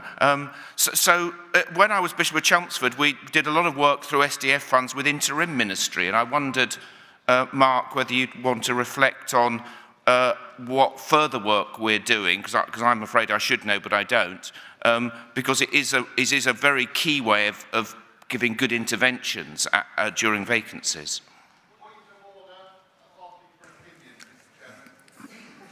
Point of order. You can... Yeah, but I reworded and say, Mark, could you tell us what's happening with interim ministry? No, but I will reflect on it, as your first question said, and we can pick that up separately, perhaps in Archbishop's Council. But thank you very much for pointing that out, Archbishop. Thank you. Questions 30 to 40 were answered early in the session. Question 41 is to be answered by Reverend Charlotte Cook on behalf of the Archbishop's Council, and Charlotte is also joining us by Zoom. Question 41, Amanda Robbie. Supplementary.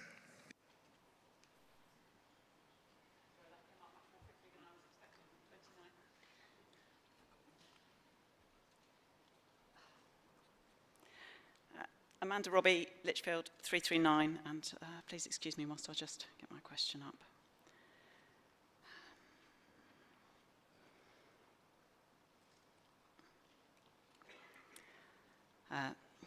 Thank you. Thank you for the information about the move towards Charity Commission registration, or the extension of the exemption for parishes with lower income. I'd just like to ask, who is responsible for putting the Church of England's representations to the government prior to the 2031 deadline, and have any discussions on this matter been held to date? Amanda, thank you so much for your question. It's great to see you today. I don't have enough detail to be able to answer you now, but I will make sure that you have a written answer in full. Thank you very much. Questions 42 to 43 are to be answered by the Bishop of Durham on behalf of the Archbishop's Council. Oh gosh, in person. Question 42, Jane Ozanne. Supplementary. Ozanne, Oxford 380.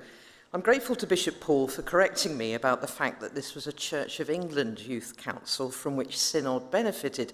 I'm sure I'm not the only Synod member who laments the loss of these prophetic voices, who courageously spoke truth to us and often turned whole debates. I note that Bishop Paul challenges my use of the word abolish, but quoting the very intern he mentions, the use of the word is pretty close to the truth of what happened.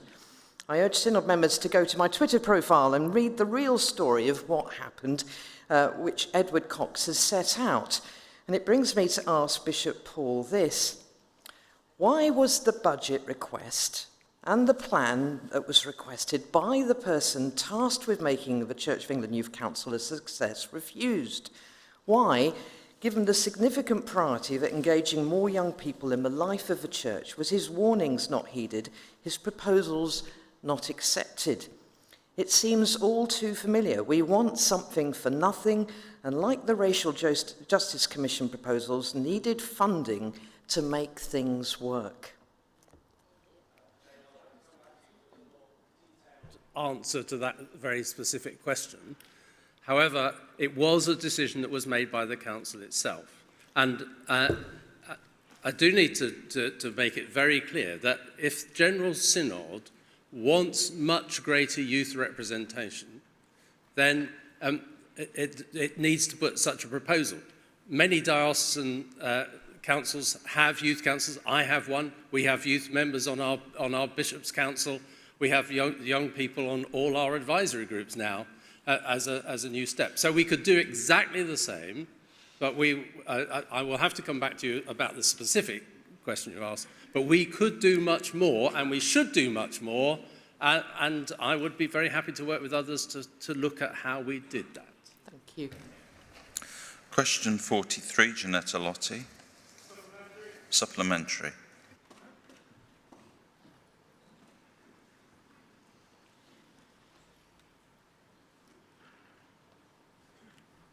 Matt Orr, Batham Wells 248. I appreciate it's somewhat similar, but if we're genuinely serious about seeing young people back in and engaging with our churches, why was a better alternative to a small council that only previously met twice a year and only provided what appears to be free token members to Synod, not, to my knowledge, sought after, to guarantee young yet highly capable active Christian representatives from across our diocese within Synod, in light of the CEYC disbanding?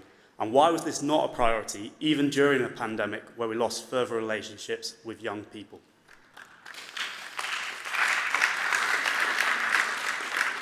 So perfectly fair question. I mean, I'll hold my hands. I think this did get lost sight of during the pandemic. However, during the pandemic, we did develop the whole process of engaging over 250 young people in talking about the vision and strategy. We had, for the very first time in November, in the history of the Synod, young people presenting. I wasn't able to be here because I had COVID. But presenting about the vision and strategy, and we had feedback from them saying how much they valued being involved. So, and the vision for the 250 is that we grow that further, and we find more creative ways of ensuring that children, as well as young people's voices, get heard by this synod and by the church as a whole. Questions 44 to 47 to be answered by Canon Dr. Jamie Harrison on behalf of the Archbishop's Council. Question 44, Simon Butler. Supplementary. Supplementary. Simon Butler, Southwark 221. Since tabling this question, a number of staff have thanked me for tabling it, which leads me to believe that this is a problem more real than is apparent by the answer. And I wonder what expectations the Archbishop's Council has of members of this synod about the way they speak about staff online and how we speak about one another, including bishops online. Thank you, Simon. I don't know whether it's just the pandemic or the world we live in, but increasingly people seem ready to go online in various Twitter spheres and so on to make really quite potentially damaging comments about people and entering into sorts of battlegrounds. I think the word abuse is a bit complicated in your question, in that obviously there's abuse and there's abuse, and I think the abuse that victims and survivors have been through is perhaps a different dimension of difficulty, but equally I think we have to accept your question. I think from the point of view of all of us as members of Synod, we have a responsibility. We have currently a voluntary code, which does include the wonderful staff that work with us and for us and alongside us. And I think we need to be a bit more thoughtful, perhaps, before we press the button send.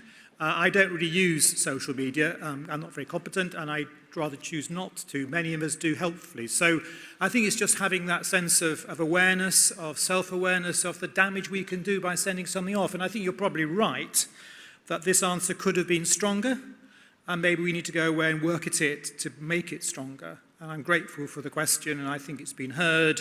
And I hope the staff will also hear my commitment to take this further. Can I just check, Gavin Drake, that your hand is up for your question, which comes next, rather than a supplementary for this? It's supplementary on this and also on the two following questions. So I'll take your supplementary on this question 44 then.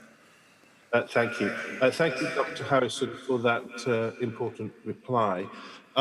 You'll be aware that many victims, survivors, respondents and their supporters feel bullied into silence by some of the Church's structures, including the Code of Conduct on Clergy Discipline Measure with the erroneous threat of a High Court action, High Court referral for contempt if people speak about their experiences. What would you say to those people who feel that they have no other place to turn to question the responses that they've received from the Church? Thank you, Gavin. Obviously, your question started out in relation to the number of cases, and on the surface of them, they look worrying, don't they, this increased number of cases in question 45. Of course, in one sense, it's an increased... Apologies, we're on question 44. Oh, sorry, it's a supplementary question 44. Sorry, I'm confused. Right, let me just rewind myself and have a think. So you're putting this in relation to victims and survivors not being able to express their feelings. Is that what I heard? That's right. The question from Canon Butler's talked about abuse from survivors, respondents and their supporters. And survivors, respondents and their supporters may be going online because they feel they're not being heard through any... Sorry, I understand. I think you're right. I think, and again, with the clergy discipline measure being reviewed, I think we need better systems. That will be part of it. There has been a silencing of people, either deliberately or by mistake. There's been a move to legalisation, perhaps, where it shouldn't be the case. I think your input and some of your colleagues' input is helpful to point these things out. I don't know that I've got the complete solution, but again, I'm certainly someone who's very concerned. We have the safe spaces option, which might be a way in, and as we look at that, I'm a trustee of safe spaces for the Church of England, along with Bishop Debbie from Winchester, and I think that may be an area where we need to consider how that sort of either whistleblowing or being able to express concerns is better targeted and better responded to by people who are not directly involved in the system. Because I do think there's a conflict of interest sometimes in those of us who are engaged in it.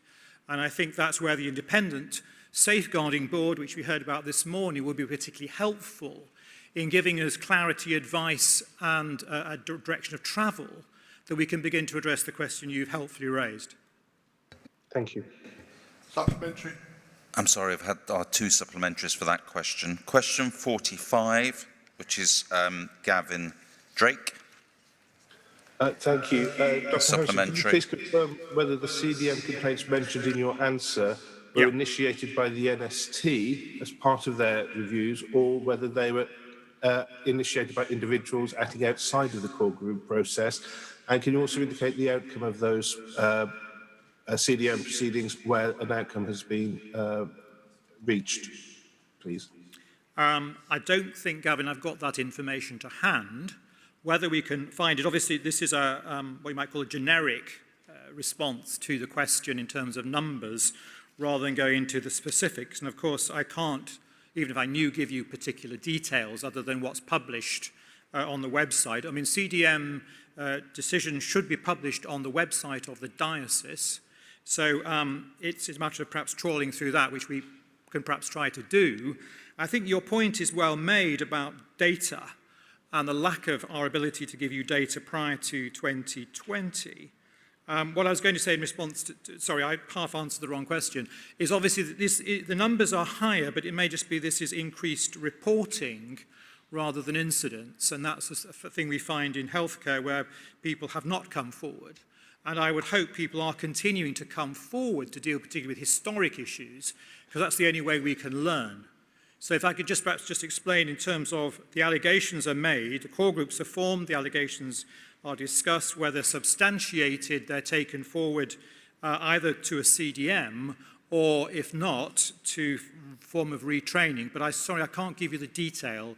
Whether we can find the detail, I will ask the team. Thank you. Question 46, Gavin Drake.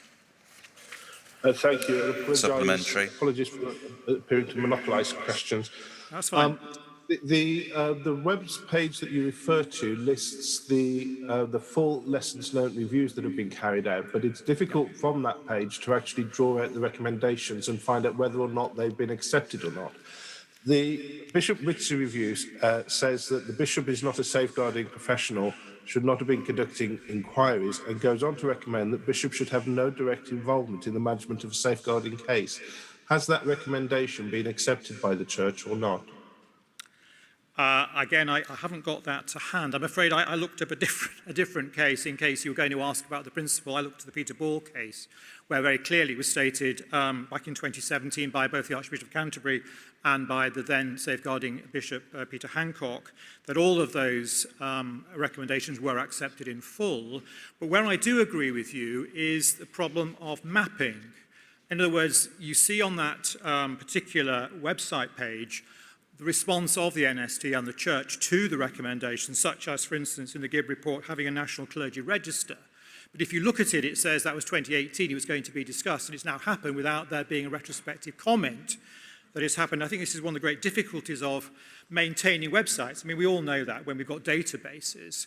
Yeah, and I think I do take your point that that could be better, but it will be quite difficult to do. I'm not saying it shouldn't be done, but I do think there should be a proper mapping. The Archbishop has given me a note, I think. He says, or one of them says, it is clear that the bishop should not be the investigator. So that's what the Archbishop of Canterbury, I think, has just told me. So it's in the rules. So again, that will, if you've got comments, can you come back to me on that, please? But I think the key thing is, I do accept your comment about what you might call updating and mapping, but as you know, with a complicated website, sometimes there might be 12, I think, on the RIB case, 11 or 12 recommendations. To monitor them over time isn't always easy to keep them up to date. Thank you. Thank you. Question 47, Simon Talbot. Supplementary.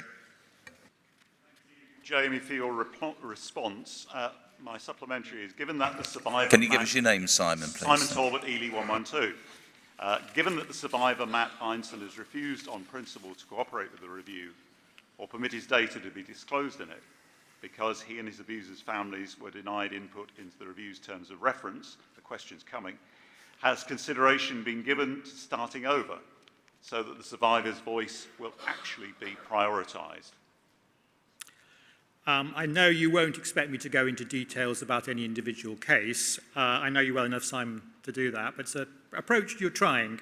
I think I can only give two statements, if you like. One is obviously that Maggie Atkinson, again, who we heard this morning, has been involved. And I think it's an example of where the independent board can begin to get traction on the ground and begin to give really good opinions about where we go next.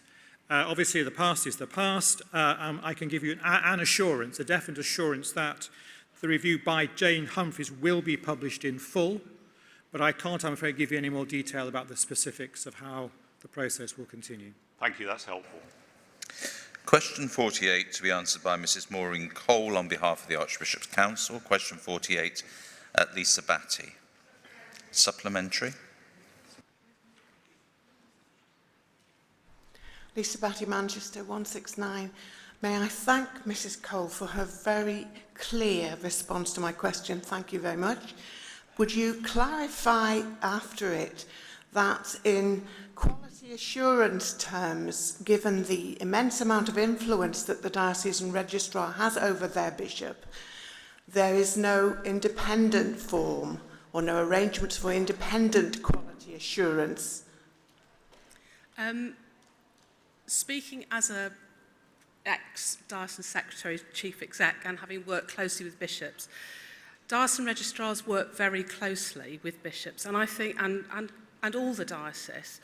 And I think we do have that quality assurance. If we're not happy, there is a code of conduct. We've got a legal department to consult if we do. So I don't think we need that independent assurance that you're talking about. I think, you know, it's like commissioning any legal representative, and we use other people other than registrars as well in the life of a diocese. So for me, that doesn't seem as appropriate.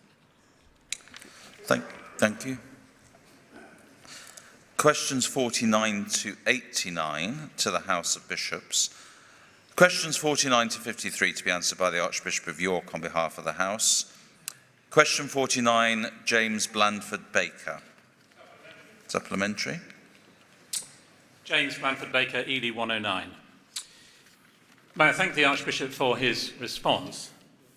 Given the current enthusiasm for transparency in the Church, in the last 5 years, how many meetings of the House of Bishops have been held? How many of these have been committee meetings under Standing Order 14? And was this very high proportion the actual intention of Standing Order 14? Whether that was the intention of Standing Order 14, I simply don't know, though I'm sure it was partly this, which I'll go on to explain why. How many meetings, I'm afraid I don't know, but we could easily find that out for you. I will ask the Secretary-General to do, if he can, or get somebody to do that. I think what I would want to say, however, on the big issue of your question is, well, let me put it this way. I guess most of us have had the experience of somebody writes us perhaps a difficult letter that we need to reply to. We write a reply, but we don't send it. And the next day, we write the reply that we do send, and we're very glad we didn't send the first letter. But somehow you needed to write that first draft in order to get the actual response right. I don't think that's an unusual experience.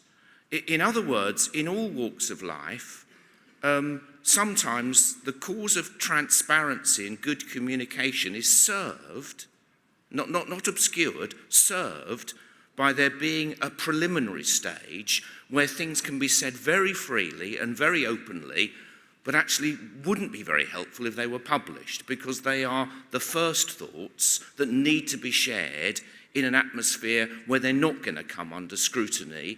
And so, you know, it's Chatham House rules, and I think in most walks of life, this is actually fairly a common practice, that we need that space where we can talk much more freely, much more openly, say stupid things. You know, I'm going to be the Home Secretary, by the way, in the new plans that the Times was telling us about. You know, that's a good example. You know, there was a consultative letter with some ideas in it, some of which are silly ideas, others are not. But if that gets out into the public, actually, it gets in the way of good communication, gets in the way of good decision-making.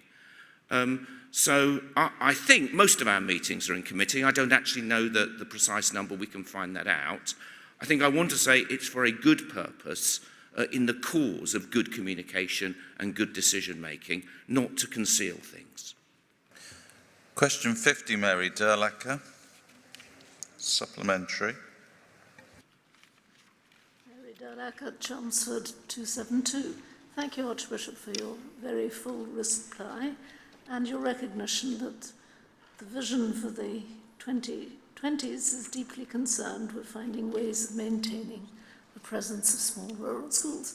My question relates to a different kind of partnership. What partnership, or what does the multi-church network, how does the multi-church network relate to the network that small rural schools are having to adopt? It's a subject that hasn't come up much.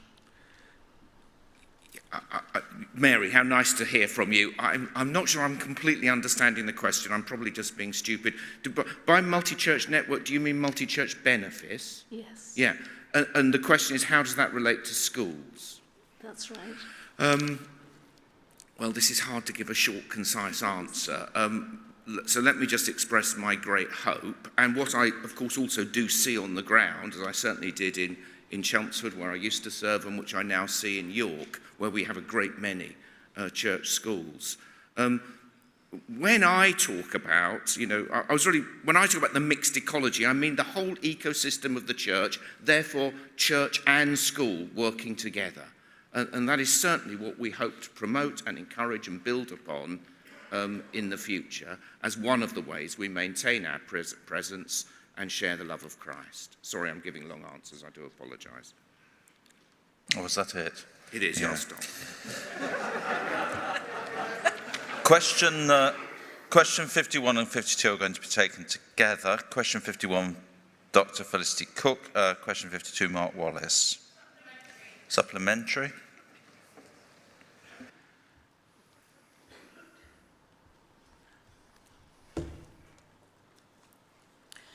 Felicity Cook, Ely 303.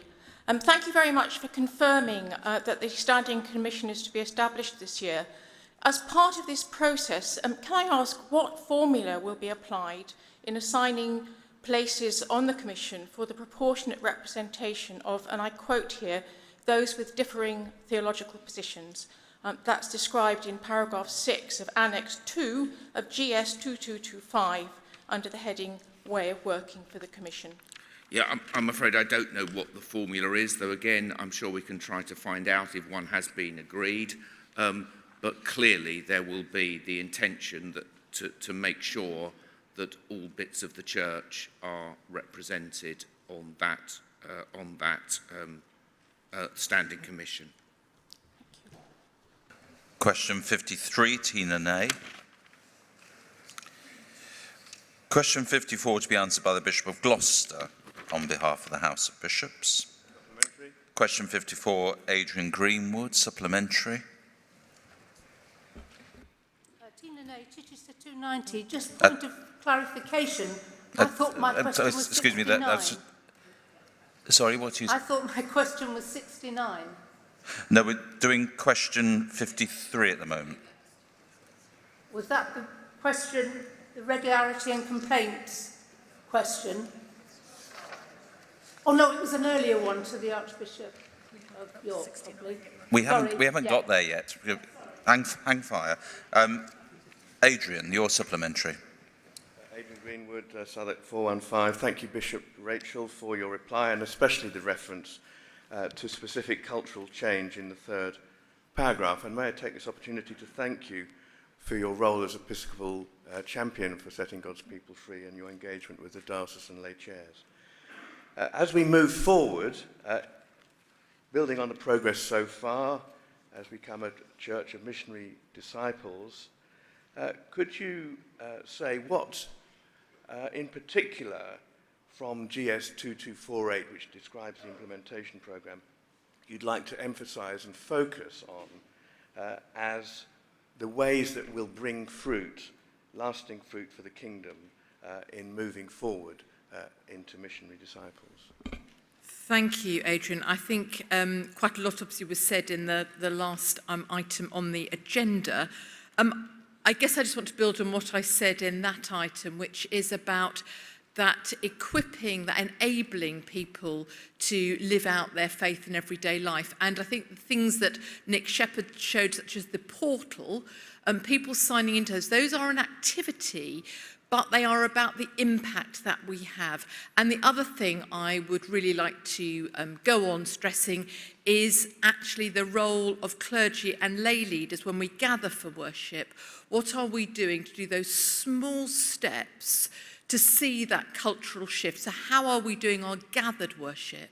If we all gave some more attention to that, so when we send one another out at the end of the service, and then when we meet again the next week or in the week, how we're having the conversations to ask one another about how we have been living out of faith, supporting one another. As someone said earlier, in the struggles, this is not walking around with big grins on our faces, in the struggles of life as well as the joys. Thank you. Question 55 to 56 to be answered by the Bishop of Chelmsford on behalf of the House of Bishops. Question 55, Andrew Yates. Question 56, Mark Bennett. Questions 57 to 58 to be answered by the Bishop of Norwich on behalf of the House of Bishops. Question 57, Roy Faulkner. Supplementary. Roy Faulkner, Leicester 333. My question is relating to the discussion on the decarbonisation and deindustrialisation of our society in relation to the environmental groups programme. Is the Bishop of Norwich aware that efforts to decarbonise industry could be confused with deindustrialising the whole of society? If that is encouraged by the C of E, then reduced GDP resulting from this will lead to far more poverty-related deaths than anything to do with global warming. Roy, thank you very much for your question, and I was aware of that, not least from the conversation that we had last night, but I'm always keen to learn more. What I am clear about is that there is a huge risk in reducing industrial activity in the UK, and we just offshore carbon. And I think we need to be really careful about that we don't export our use of carbon to other nations. But thank you. Question 58, Marcus Walker. Questions 59 to 60 to be answered by the Bishop of Worcester on behalf of the House of Bishops. And the Bishop of Bristol is answering on behalf of the Bishop of Worcester. I just read what's written before me. Question 59, Cat Aldred. Supplementary. Cat Aldred, Derby, 296. Given the statement from the chair of the Independent Safeguarding Board in GS 2244 that the ISB does not have powers to sanction, direct, regulate, inspect, or insist, whereas the Local Government and Social Care Ombudsman has the power to investigate complaints, to recommend remedies where complaints are upheld, and award compensation, will Archbishop's Council reconsider its decision to reject this proposal and also to consult further with survivors now that the limited functions of the ISB have been made public? Thank you, Viv Fall, Bishop of Bristol, not Bishop of Worcester.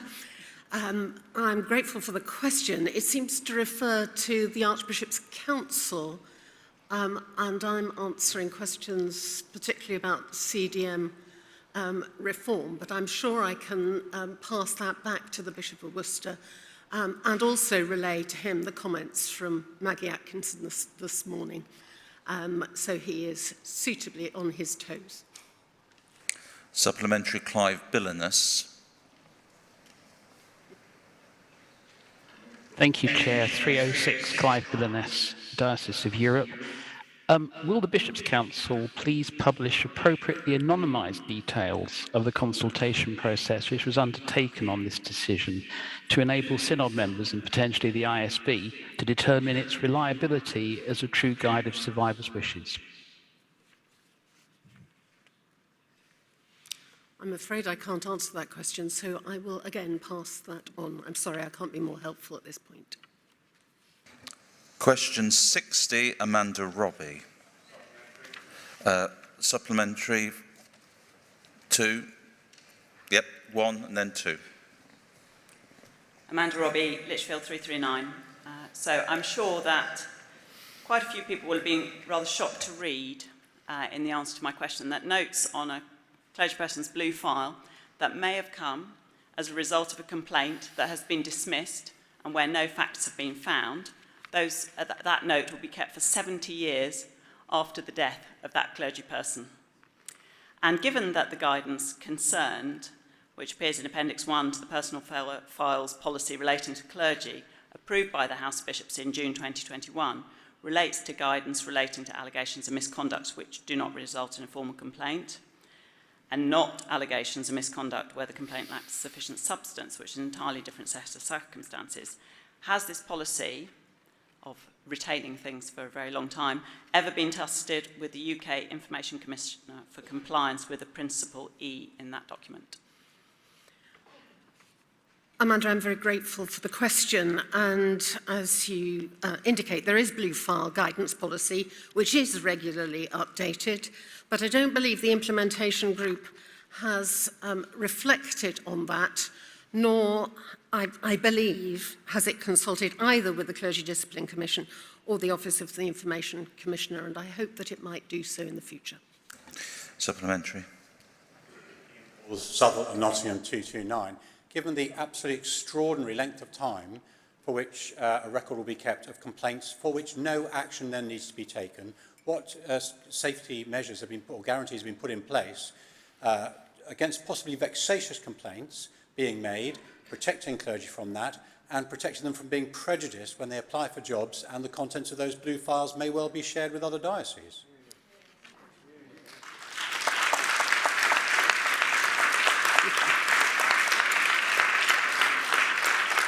And does the Bishop sense how extraordinary the Synod is thinking the answer is here? Ian, I'm grateful you've raised this question. I think the applause shows how seriously the Synod takes that question, and I will refer that back to the Bishop of Worcester so that the implementation group, and no doubt others, can consider it further. Thank you. Thank you. Questions 61 to 62 were answered earlier in the session. Questions 63 to 64 to be answered by the Bishop of Carlisle on behalf of the House of Bishops. Question 63, Professor Helen King, supplementary. Helen King, Oxford 378. Thank you for this very encouraging response, which clearly suggests that cultural context should never be used as a basis for this kind of surgery to be carried out. In view of this opposition to FGM, is the House of Bishops therefore expressing its concerns about the draft Family Values Bill in Ghana, which supports non-consensual surgical intervention on the bodies of children and adults with variant sexual characteristics, an operation which is a form of FGM? Thank you very much indeed for that question, and thank you for the initial question. I was wondering where a supplementary might take us.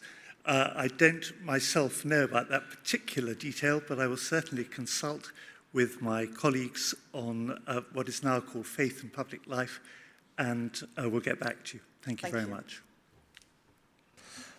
Question 64, Philip Baldwin, supplementary. Philip Baldwin, London 351. Thank you for your response. A lot has changed since 2004 in terms of HIV prevention, treatment and care, and some UK ME people of faith, as well as other populations, do experience HIV stigma within church settings. So would the Church of England consider commissioning a new report looking at HIV stigma and how this impacts our faith communities? Well, thank you very much indeed. It's a really important topic. I know that there was a very useful article which was produced in the Church Times on the 26th of November last year. I don't know whether you saw it. It's by Abigail Fryman-Roosh, who herself did quite a lot of research actually into this whole topic. And she refers to various organizations and charities such as Christian Aid, Alongside You, Blue Sky Trust, and so on, to online resources produced by the Church of Scotland, series of videos produced in 2017 called Positive Faith, and so on. And the article, it's a long article, ends with various practical suggestions. I am, again, discussing this with colleagues in Faith and Public Life, and whether we have either the resource or anything else to undertake such research, I think is a big question, but I will certainly raise it. Thank you. Question 65 to be answered by the Bishop of Hereford on behalf of the House of Bishops. Question 65, John Dunnett. Question 66 to be answered by the Bishop to the Armed Forces on behalf of the House of Bishops. From Canon Peter Brunevels, supplementary.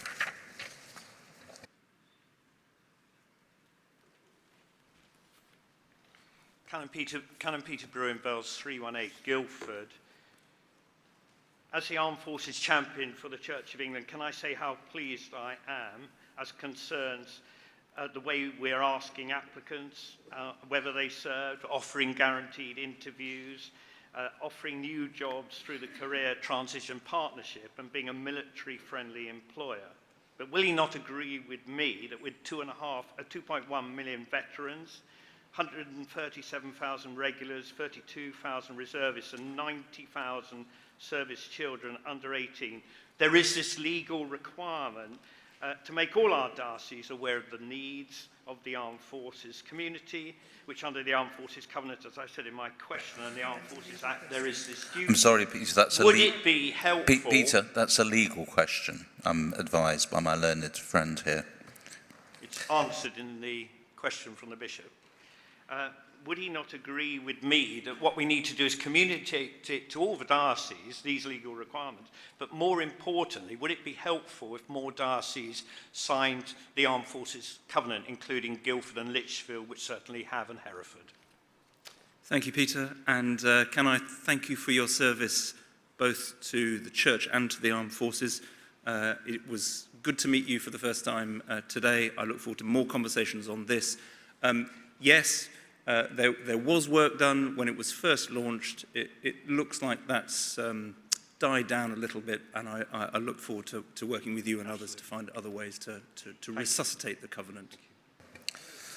Questions 67 to 74 to be answered by the Bishop of Huddersfield on behalf of the House of Bishops. Question 67, Martin Sewell, supplementary. Martin Sewell, Rochester, 390. In the secular world, young vulnerable women, many with lifetimes of abuse in their birth families and with violent cohabitees, are held fully to account for failing to protect their children, often from an unsuitable partner. So can you tell us at what level of the church was the policy decision made that the normal rule of accountability should not apply to those who were the best boys from the best schools? Martin, we have rightly been criticised in the past for not having a sufficiently victim and survivor-centred approach. And this decision, made by the NST, was part of developing such an approach. I have to ask, how can we make comparative judgments about the degree of abuse suffered and its impact on different people? I pick up the wording of your initial question, no person who can claim victim status to any degree. A victim is a victim. We believe, and I endorse and support the decision of my professional colleagues, that this was a proportionate and compassionate response in this case. Question 68, Martin Sewell, supplementary. Yes, I will respect the written answer that you've given, but perhaps you'll allow me to extract a general point from that about the problems of transition from CDM and suspension back into active ministry, because that is not always easy. What does the church do to ease that transition? Because I want to refer particularly to one priest who is being refused the return of the car keys and the parish passwords by disappointed complainants who are still vexatious towards him. So what can be done about those situations? They may look very small to us, but they're very important to him. Thank you, Martin. I can only answer in terms of the safeguarding context of this, and that the issue of return to work post-suspension is covered in section 4.2 of the Managing Allegations guidance. And indeed, new guidance on managing allegations is currently in preparation, and consultation will follow over the next few months, and we would value Synod members' responses. With regard to the question you have raised, there are also issues here under, of course, the provisions of the Clergy discipline measure. We know that the review of that measure is underway at the moment. PCCs are independent charities. I would have hoped that there could be suitable pastoral advice from the diocese concerned, the senior officers thereof, in the hope of a pastoral resolution of that kind of problem. Question 69, Tina Ney, supplementary. Tina Ney, Chichester, 290. Thank you for this answer, Bishop. But does this mean that the House of Bishops places no priority on monitoring diocesan performance for consistency and fair practice in complaints management? Thank you for your question. As things stand at the moment, dioceses, in respect of the operation of safeguarding guidance, dioceses are independent separate charities.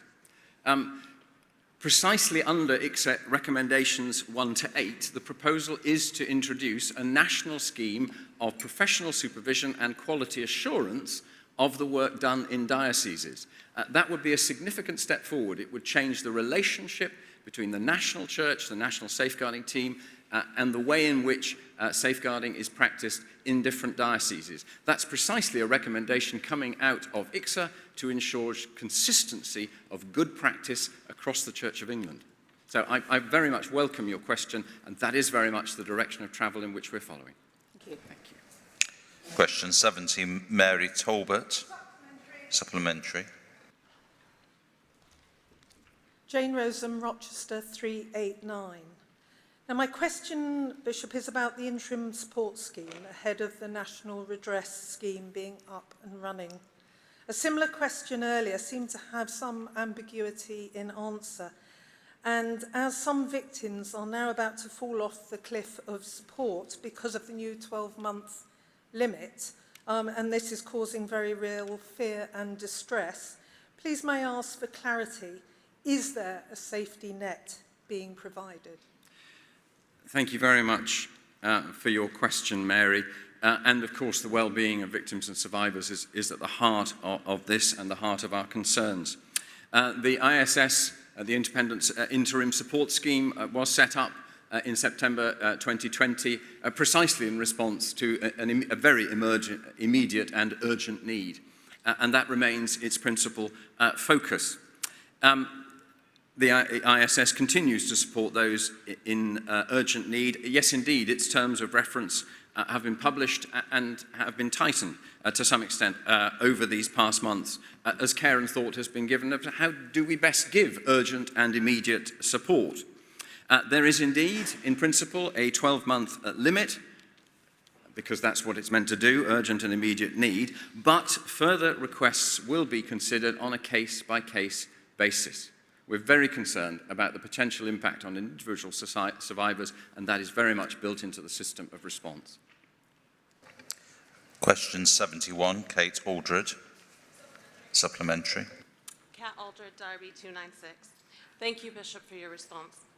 Given that risk assessment cannot begin until disputed facts have been resolved, that core groups do not resolve facts, and that cases sometimes return to a core group from a president with no clear decision on the facts, does the House of Bishops recognize that this may inevitably leave some respondents out in core group limbo with no route out?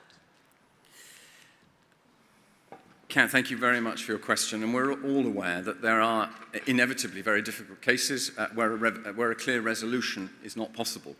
What's important in those cases is that the best possible pastoral way forward for all concerned should be considered, and that must be both in respect of the respondent, the person who's under investigation, and those who perhaps have raised concerns. So it's difficult to define precisely how those difficult to answer questions are resolved, but at the heart of that has to be our pastoral concern for everybody involved and working through what that looks like on the ground. Thank you. Question 72, Helen King, supplementary. Helen King, Oxford 378. Thank you very much for the answer. Having spoken with the Smythe victim, Graham, I feel compelled to ask what the status of your personal view is here, Bishop Jonathan. Who will make this decision? You say, in my view, ... but this decision seems to be a very important one in terms of showing that the black victims of Smythe are every bit as important as the white privileged victims. Thank you, Helen. This indeed is a crucially important question. I would state it more strongly than it's my view. It's my very firm view that this is precisely what happened, and I will be leaning behind that from my point of view as the lead bishop for safeguarding. Ultimately, I think that there is going to be a question. I'm quite sure that the recommendation will go, the request will go to the leaders of the churches in South Africa. The letter went from the Archbishop of Canterbury. I think I gave the date, it was March 2021. Our recommendation is that we need all the evidence in front of us. We need to be able to put that over to the church authorities in South Africa. My anticipation is that at the conclusion of the review, that information will be passed both to the Archbishop's Council and to the Archbishops, and I will certainly be recommending that the obvious thing is to follow up with a letter from the Archbishop, but that will be His Grace's decision.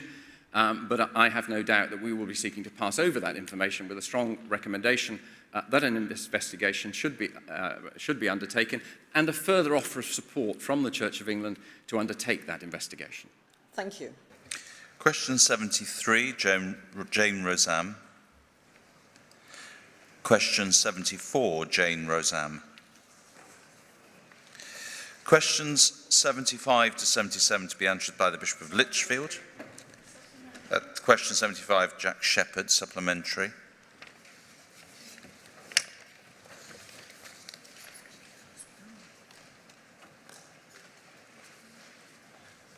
What interest does the House of Bishops have, and what steps are being taken to find out the proportion of churches that are celebrating communion through the practice of the use of individual cups, particularly as we approach the great Eucharistic feast of Easter?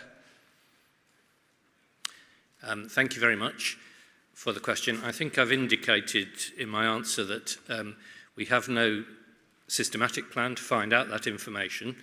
We're aware of the importance for Anglicans. I think the pandemic has demonstrated how much Anglicans are people who love the Eucharist and how central to our celebration of the Eucharist drinking of the consecrated wine is.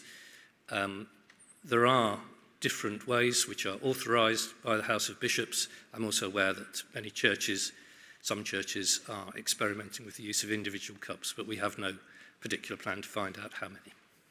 I should have said, Synod, that the Bishop of Lichfield was also taking question 76 from Mary Durlacher at the same time with this. Supplementary.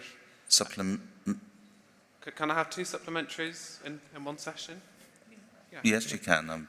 What advice and reassurance can I give from the House of Bishops to clergy who are concerned about the safety and hygiene of the common cup and intincture, and uneasy in conscience about the practice of communion in one kind, but despite promises in the last session of Synod and Andrew Atherton's Grove booklet, are worried in the face of theological ambiguity from the House of Bishops about how this will be monitored and perhaps policed differently across dioceses? Thank you for mentioning Andrew Atherton and Andrew Goddard's Grove booklet on individual cups, which is a very lucid and, I think, very helpful document. It is clear that the House of Bishops as a body and bishops individually have no interest in policing of this, and I think our behaviour demonstrates that. Supplementary, Mary? Can you hear me? Mary Durlacher, Chelmsford 272. Thank you for this answer, Bishop. 2 years ago, I raised the subject, was the first person to ask about what mitigating measures could be taken to reassure congregations who were worried about infection from the common chalice. At that stage, nobody had died, so that shows how long ago. Today, there are 33 million people who are estimated in the UK last week to have caught the virus. Reference was made yesterday to why some people keep coming back with the same question again and again, and the suggestion was because the answer wasn't quite given. Thank you for the easing of restrictions, but what would really help congregations to regain confidence is a willingness to allow in the experimental, if necessary, use of individual cups. When can we hope to receive that encouragement from the House of Bishops to try it at least? Thank you for the question, Mary, and thank you for your continuing interest in this issue. The House of Bishops did discuss whether or not to go down a synodical route to make the use of individual cups indubitably legal, and after deep reflection decided not to follow that course. The common cup can be shared with lay people in terms of regulations at the moment. That is the decision of the minister in consultation with their local church. And obviously there's a range of issues they want to take into account, including infection levels, the layout of the church building, the number of vulnerable people and so on, and the level of confidence amongst people. So I do understand the confidence question, and I do understand, and so do my fellow bishops, my brother and sister bishops, I should say, the importance of sharing in the wine as well as the bread for Anglicans. Synod, that brings us to the end of questions, and we now move to evening worship, which is going to be led for us by the Venerable Alex Hughes, and thank you very much for all of that.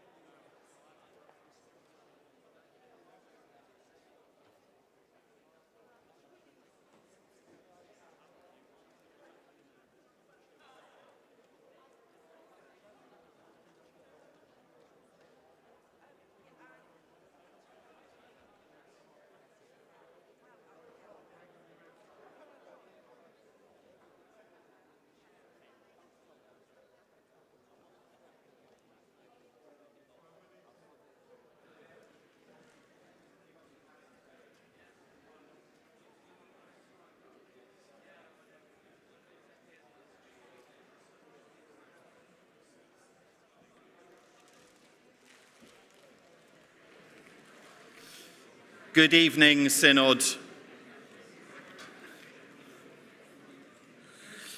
Alex Hughes, Ely 110. I'm not sure you need to know that at this stage, but it's rather gratifying that my first contribution to this Synod is to lead you in worship.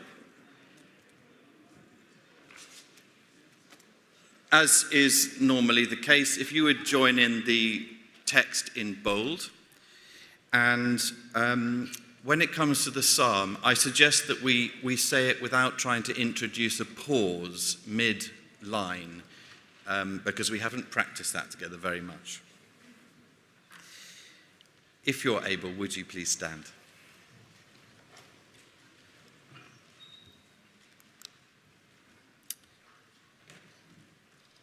The sacrifices of God are a broken spirit, a broken and contrite heart, O God, thou wilt not despise. O Lord, open thou our lips. O God, make speed to save us. Glory be to the Father, and to the Son, and to the Holy Ghost.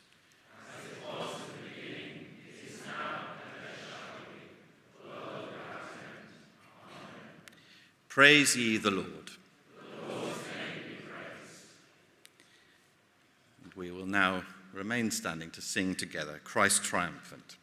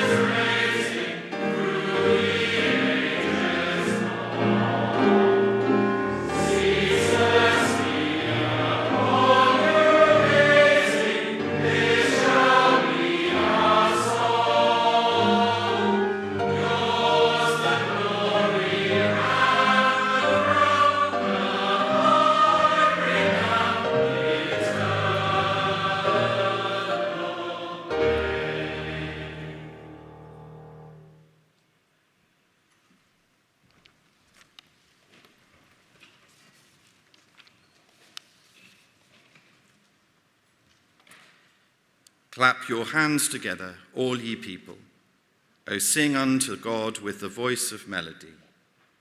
For the Lord is high and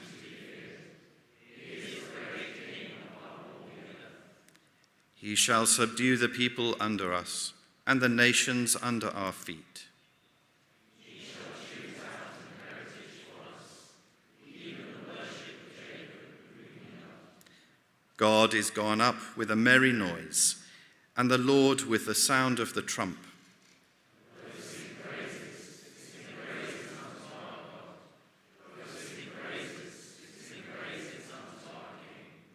For God is the King of all the earth. Sing ye praises with understanding.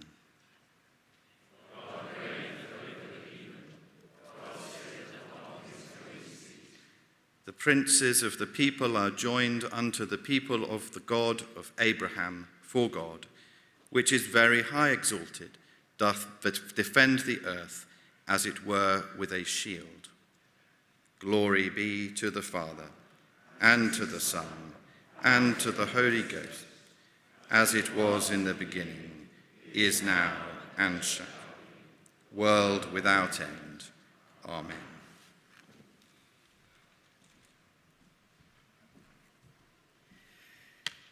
The lesson is taken from the Gospel according to St. John. Jesus said to his disciples, "If the world hates you, be aware that it hated me before it hated you. If you belonged to the world would love you as its own. Because you do not belong to the world, but I have chosen you out of the world, therefore the world hates you.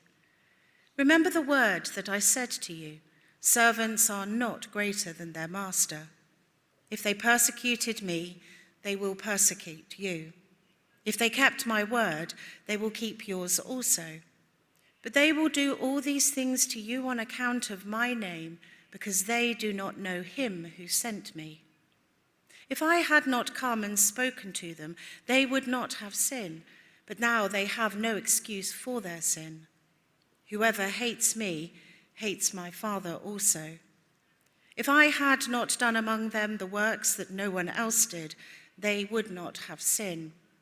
But now they have seen and hated both me and my Father.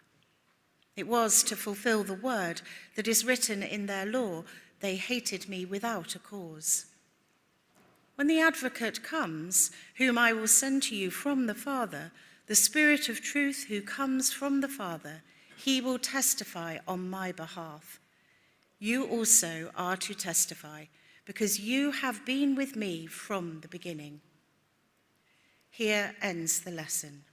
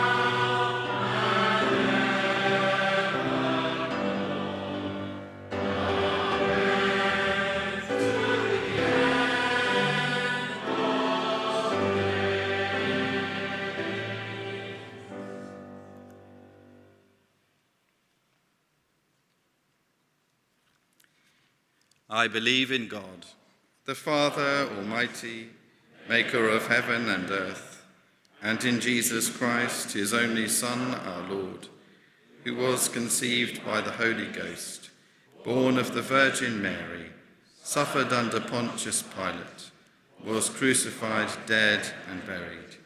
He descended into hell. The third day he rose again from the dead.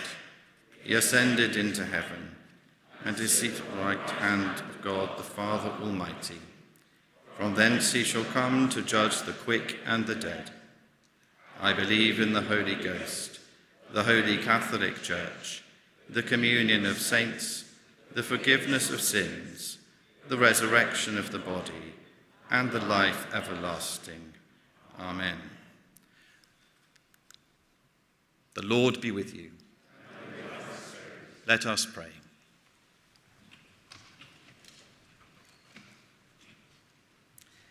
Lord, have mercy upon us.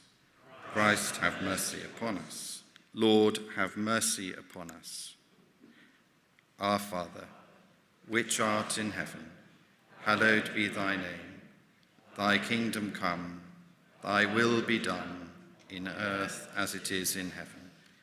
Give us this day our daily bread, and forgive us our trespasses, as we forgive them that trespass against us. And lead us not into temptation, but deliver us from evil. Amen. O Lord, show thy mercy upon us, and grant us thy salvation. O Lord, save the Queen, and mercifully hear us when we call upon thee. Endue thy ministers with righteousness, and make thy chosen people glorious. O Lord, save thy people. Give peace in our time, O Lord.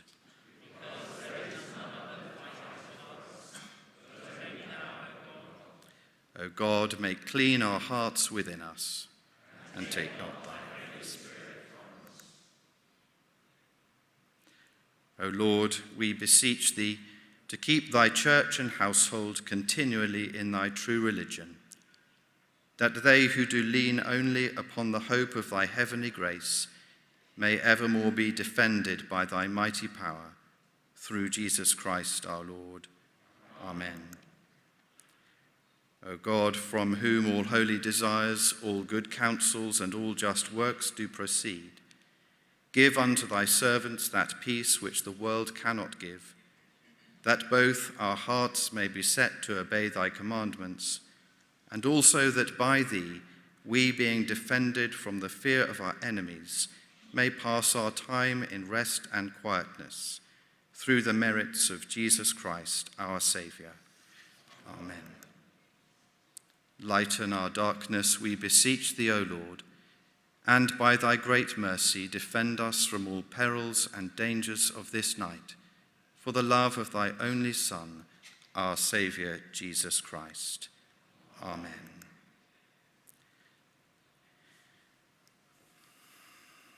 Let us pray for the business of this past day, for our commitment to safeguarding, that we may truly be a safe refuge and an unfailing support, for our oversight of church buildings and the great heritage given to us from the past, that we may glorify God, serve the common good, and be good stewards of creation and all that has been placed into our hands. For our challenge to slavery and human trafficking, that God's kingdom of justice with peace may prevail.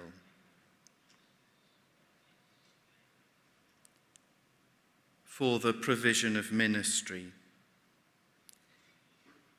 that God's mission would be well served and all God's servants well blessed.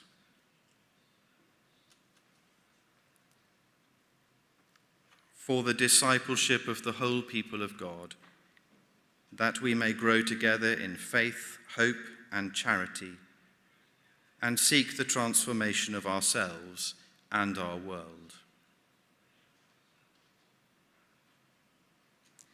God our Father, in the name of Christ and in the power of your Spirit, we commit ourselves to you and to one another to live, work, and pray as one body in Christ, to trust each other as fellow workers in your church, and to give ourselves with body, mind, and spirit to the work to which you have called us. Give us vision, give us courage, give us joy, that the world may believe that Jesus Christ is Lord, to your eternal glory. Amen. And may the grace of our Lord Jesus Christ, and the love of God, and the fellowship of the Holy Spirit be with us all evermore. Amen. And let us bow our heads and pray for God's blessing.